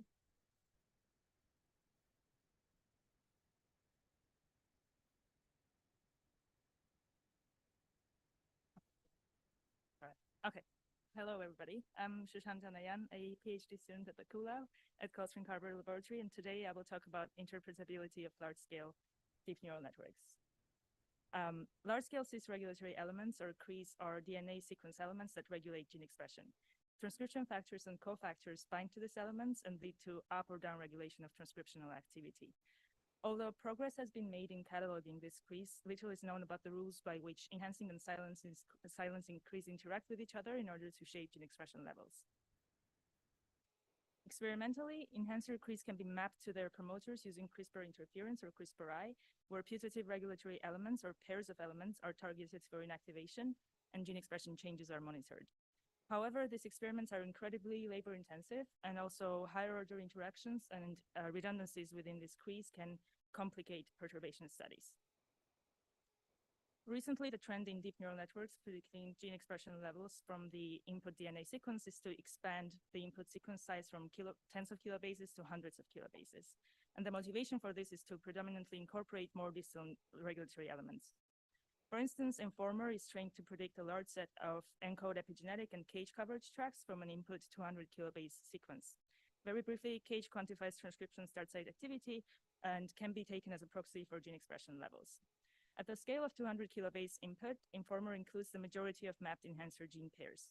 But because of the black box nature of this model, the authors of the paper had to validate that the model is making predictions for biologically meaningful reasons using interpretability methods. For example, they used in silico mutagenesis of a 200 base pair region around the disease-associated variant and revealed an affected transcription start site. However, it is difficult to understand the importance or significance of such motif short level explanations at 200 kilobase scale. Another common approach for validating models is to replicate experiments in silico and compare to experimental results. And this has been extended to CRISPR-I experiments as well. For example, here the authors have used attribution methods to assign importance to parts of the input and then compared the salient regions of the input to the experimentally validated enhancer gene pairs. However, this method is, of course, limited by the availability of experimental data and therefore cannot tell us what the model has learned beyond known biology.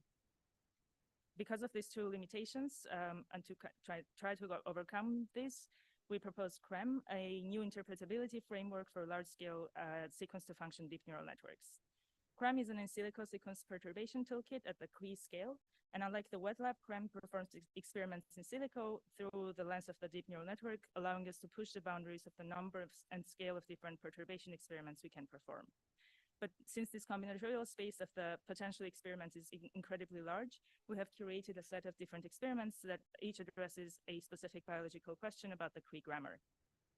And we use the model as an in silico laboratory, keeping in mind that the model shortcomings and biases will affect our conclusions, of course. And then we apply the same experiment to a large set of sequences to find global patterns of gene regulation. To demonstrate the utility of CREM today, I will focus on K562 cell line and cage predictions as an output, and specific targeting TSS activity as an outcome.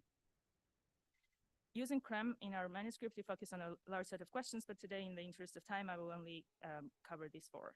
And to start, we're going to address the question of how these regulators affect TSS activity in the model predictions. So to address this, we selected around 4,000 sequences centered at active genes.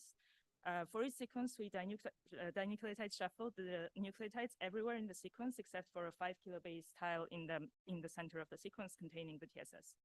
Then we compared the wild type predictions versus the perturbed predictions. And we observed three scenarios depicted here. On the right, on top, the signal decreases after shuffling the sequence context, and that's shown in green.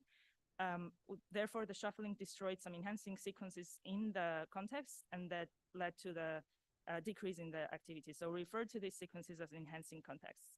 In the middle panel, the TSS activity virtually does not change after the shuffling, and therefore these sequences are robust to their sequence perturbations, and so we call this neutral context. And at the bottom, the predicted TSS signal increases after the context shuffling, which is indicated in the red color, suggesting that there were silencers in the context that got destroyed after the shuffling. So refer to these sequences as silencing context. And we have used these three sequence categories in subsequent experiments to understand the differences between these. Okay. So next, we asked how compatible different TSSs are with different sequence contexts. So to address this question, we tested the compatibility between a TSS and different contexts by pasting the central 5 kilobase TSS bin in various genomic sequences. For example, we took the TSS tile from enhanced, or tiles that we call enhanced TSSs or TSSs from enhancing contexts, and pasted this into other enhancing contexts. So the results for this experiment are shown in green, and the normalized measure that we take is the mutant over wild type activity. On average, we observe lower than 0.5 activity fold change, meaning that the TSSs in this new enhancing context have a more than twice lower activity compared to their original contexts. And this indicates that the original enhancers were kind of tuned to activate their specific TSSs, potentially suggesting some sort of compatibility rules between enhancers and TSSs. And as a control, we also inserted the same TSSs into neutral and silencing contexts, and observed, as expected, observed the drop in the TSS activity. We also repeated the same experiments with TSSs from neutral contexts, and again, as expected, observed virtually no difference in the activity. And just to note here, the majority of these TSSs are, or 70% of these are from housekeeping genes, and this is kind of a neat result to relate to biology as well. And then finally, we tested the TSS from silencing contexts. And in this case, when we look at the red box, we can see that the majority, or on average, the activity of these TSSs remains the same, around 1, meaning that the silencers do not display the same kind of compatibility rules as enhancers and have more general silencing effect on the TSSs. And again, we, as a control, put these TSSs in enhancing and neutral contexts. And again, as expected, we saw higher activity in this because they kind of escape the silencing effect of their contexts. Okay, so moving on from this coarse grain whole context perturbations to higher resolution 5 kilobase tile perturbations, we can ask a question whether individual crees, which we define here as 5 kilobase sequence elements, are sufficient to explain the previously observed context effects. So whether one tile of 5 kilobase can explain the effect of the whole context. And to test this within a sequence of interest, we shuffled everything except for the central 5 kilobase tile. And then we systematically reinserted the original 5 kilobase tiles at their original positions and measured the difference between the wild type sequence predictions and the perturbed sequence predictions. And on the right, the distribution of these effects is plotted, grouped by sequence context. In enhancing context sequences, we mostly see positive effect crees, while in neutral and silencing contexts, there is a range of positive and negative effect crees. And surprisingly, we don't really see any individual crees that are reaching a normalized cree effect of 1, meaning that none of them can individually on their own explain the whole effect of the context. And therefore, essentially, TSSs rely on multiple crees to get regulated, I guess. And then, so in this experiment, we showed that there are multiple crees acting on the same TSS. And so the next final question that we ask is, what set of crees maximally enhance or silence TSS activity? And since it is unclear if the perturbation of one cree affects the behavior of the other crees in the sequence, we devised a greedy search strategy to find the optimal set of enhancing crees. In the greedy search for enhancers, we iteratively remove or shuffle the most enhancing tiles that drive TSS activity, and hence the removal of these tiles should lead to the largest drop in TSS activity because we're searching for the enhancing tiles. At the first iteration, we search for the tile perturbation that maximally drops the TSS activity, and then we keep this tile shuffled and record the normalized prediction at the TSS. At the next iteration, we keep the cree shuffled and run another round of search for the most enhancing cree within the remaining tiles. We continue the search, and for each iteration, plot the normalized TSS signal. And here are the average results of the greedy search for enhancers, again, for those 3 sequence categories that I defined earlier. In enhancing context sequences in green, on average, perturbing 4 to 5 crees is necessary to reduce the TSS signal by more than 80%. Interestingly, even the silencing and neutral contexts contain enhancing crees, but they don't have the same kind of effect on their respective TSSs, so the activity never actually drops to 0 for those sequences. We repeated the same greedy search, but for silencing crees in this case, using the same exact set of sequences, but now optimizing for, oh, that didn't render right, but optimizing for increasing the TSS activity, gradually removing the most silencing tiles. And interestingly, we can see that silencers have smaller effect sizes on average and work in larger groups. And again, in enhancing in neutral context, we see different silencing tiles as well. So together, it seems that Informers is integrating the net effect of numerous silencers and enhancers that exist in the same context. And so in the last set of experiments, we performed the greedy search because we suspected that perturbing one cree could affect the behavior of the other crees. So in this experiment, we're going to ask whether this is indeed the case or crees are acting in an independent additive manner. So in this comparison, we started with a hypothetical scenario where each tile does act independently. And to calculate the model predictions in this hypothetical scenario, we added the independent effect sizes of crease in the same order as in greedy search. And to calculate the independent effect size of crease, we calculated the first iteration's effect sizes as the wild type minus mutant, and then subtracted these from the wild type in each step of the hypothetical additive search. In this example, toy diagram, the hypothetical additive prediction is the same as the greedy search results. And indeed, when we look at the average of the experimental results, we can see that that Informer on average is integrating things in an additive manner. But when we stratify the results, we can see interesting cases of redundancy and cooperativity. So very briefly, in case of cooperative interactions, the simultaneous presence of both crease is necessary to ensure the TSS activity. In this toy diagram, when both are present, the prediction is 1. When either one is removed individually, we observe a dramatic reduction in TSS activity, and this corresponds to a large individual tile effect size. For instance, the prediction of 0.2 means that the shuffle effect of that tile is 1 minus 0.2, which equals to 0.8. Using these values, we can compute the hypothetical additive effect size by summing individual effect sizes and subtracting from the wild type prediction, which is in this toy diagram just 1. While actual predictions don't ever go below 0, the hypothetical additive model under cooperative interactions can lead to negative values, as we can observe in the experiments with Informer. And on the other hand, redundant enhancers by definition can compensate for each other. So in this case, shuffling either enhancer can lead to a small drop in the TSS activity, which translates to small effect sizes.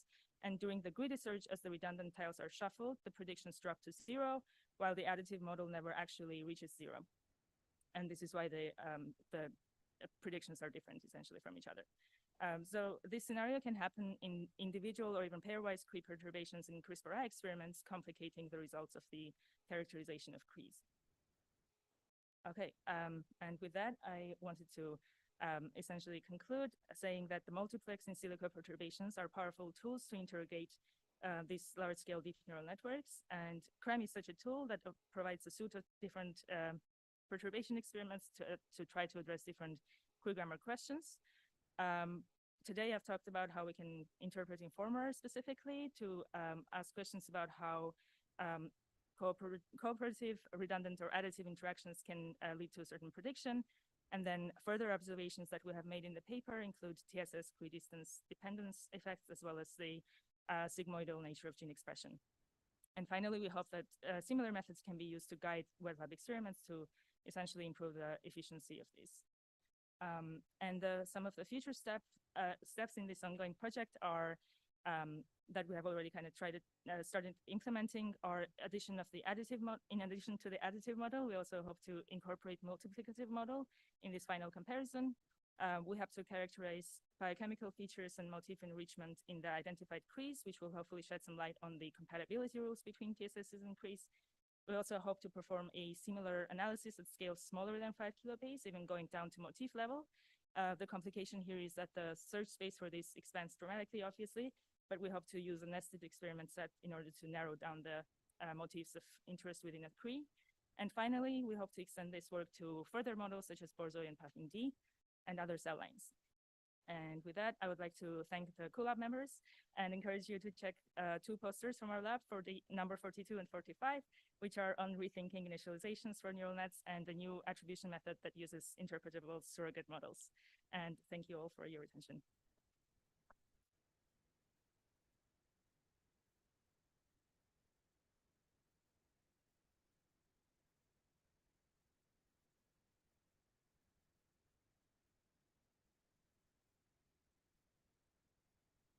Thanks for the great talk. I was wondering if you broke down any of your results by the class of genes that you're looking at. So for example, like housekeeping TSSs might behave differently than developmental genes or very tissue-specific genes. Great question. So we have looked at if you remember the 3 categories of the context that I defined in the beginning of the talk, within those we have seen that the neutral context sequences are enriched for housekeeping genes. So like 70% of those, around 70% are in that category, which is kind of, I guess, what you would expect because those are supposed to be expressed all the time independent of the regulation. Yeah.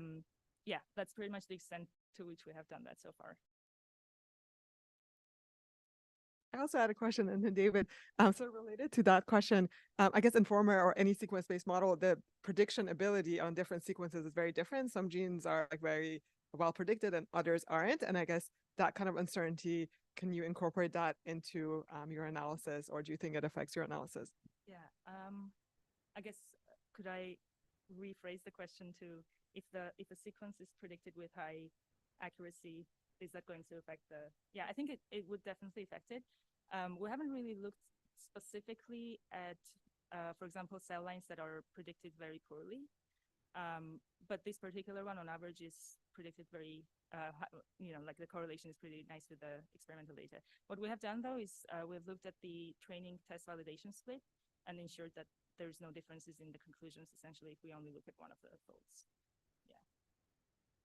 So the compatibility findings really interesting to me, and I'm curious if you, between TSS and sequence context, I'm curious if you have any understanding of the mechanistic basis of that. Is it binding of like the same transcription factor at the TSS and in the context or crease around it, or something else? Yeah, that's definitely an area of active research in our lab currently. Yeah, we're hoping that motif level analysis tools will make us, like understand that better. Hi, so I'm curious about, you did this in silico mutagenesis experiments to kind of try and understand how they affect the outputs. Have you tried looking at some of the intermediate activations to gain, a mechanistic in the, in the computational sense, understanding of how your model makes these predictions? Yeah, we haven't really so far compared it with other methods, but we do hope to, especially at the motif level, we are planning to compare our results to results from attribution methods, for example. And we have done a very, very brief analysis of inserting like parts of the sequence that are identified by motif attribution methods back into the 5 kilobase files and seeing how those importance scores translate to changes in the model prediction. And it doesn't seem to be a very direct translation, essentially. But yeah, I will not tell too much more because that is something that we're going to expand on later on. Yeah, thank you. There is one last question, and maybe we can switch to presentations already while you're doing one last question.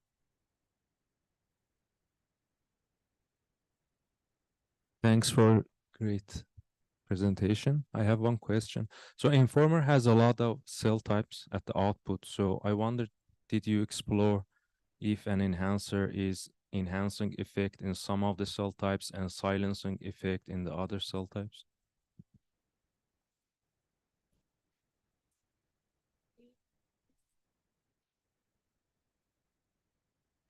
We haven't really done that in this current version of going to extend the analysis from the cell line. And just very briefly, it does seem like some of the tiles are being Should have it on. cell types, but I haven't really seen any cases of like complete reversal. But that's definitely something that we're still analyzing. Thank you for the question. Recording is.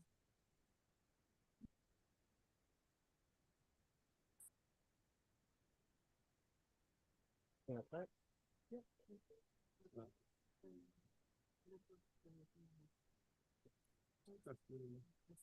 then video should be there. Yeah, that's fine. Yeah, don't worry about the video. I think we haven't always figured out how to do that. And then I guess you know how to do this stuff. The only issue is you're not getting it up there. So either one way potentially is to get it to mirror instead of extend. If you're not doing presented, do you need presented view? Or No. not? Yeah, then it's easier to. Got it. Yeah. It seems to be the easiest way.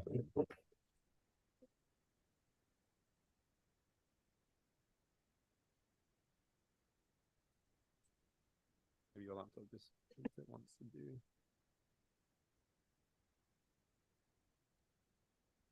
I guess your laptop prefers to do extending.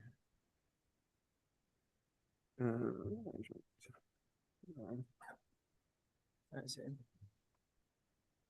It's on the, yeah, I can get it. Yeah, okay. I think you should be fine now. Here. But just don't forget to share that. Oh. So I can take that.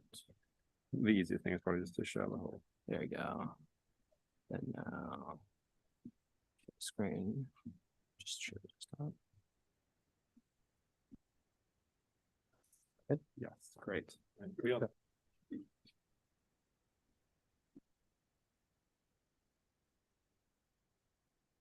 Great. Thanks so much to the organizers. My name is Farhan Damani. I'm a senior scientist at Dino Therapeutics. And today I'll be talking about detecting distribution shift in model-based optimization. Dino Therapeutics is focused on, is there an echo? I think that was my fault. My sound was on. Was that? Hello? Yep. Okay, great. Okay, where was I? So Dino Therapeutics is a company focused on gene therapy applications. As we heard earlier today, gene therapy is an emerging therapeutic modality with curative potential through the delivery of genetic medicine. Dino uses machine learning to design AAVs to solve the delivery problem in order to enable gene and gene editing therapy applications. The underlying hypothesis of Dino is that AAVs can be used to deliver genes to specific tissues and thereby avoiding tissues that you do not want to target. Quite amazingly, AAVs, if you modify the sequence itself, and you test that in vivo, what you'll see is that different AAVs will go to different parts of the body. The critical implication of that is that these AAVs can enable a broad set of therapeutics to tackle many different types of diseases. AAV design can be cast as a 737 amino acid search problem. AAVs are complex proteins that are assembled through 60 protein subunits that come together. Structure-based and mechanistic insights have provided limited use cases for AAV design, particularly because we don't have a good understanding of the AAV biology or how AAVs deliver genetic material to target tissues, say in either mice or non-human primates. So as a result, Dino focuses on using machine learning to model that entire process end to end by coupling high throughput biology, in vivo experimentation, and machine learning. Here's a schematic describing sort of on a high level what a black box design workflow might look like. The high level objective is to design novel sequences that have improved properties relative to what you might have observed previously. The ground truth function is a complex biological process. In our case, that is the delivery of genetic material to target tissues in vivo. So as a result, and because of resource constraints, this isn't an online learning problem. You don't get many interactions with the system that you're interested in, but instead it's an offline learning problem. You have a static data set of XY pairs that we assume that you have access to start with for this setting. And your goal is to do the best you can do to perform optimization, typically in one try. So you start with this training data set of sequences and measurements of a target property. And there are many things you can do to produce candidate sequences. You can train a regression model, and you can couple that regression model with a discrete search algorithm, say using beam search or a genetic algorithm that can search in protein sequence space to find new sequences that have high predicted scores under the regression model. You can also use generative methods to produce sequences. As an alternative, you can use generative models to produce sequences as well. Because hyperparameter selection for search algorithms is a really hard problem, and there aren't really, frankly, any good methods to do that. In practice, what you do is you typically ensemble over, say, many different design methods and many hyperparameters for each of those design methods. All in all, this gives you a very large batch of candidate sequences and corresponding regression model scores for each of those sequences. While it's easy to generate, say, millions of these candidate sequences, the key challenge is how do you identify a small subset of those sequences that you want to submit for experimental testing? Now, in an ideal world, we would just trust our regression model and our job would be done. We would just sort the list of candidate sequences from highest to lowest model scores. We would take the top case sequences and we would submit those for testing. But we know that models are not going to be reliable in the entirety of the input space, especially when the space is high dimensional. So for proteins, that's 20 to the L, where L is the length of the sequence. So we need some way to identify inputs where predictions are reliable. And that's what this talk is about. So to study reliability, we deploy this black box design approach in the real world. And here in panel A, I'm showing you model scores from a discrete iterative optimization that goes for 15 steps. Each gray line corresponds to an independent trajectory, and the red line corresponds to the average of those trajectories at each step. The objective here is a regression model that maps from sequence to the target property. So in the in silico sense, if you look at this plot, this optimization has been successful. It correctly increased the score. It found sequences that resulted in an increased regression model score over time, over the course of these 15 steps. Now, one approach would be to simply take the sequences with the highest scores. That would be at step 15. But we know that that might not work because our models aren't always reliable. So to test this, we experimentally validate sequences along the entire trajectory in an AAV design in vitro experiment. And what we find is that the model error for the regression model increases as a function of the optimization step, denoted as iteration here. Another way of looking at error is in panel C, which is the fraction of design variance from a particular step that is entirely non-functional. And we see by step 10, step 11, we're converging at a 100% non-functional rate. And I want to point out how surprising this might be to some people. In the inset in panel B, I'm showing the performance of that regression model on a random holdout set. That model is quite good. It achieves a Spearman rank correlation of around 0.7 to 0.8 and MSC around 2. And that same model exhibits pretty substantial amounts of distribution shift as you go further and further from the data according to this iteration. And I want to note that this does not align up perfectly with edit distance. It has to do with some other sort of like embedding or model-based distance that results in the model in this sort of like catastrophic failure of the design. I'd also like to emphasize that this effect is robust across search algorithms, reward functions, and regression models. So in the context of search algorithms, we tried 2 variants of discrete optimization. We tried a beam search method as well as Adelaide, which is a genetic algorithm. We also tried commonly deployed heuristics to constrain the reward function, such as geometric constraints, like looking at minimizing the constraining based on edit distance. We also looked at using ensemble scores instead of single regression scores. On the regression model side, we tried using CNNs that were trained from scratch on our XY pairs, but we also used pre-trained protein-based large language models coupled with linear probing to predict the target property, and we see basically the same trends.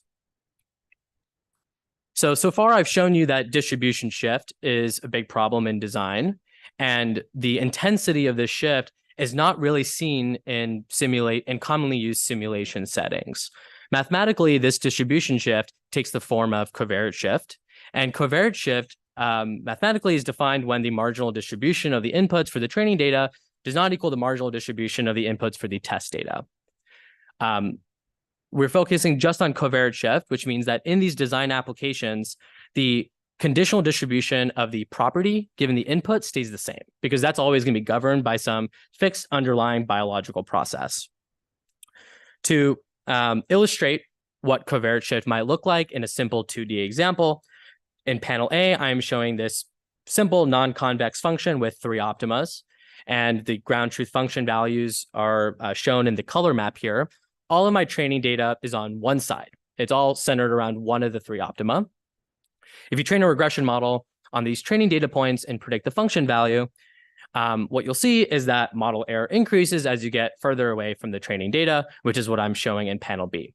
So if you don't have proper so-called guardrails on your search, optimization might veer off into regions where there's less data, resulting in high error.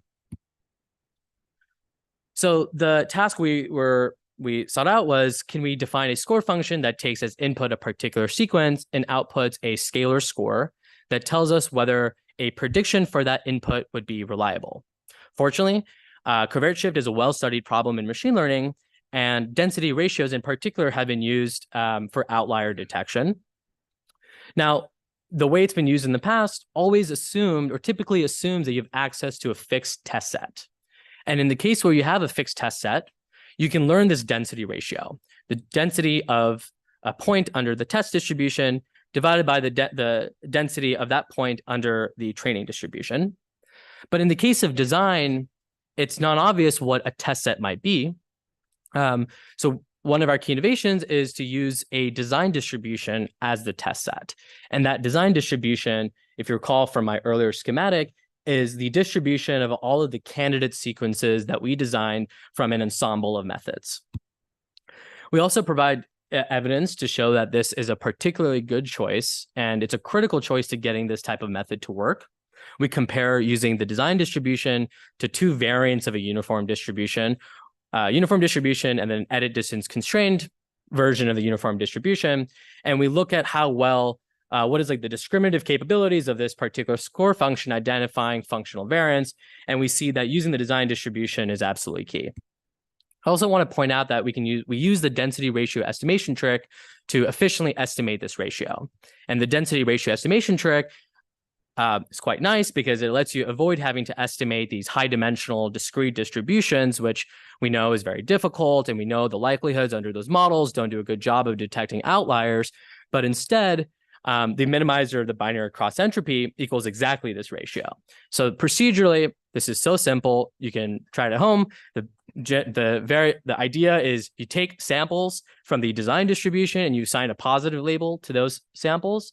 Then you take samples from the training distribution and you assign a negative label to those. Then you just train a binary classifier to separate those two things. And the outputted probability scores is exactly equal to this density ratio. So now that we have an understanding of the mechanics of how the score function works, we've established that distribution shift is a problem. We designed an in vitro study to specifically test the validity of this method. At Dino, we regularly do in vitro and in vivo studies. And one of the great things about Dino is that we do in vitro studies, at least partly to study our machine learning methods. So in this particular in vitro study, there are two properties we care about. The first is packaging.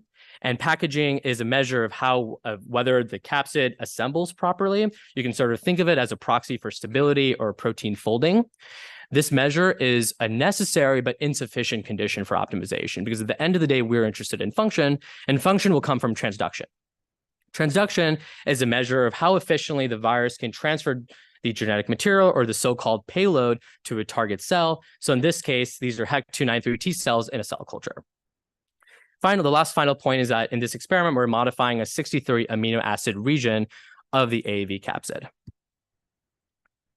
So we do this experiment, and we have these trajectory plots that we're all familiar with now. And in this top panel, what we're showing is we have this discrete iterative optimization. And for points along the entire trajectory where the reward function is a regression model, we measure all of these points in a real experiment. And the fraction of design, the y-axis is the fraction functional, which is the fraction of design variance, that package at any given step. And we see a slow gradual decay from 100% to 0%. This is also the model precision for a packaging prediction model. What's kind of nice about this is if you were to have just taken points at iteration 15, nothing would have packaged. If you were to have done some sort of early stopping of your optimization, you would have seen that your design worked really well in the sense that you have a high fraction functional, but you wouldn't have been able to observe this gradual change in the functionality rate based on the intensity. So now that we know that there is this gradual shift, a good score function should reflect that gradual shift. In the second plot, I'm showing our method, what we're calling the log OOD score, does qualitatively follow this pattern. The OOD score gradually increases in shift intensity from 0 to 15. In contrast, we use a baseline here, which is considered the state of the art. It's a widely deployed method for uncertainty quantification that people use for selection, which is a deep ensemble standard deviation. You train, say, 5 deep neural network models with different random initializations, and you can look at the uncertainty of those predictions. And we see that those measurements are rather flat across the 15 steps. A more quantitative evaluation here would be to ask how well this OOD score can be used to identify variants that package and which ones that do not package. Packaging here is denoted as functional in red, and non-packaging variants are denoted as non-functional in gray. We see that our method produces an area under curve of 0.83, while the deep ensemble method produces an area under curve of 0.61. So it doesn't really do a good job compared to our method. And I also just want to clarify one more time that the packaging model says that all of these variants package. So the real information here is coming from this uncertainty score. So far, I've shown packaging results, which are a necessary but insufficient condition. Our main result focuses on transduction.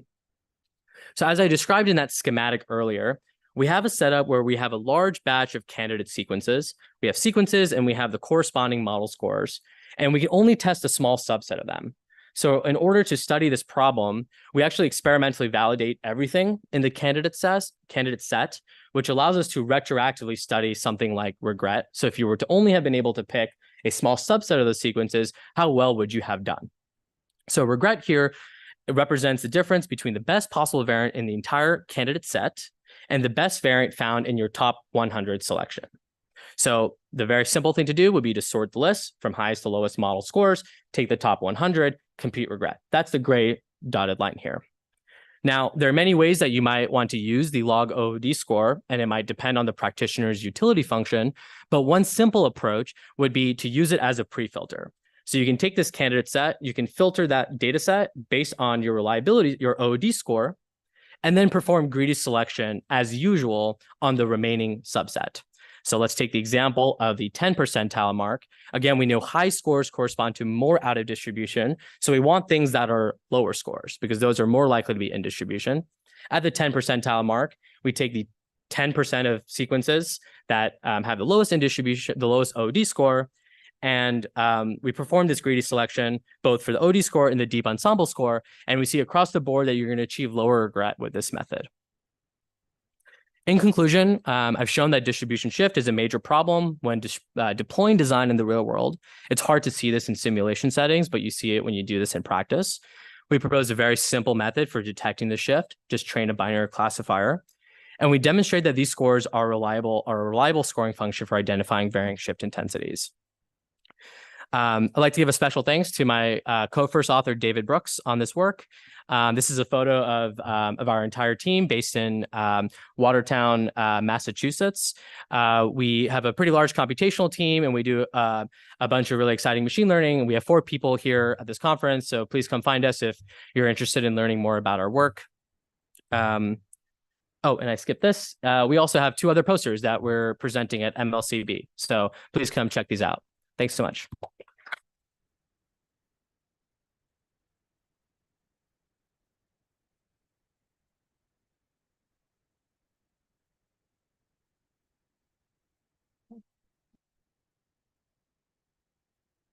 Any questions? Time? Yeah.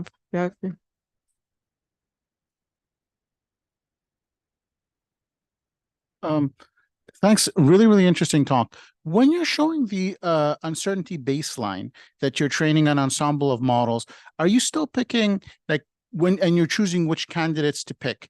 Do you pick the 5, say the top N highest scoring by average, or you take into consideration the covariance of the scores? Because intuitively, you want to take into consideration the covariance of the scores to hedge against any of the models being incorrect, right? You can't just do a greedy search and pick the top scoring according to the average, right? Yeah, it's interesting. Yeah, correlated residuals is like an interesting issue because of sort of the bias in the particular selection procedure of like, this isn't a random sample of points. We thought greedy would be a fair baseline here because, so I'm taking the average of the ensemble as the score. If that, I don't think that was your question, but I am taking the average of the ensemble for both methods. But no, we don't take into account the covariance, but I think that's an interesting question to think about. I also had a question. So you mentioned that the deviation, the ability to perform well in experiment is not correlated with edit distance. Yeah. But you mentioned that maybe it's about the representation that's learned in the embedded space. So I'm wondering, how does what if you use that as one of your baselines to figure out if like the sparsity in the embedding space around a given design, is that informative of whether or not it'll be successful? Yeah, that's a really interesting question. I think the problem with a lot of embedding based models is they assume some sort of smoothness over the sequence space. And what we find is that even a single, like an edit distance, like 1 to 2 from a point that's viable can be catastrophic. And a lot of those are not well predicted by embedding based methods because they assume that sort of smoothness. Now, if you had some sort of model that was both a self-supervised model, but also was joined with the label or the measurement, that might be a really interesting approach to be able to identify, hey, for this particular area of training data, there's actually very little support around that data point. So maybe we need to like have higher uncertainty for any designs around that point. But I guess the final point I just want to say is that the space is so high dimensional that, you know, we've tried versions of that before, and even points that like seem like there's a lot of data around it, I can basically guarantee that for like any input within an edit distance 5, I can find these examples that will fool your model. And we found that the only way to really identify them is to use this design distribution, specifically using the unlabeled design data as information for your score function. So one like kind of effectively, I guess, tuning parameter you have is the size of your design data set, right? Because you get to choose, you could always generate more of those, I guess, from just find another algorithm that would generate some more. Yeah. So are you always better off having the design data set being bigger, or does that actually hurt you at some point? Like you'd end up, I don't know whether it's overfitting exactly. I'm not sure how to think about it. You mean the candidate set? Yeah, the candidate set. Because when you're training your binary classifier, if you have more data in that candidate set, now you have more data to train that classifier on, which I guess is always good, but I was curious if that's how it actually works out. My sense is, yeah, that's essentially how it works out. It kind of ends up being quite interesting in practice when you implement it, because if you ever have a situation where you want to evaluate a score for a point that is OOD with respect to the OOD classifier, right? So it's like outside of the design distribution, what you should do is actually just retrain the classifier, including that point. And ends up being quite nice because everything just ends up being in distribution now with respect to this model in ways that for the deep ensemble, you're dealing with things that are out of distribution. One more question here. If you assume, for example, that there is one really good Oracle model that can extrapolate well beyond the training set and a really bad one, and the training set ranges from like -1 to 1, for example, but both of these models, good and bad one, make some designs that looks like a 2, for example, which is like beyond the training set. Wouldn't we expect both designs to be OOD from the training set and then flag them both as like kind of bad designs, although one is a really good extrapolation and one is really bad one? Or maybe in other words, is there any setting where we can extrapolate well beyond the training set while still staying within the training set? Just to clarify. Yeah, that's interesting. I think the best you can hope for in design applications is some sort of compositionality where you can like combine particular elements of what you're seeing in the input to combine for design. And for those points, I wouldn't expect those points to have a high OOD score because they are well represented by subsets or subsequences that are in the input. Now, regarding your point about like, well, the score function doesn't take into account the particular model, right? So you're right. If you build a better model, what is the interplay? I guess our view on that is that we've tried all the best models that we think exist for this type of problem. And for the particular types of issues we're focusing on, these so-called adversarial examples, we feel like there's basically like a limit to like how good a model can be given some finite number of XY pairs. And we don't really see that particular model improvements really make a difference.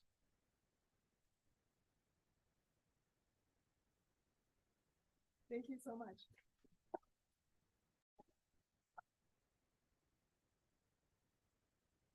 So next speaker.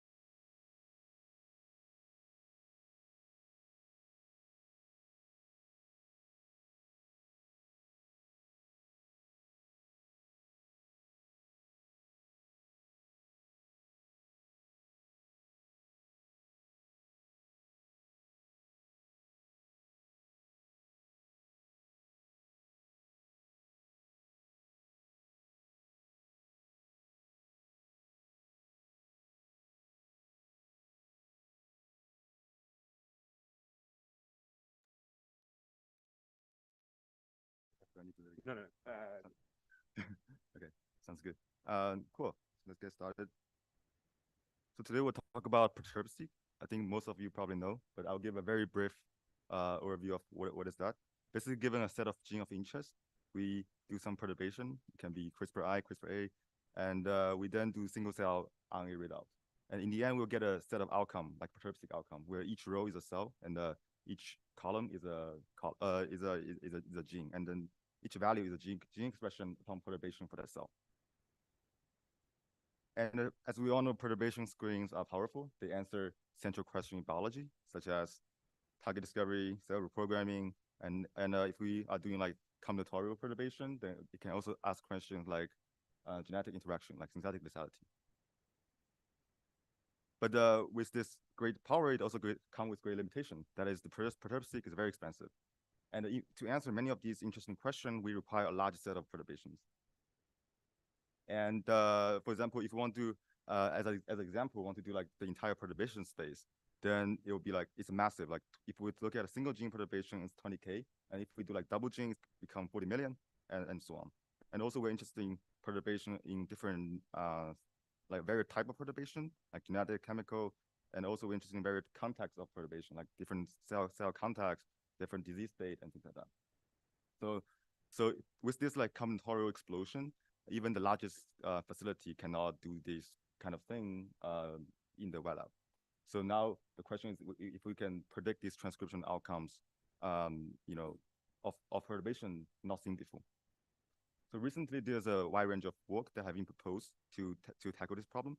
So basically this model, what they do is like they take in a pseudobulk of non-targeting cell, and then they pick whatever perturbation that you want to perturb on, and it will predict the post-perturbation gene expression. But the big challenge of this model is that they just simply use the existing training data set, which is a set of perturbation that is used to answer some specific biological questions. And these biological questions are not designed for machine learning model learning. Because for example, if the data set is used to answer some question, so the perturbation will be focused on several pathways, it's hard to imagine for the machine learning model to generalize to a very distant pathways. So here we're saying that if we're interested in predicting the entire perturbation space, then maybe that's not the way to go. So in this work, we propose a procedure we call it iterative perturb-seq or perturb-seq in the loop, which basically we want to do things iteratively. And we want to let the model select perturbation that are most needed for learning instead of just like do the perturbation and once for all. Basically, the step is very simple. In each round, we pick a set of perturbation and we do the wild experiments, and then we train the model using all the possible perturbations. And then given the models, we develop a selection strategy that inspect the model's confidence for each perturbation and seen or and unseen, and select what are the promising set of perturbation in the next round to do experiments. And then we can do this in an iterative fashion. And in the end, hopefully we can do as little experiments as possible. And of course, it comes with some realistic constraint. Like for example, each round takes weeks to complete. So we can only do very few rounds. And also another thing is for each round, the number of batch experiments are also pretty limited because as I mentioned, perturb-seq is very expensive. So here, just to give a more concrete taste of what we're doing, basically we set up an evaluation that simulate the real world scenario. So we leverage data set from Replogo 2022. There are like 2,000 essential-wide single gene perturbations. So basically what we do is like for each round, we have a selection strategy to pick what is the most informative perturbation for the model. So we will do like 5 rounds, and then each round we take 100 new perturbations. And we have because we're interested in the entire perturbation space. So we have a holdout set, which is randomly pick up around the entire perturbation space. And we use that for each round to measure how the model can predict these holdout perturbations. So we can see a curve as the round goes by, how the model prediction on this holdout set. So if the curve goes really fast, then it means our model is able to learn super quickly, and vice versa. Cool. So that was the kind of problem setup. Now I'll talk about kind of our method. So our method, this is basically falls into the classic machine learning literature called batch mode active learning. So in batch mode active learning, where things there are basic 3 principles called informativeness, diversity, and representativeness. So here, just to illustrate, imagine these gray points are all the perturbation that is not being perturbed on, and these red points are the ones that are already perturbed. So to pick informative point, you probably want to pick regions that are really far away from these red points, because they are space that the model has not explored before. And for diversity, because we're looking at batch mode active learning, so we don't want to pick repetitive ones. We want to encourage some include some notion of diversity into the model. So probably want to pick models that are like here, right? And the third one is the representativeness. Basically, we want to prefer points that has more higher density compared to points that is lower density. So that's the three principles from batch mode active learning. And luckily, we find this really nice reasoning framework by Hausmuller et al. They propose they decompose any state-of-art active learning method into 3 modules, which is called kernel and transformation and selection rules. For example, kernel is basically defined as similarities between the perturbation that is selected and unselected. So here, for example, one simple way is just to take the predicted outcome and take the dot product, which measures the similarity between perturbations. Okay, and then transformation is in case you want to make it like rigorous uncertainty, then you can convert this kernel matrix to a updated kernel matrix that has things you want. For example, if you want to have uncertainty, you can simply do like a Gaussian process posterior covariance. And the last step is selection rule. So based on this matrix, we can just basically select which points, which perturbation to do next. Here, I just give an example. We basically want to greedily select points with maximum distance to all selected points.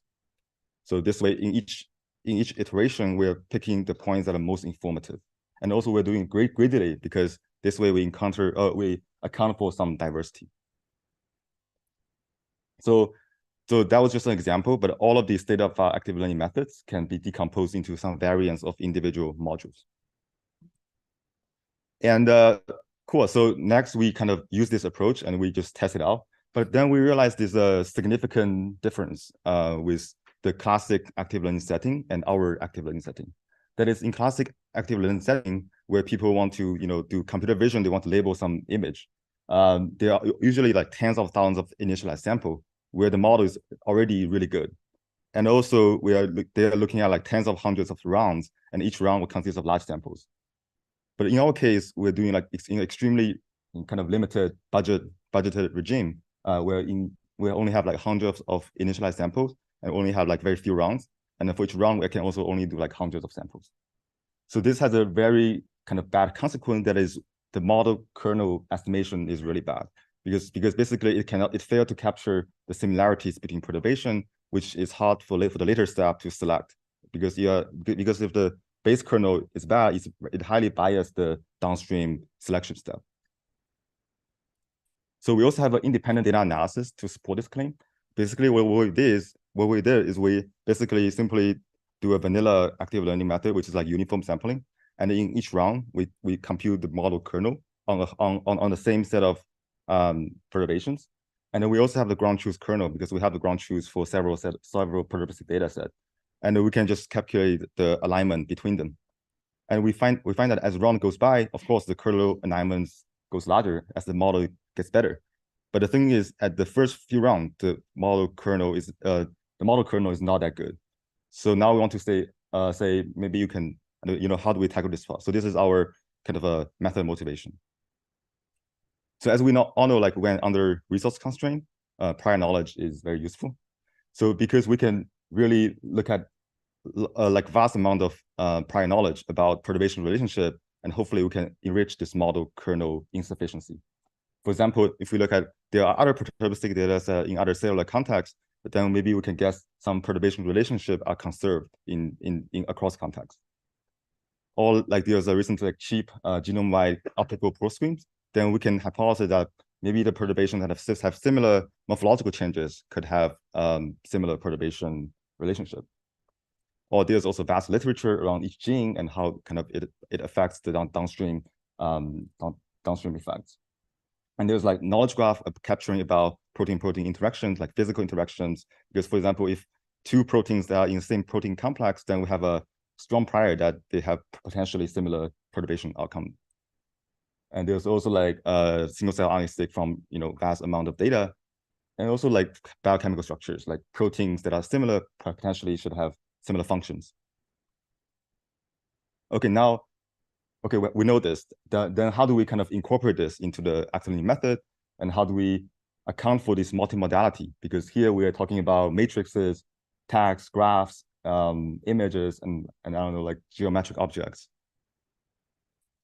So our intuition is like, we don't care actually about the individual data point. We care about their relationship. We care about the perturbation similarities. So in this sense, we can kernelize everything. We can kernelize, for example, the perturb you can just take the readout and then take the dot product. And for optical post-screen, we can visualize it using a cell profiler, which is an established morphological feature generator. And we can also derive the kind of similarities. And similarly, for single-cell RNA-seq atlas, we can do we basically get a feature from POPs embedding, which is a kind of a method that collects lots of single-cell RNA-seq experiments. And from protein structure, we can do the ESM to get the protein representation. And for the knowledge graph, we can use NoteFag. And for literature, we can use DialGPT to capture all the information about this gene. So after we kernelize everything, now we want to incorporate into the active learning methods.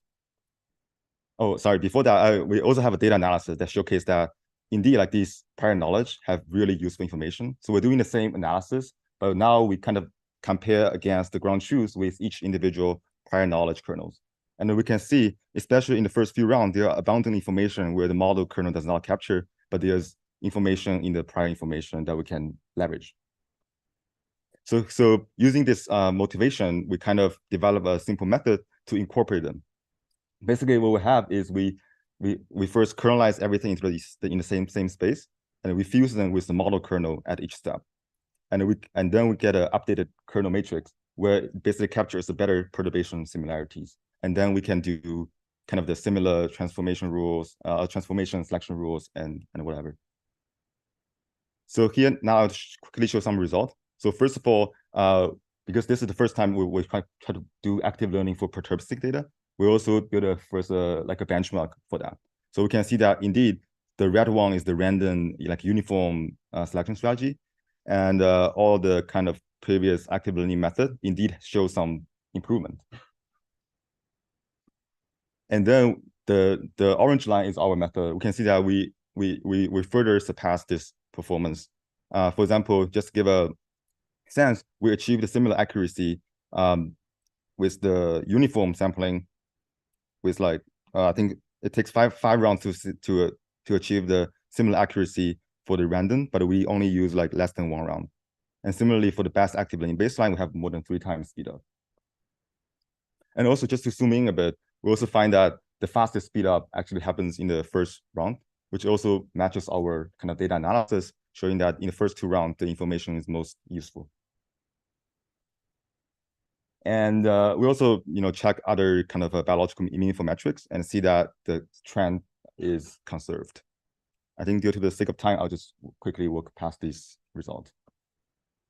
And we also did some ablation where we find that if we remove the model kernel, which is used the prior only, and we see that this slightly worse than integrating both model and prior. But surprisingly, just using prior without the model kernel, it also has really good performance.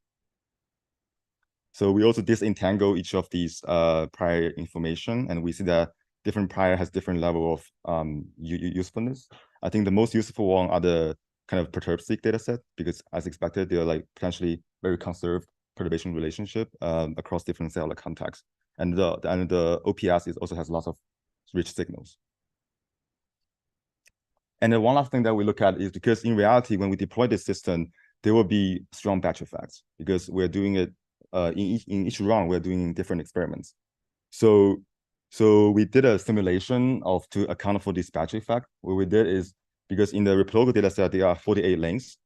And we can basically, in each round, we just focus on learning or training from pre-selected A lanes, so that each round we're looking at different lanes. And we can see that the model performance is also kind of conserved. Cool. So that's all for the talk. And this is our paper. And I want to thank again for the amazing team. Thank you.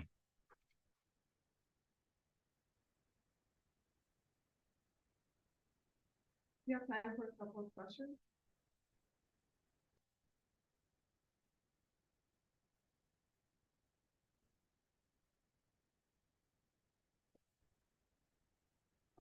Wondering if, okay, I was wondering if you thought about incorporating your budgetary constraints into your sampling procedure itself, such that, you know, when you have earlier rounds, you can look for things like be a little bit riskier. Whereas later rounds, because it's later, you know, you want to go for what you're most likely to find. You thought about how to go about doing that at all, or you think about? Yeah, we actually try to experiment on account for this, this low sample regime in the selection strategy, but we didn't look at the way you mentioned, but we look at because in the initial first rounds, it's more important to select typical samples instead of really uncertain ones in some sense. So we also develop a strategy trying to account for that. So like a sampling strategy that prefer typicality in the first round, and then the typicality just goes down as the later round. But we didn't use that because it's too complicated. You know, we have this new thing and had this as another thing. So yeah. That's another question actually. So I like the way you incorporate different kinds of prior knowledge using these kernels, and it reminds me of what people did for gene function predictions a long time ago. But I'm wondering, so the different prior sources have different quality in terms of data and also different sparsity in the kernels that you're constructing. Does that affect your results and like your ablation analysis? Yeah, definitely. So the kernel that we're looking at right now is like different cellular contacts and things like that. So it's like lots of heterogeneity.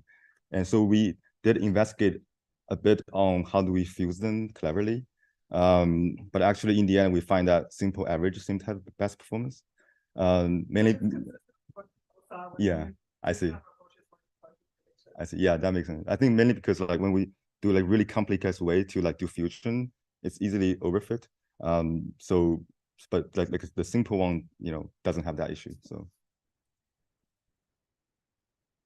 Thank you. My question is actually related to a start question. Have you tracked the relationship between knowledge kernels? Like, are there some complementary information that comes from knowledge? And you already mentioned that the first six themselves are the most important. Right? Yeah. Will be the next like 7 points. Given the first six information. Yeah, definitely. I think we didn't expect the relationship like looking at the matrix or something like that, but we did have like an experimental analysis, and we basically showed that maybe the second best one is the OPS, like the optical. Oh, I see. So indeed, like there's some synergy. Like for example, when we integrate everything, it has the best performance. But indeed, if you like it's hard to like looking at each combinations of prior knowledge and try this approach since it takes forever.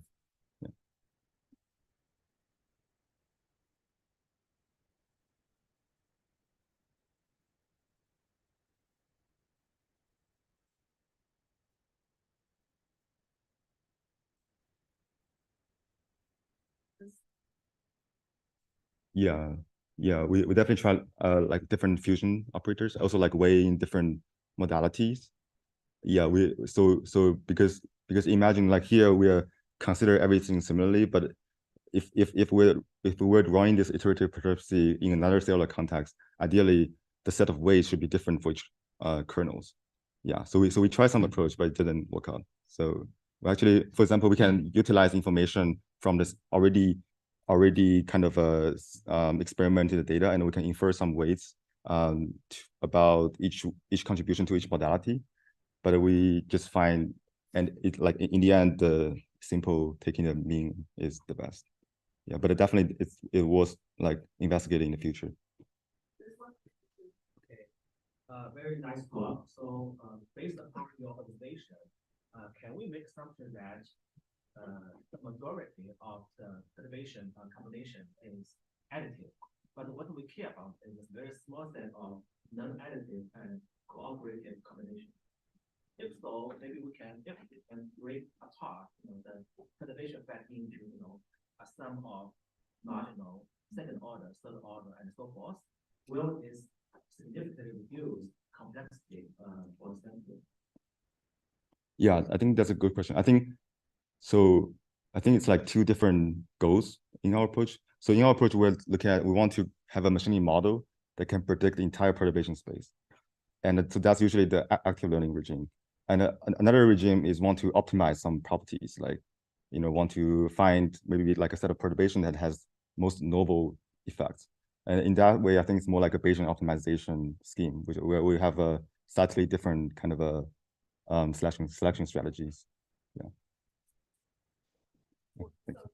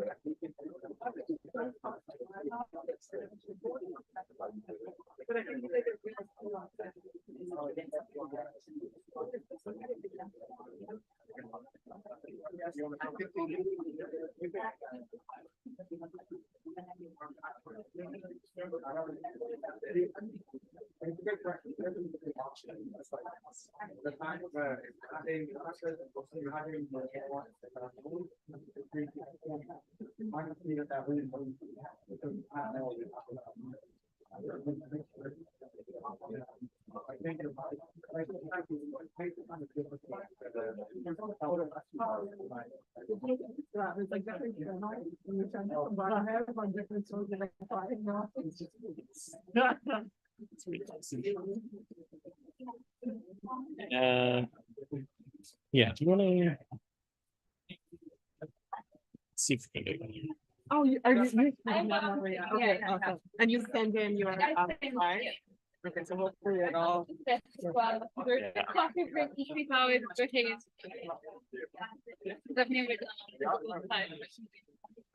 Yeah. Is it on, I'm it's on the drive, yeah. So.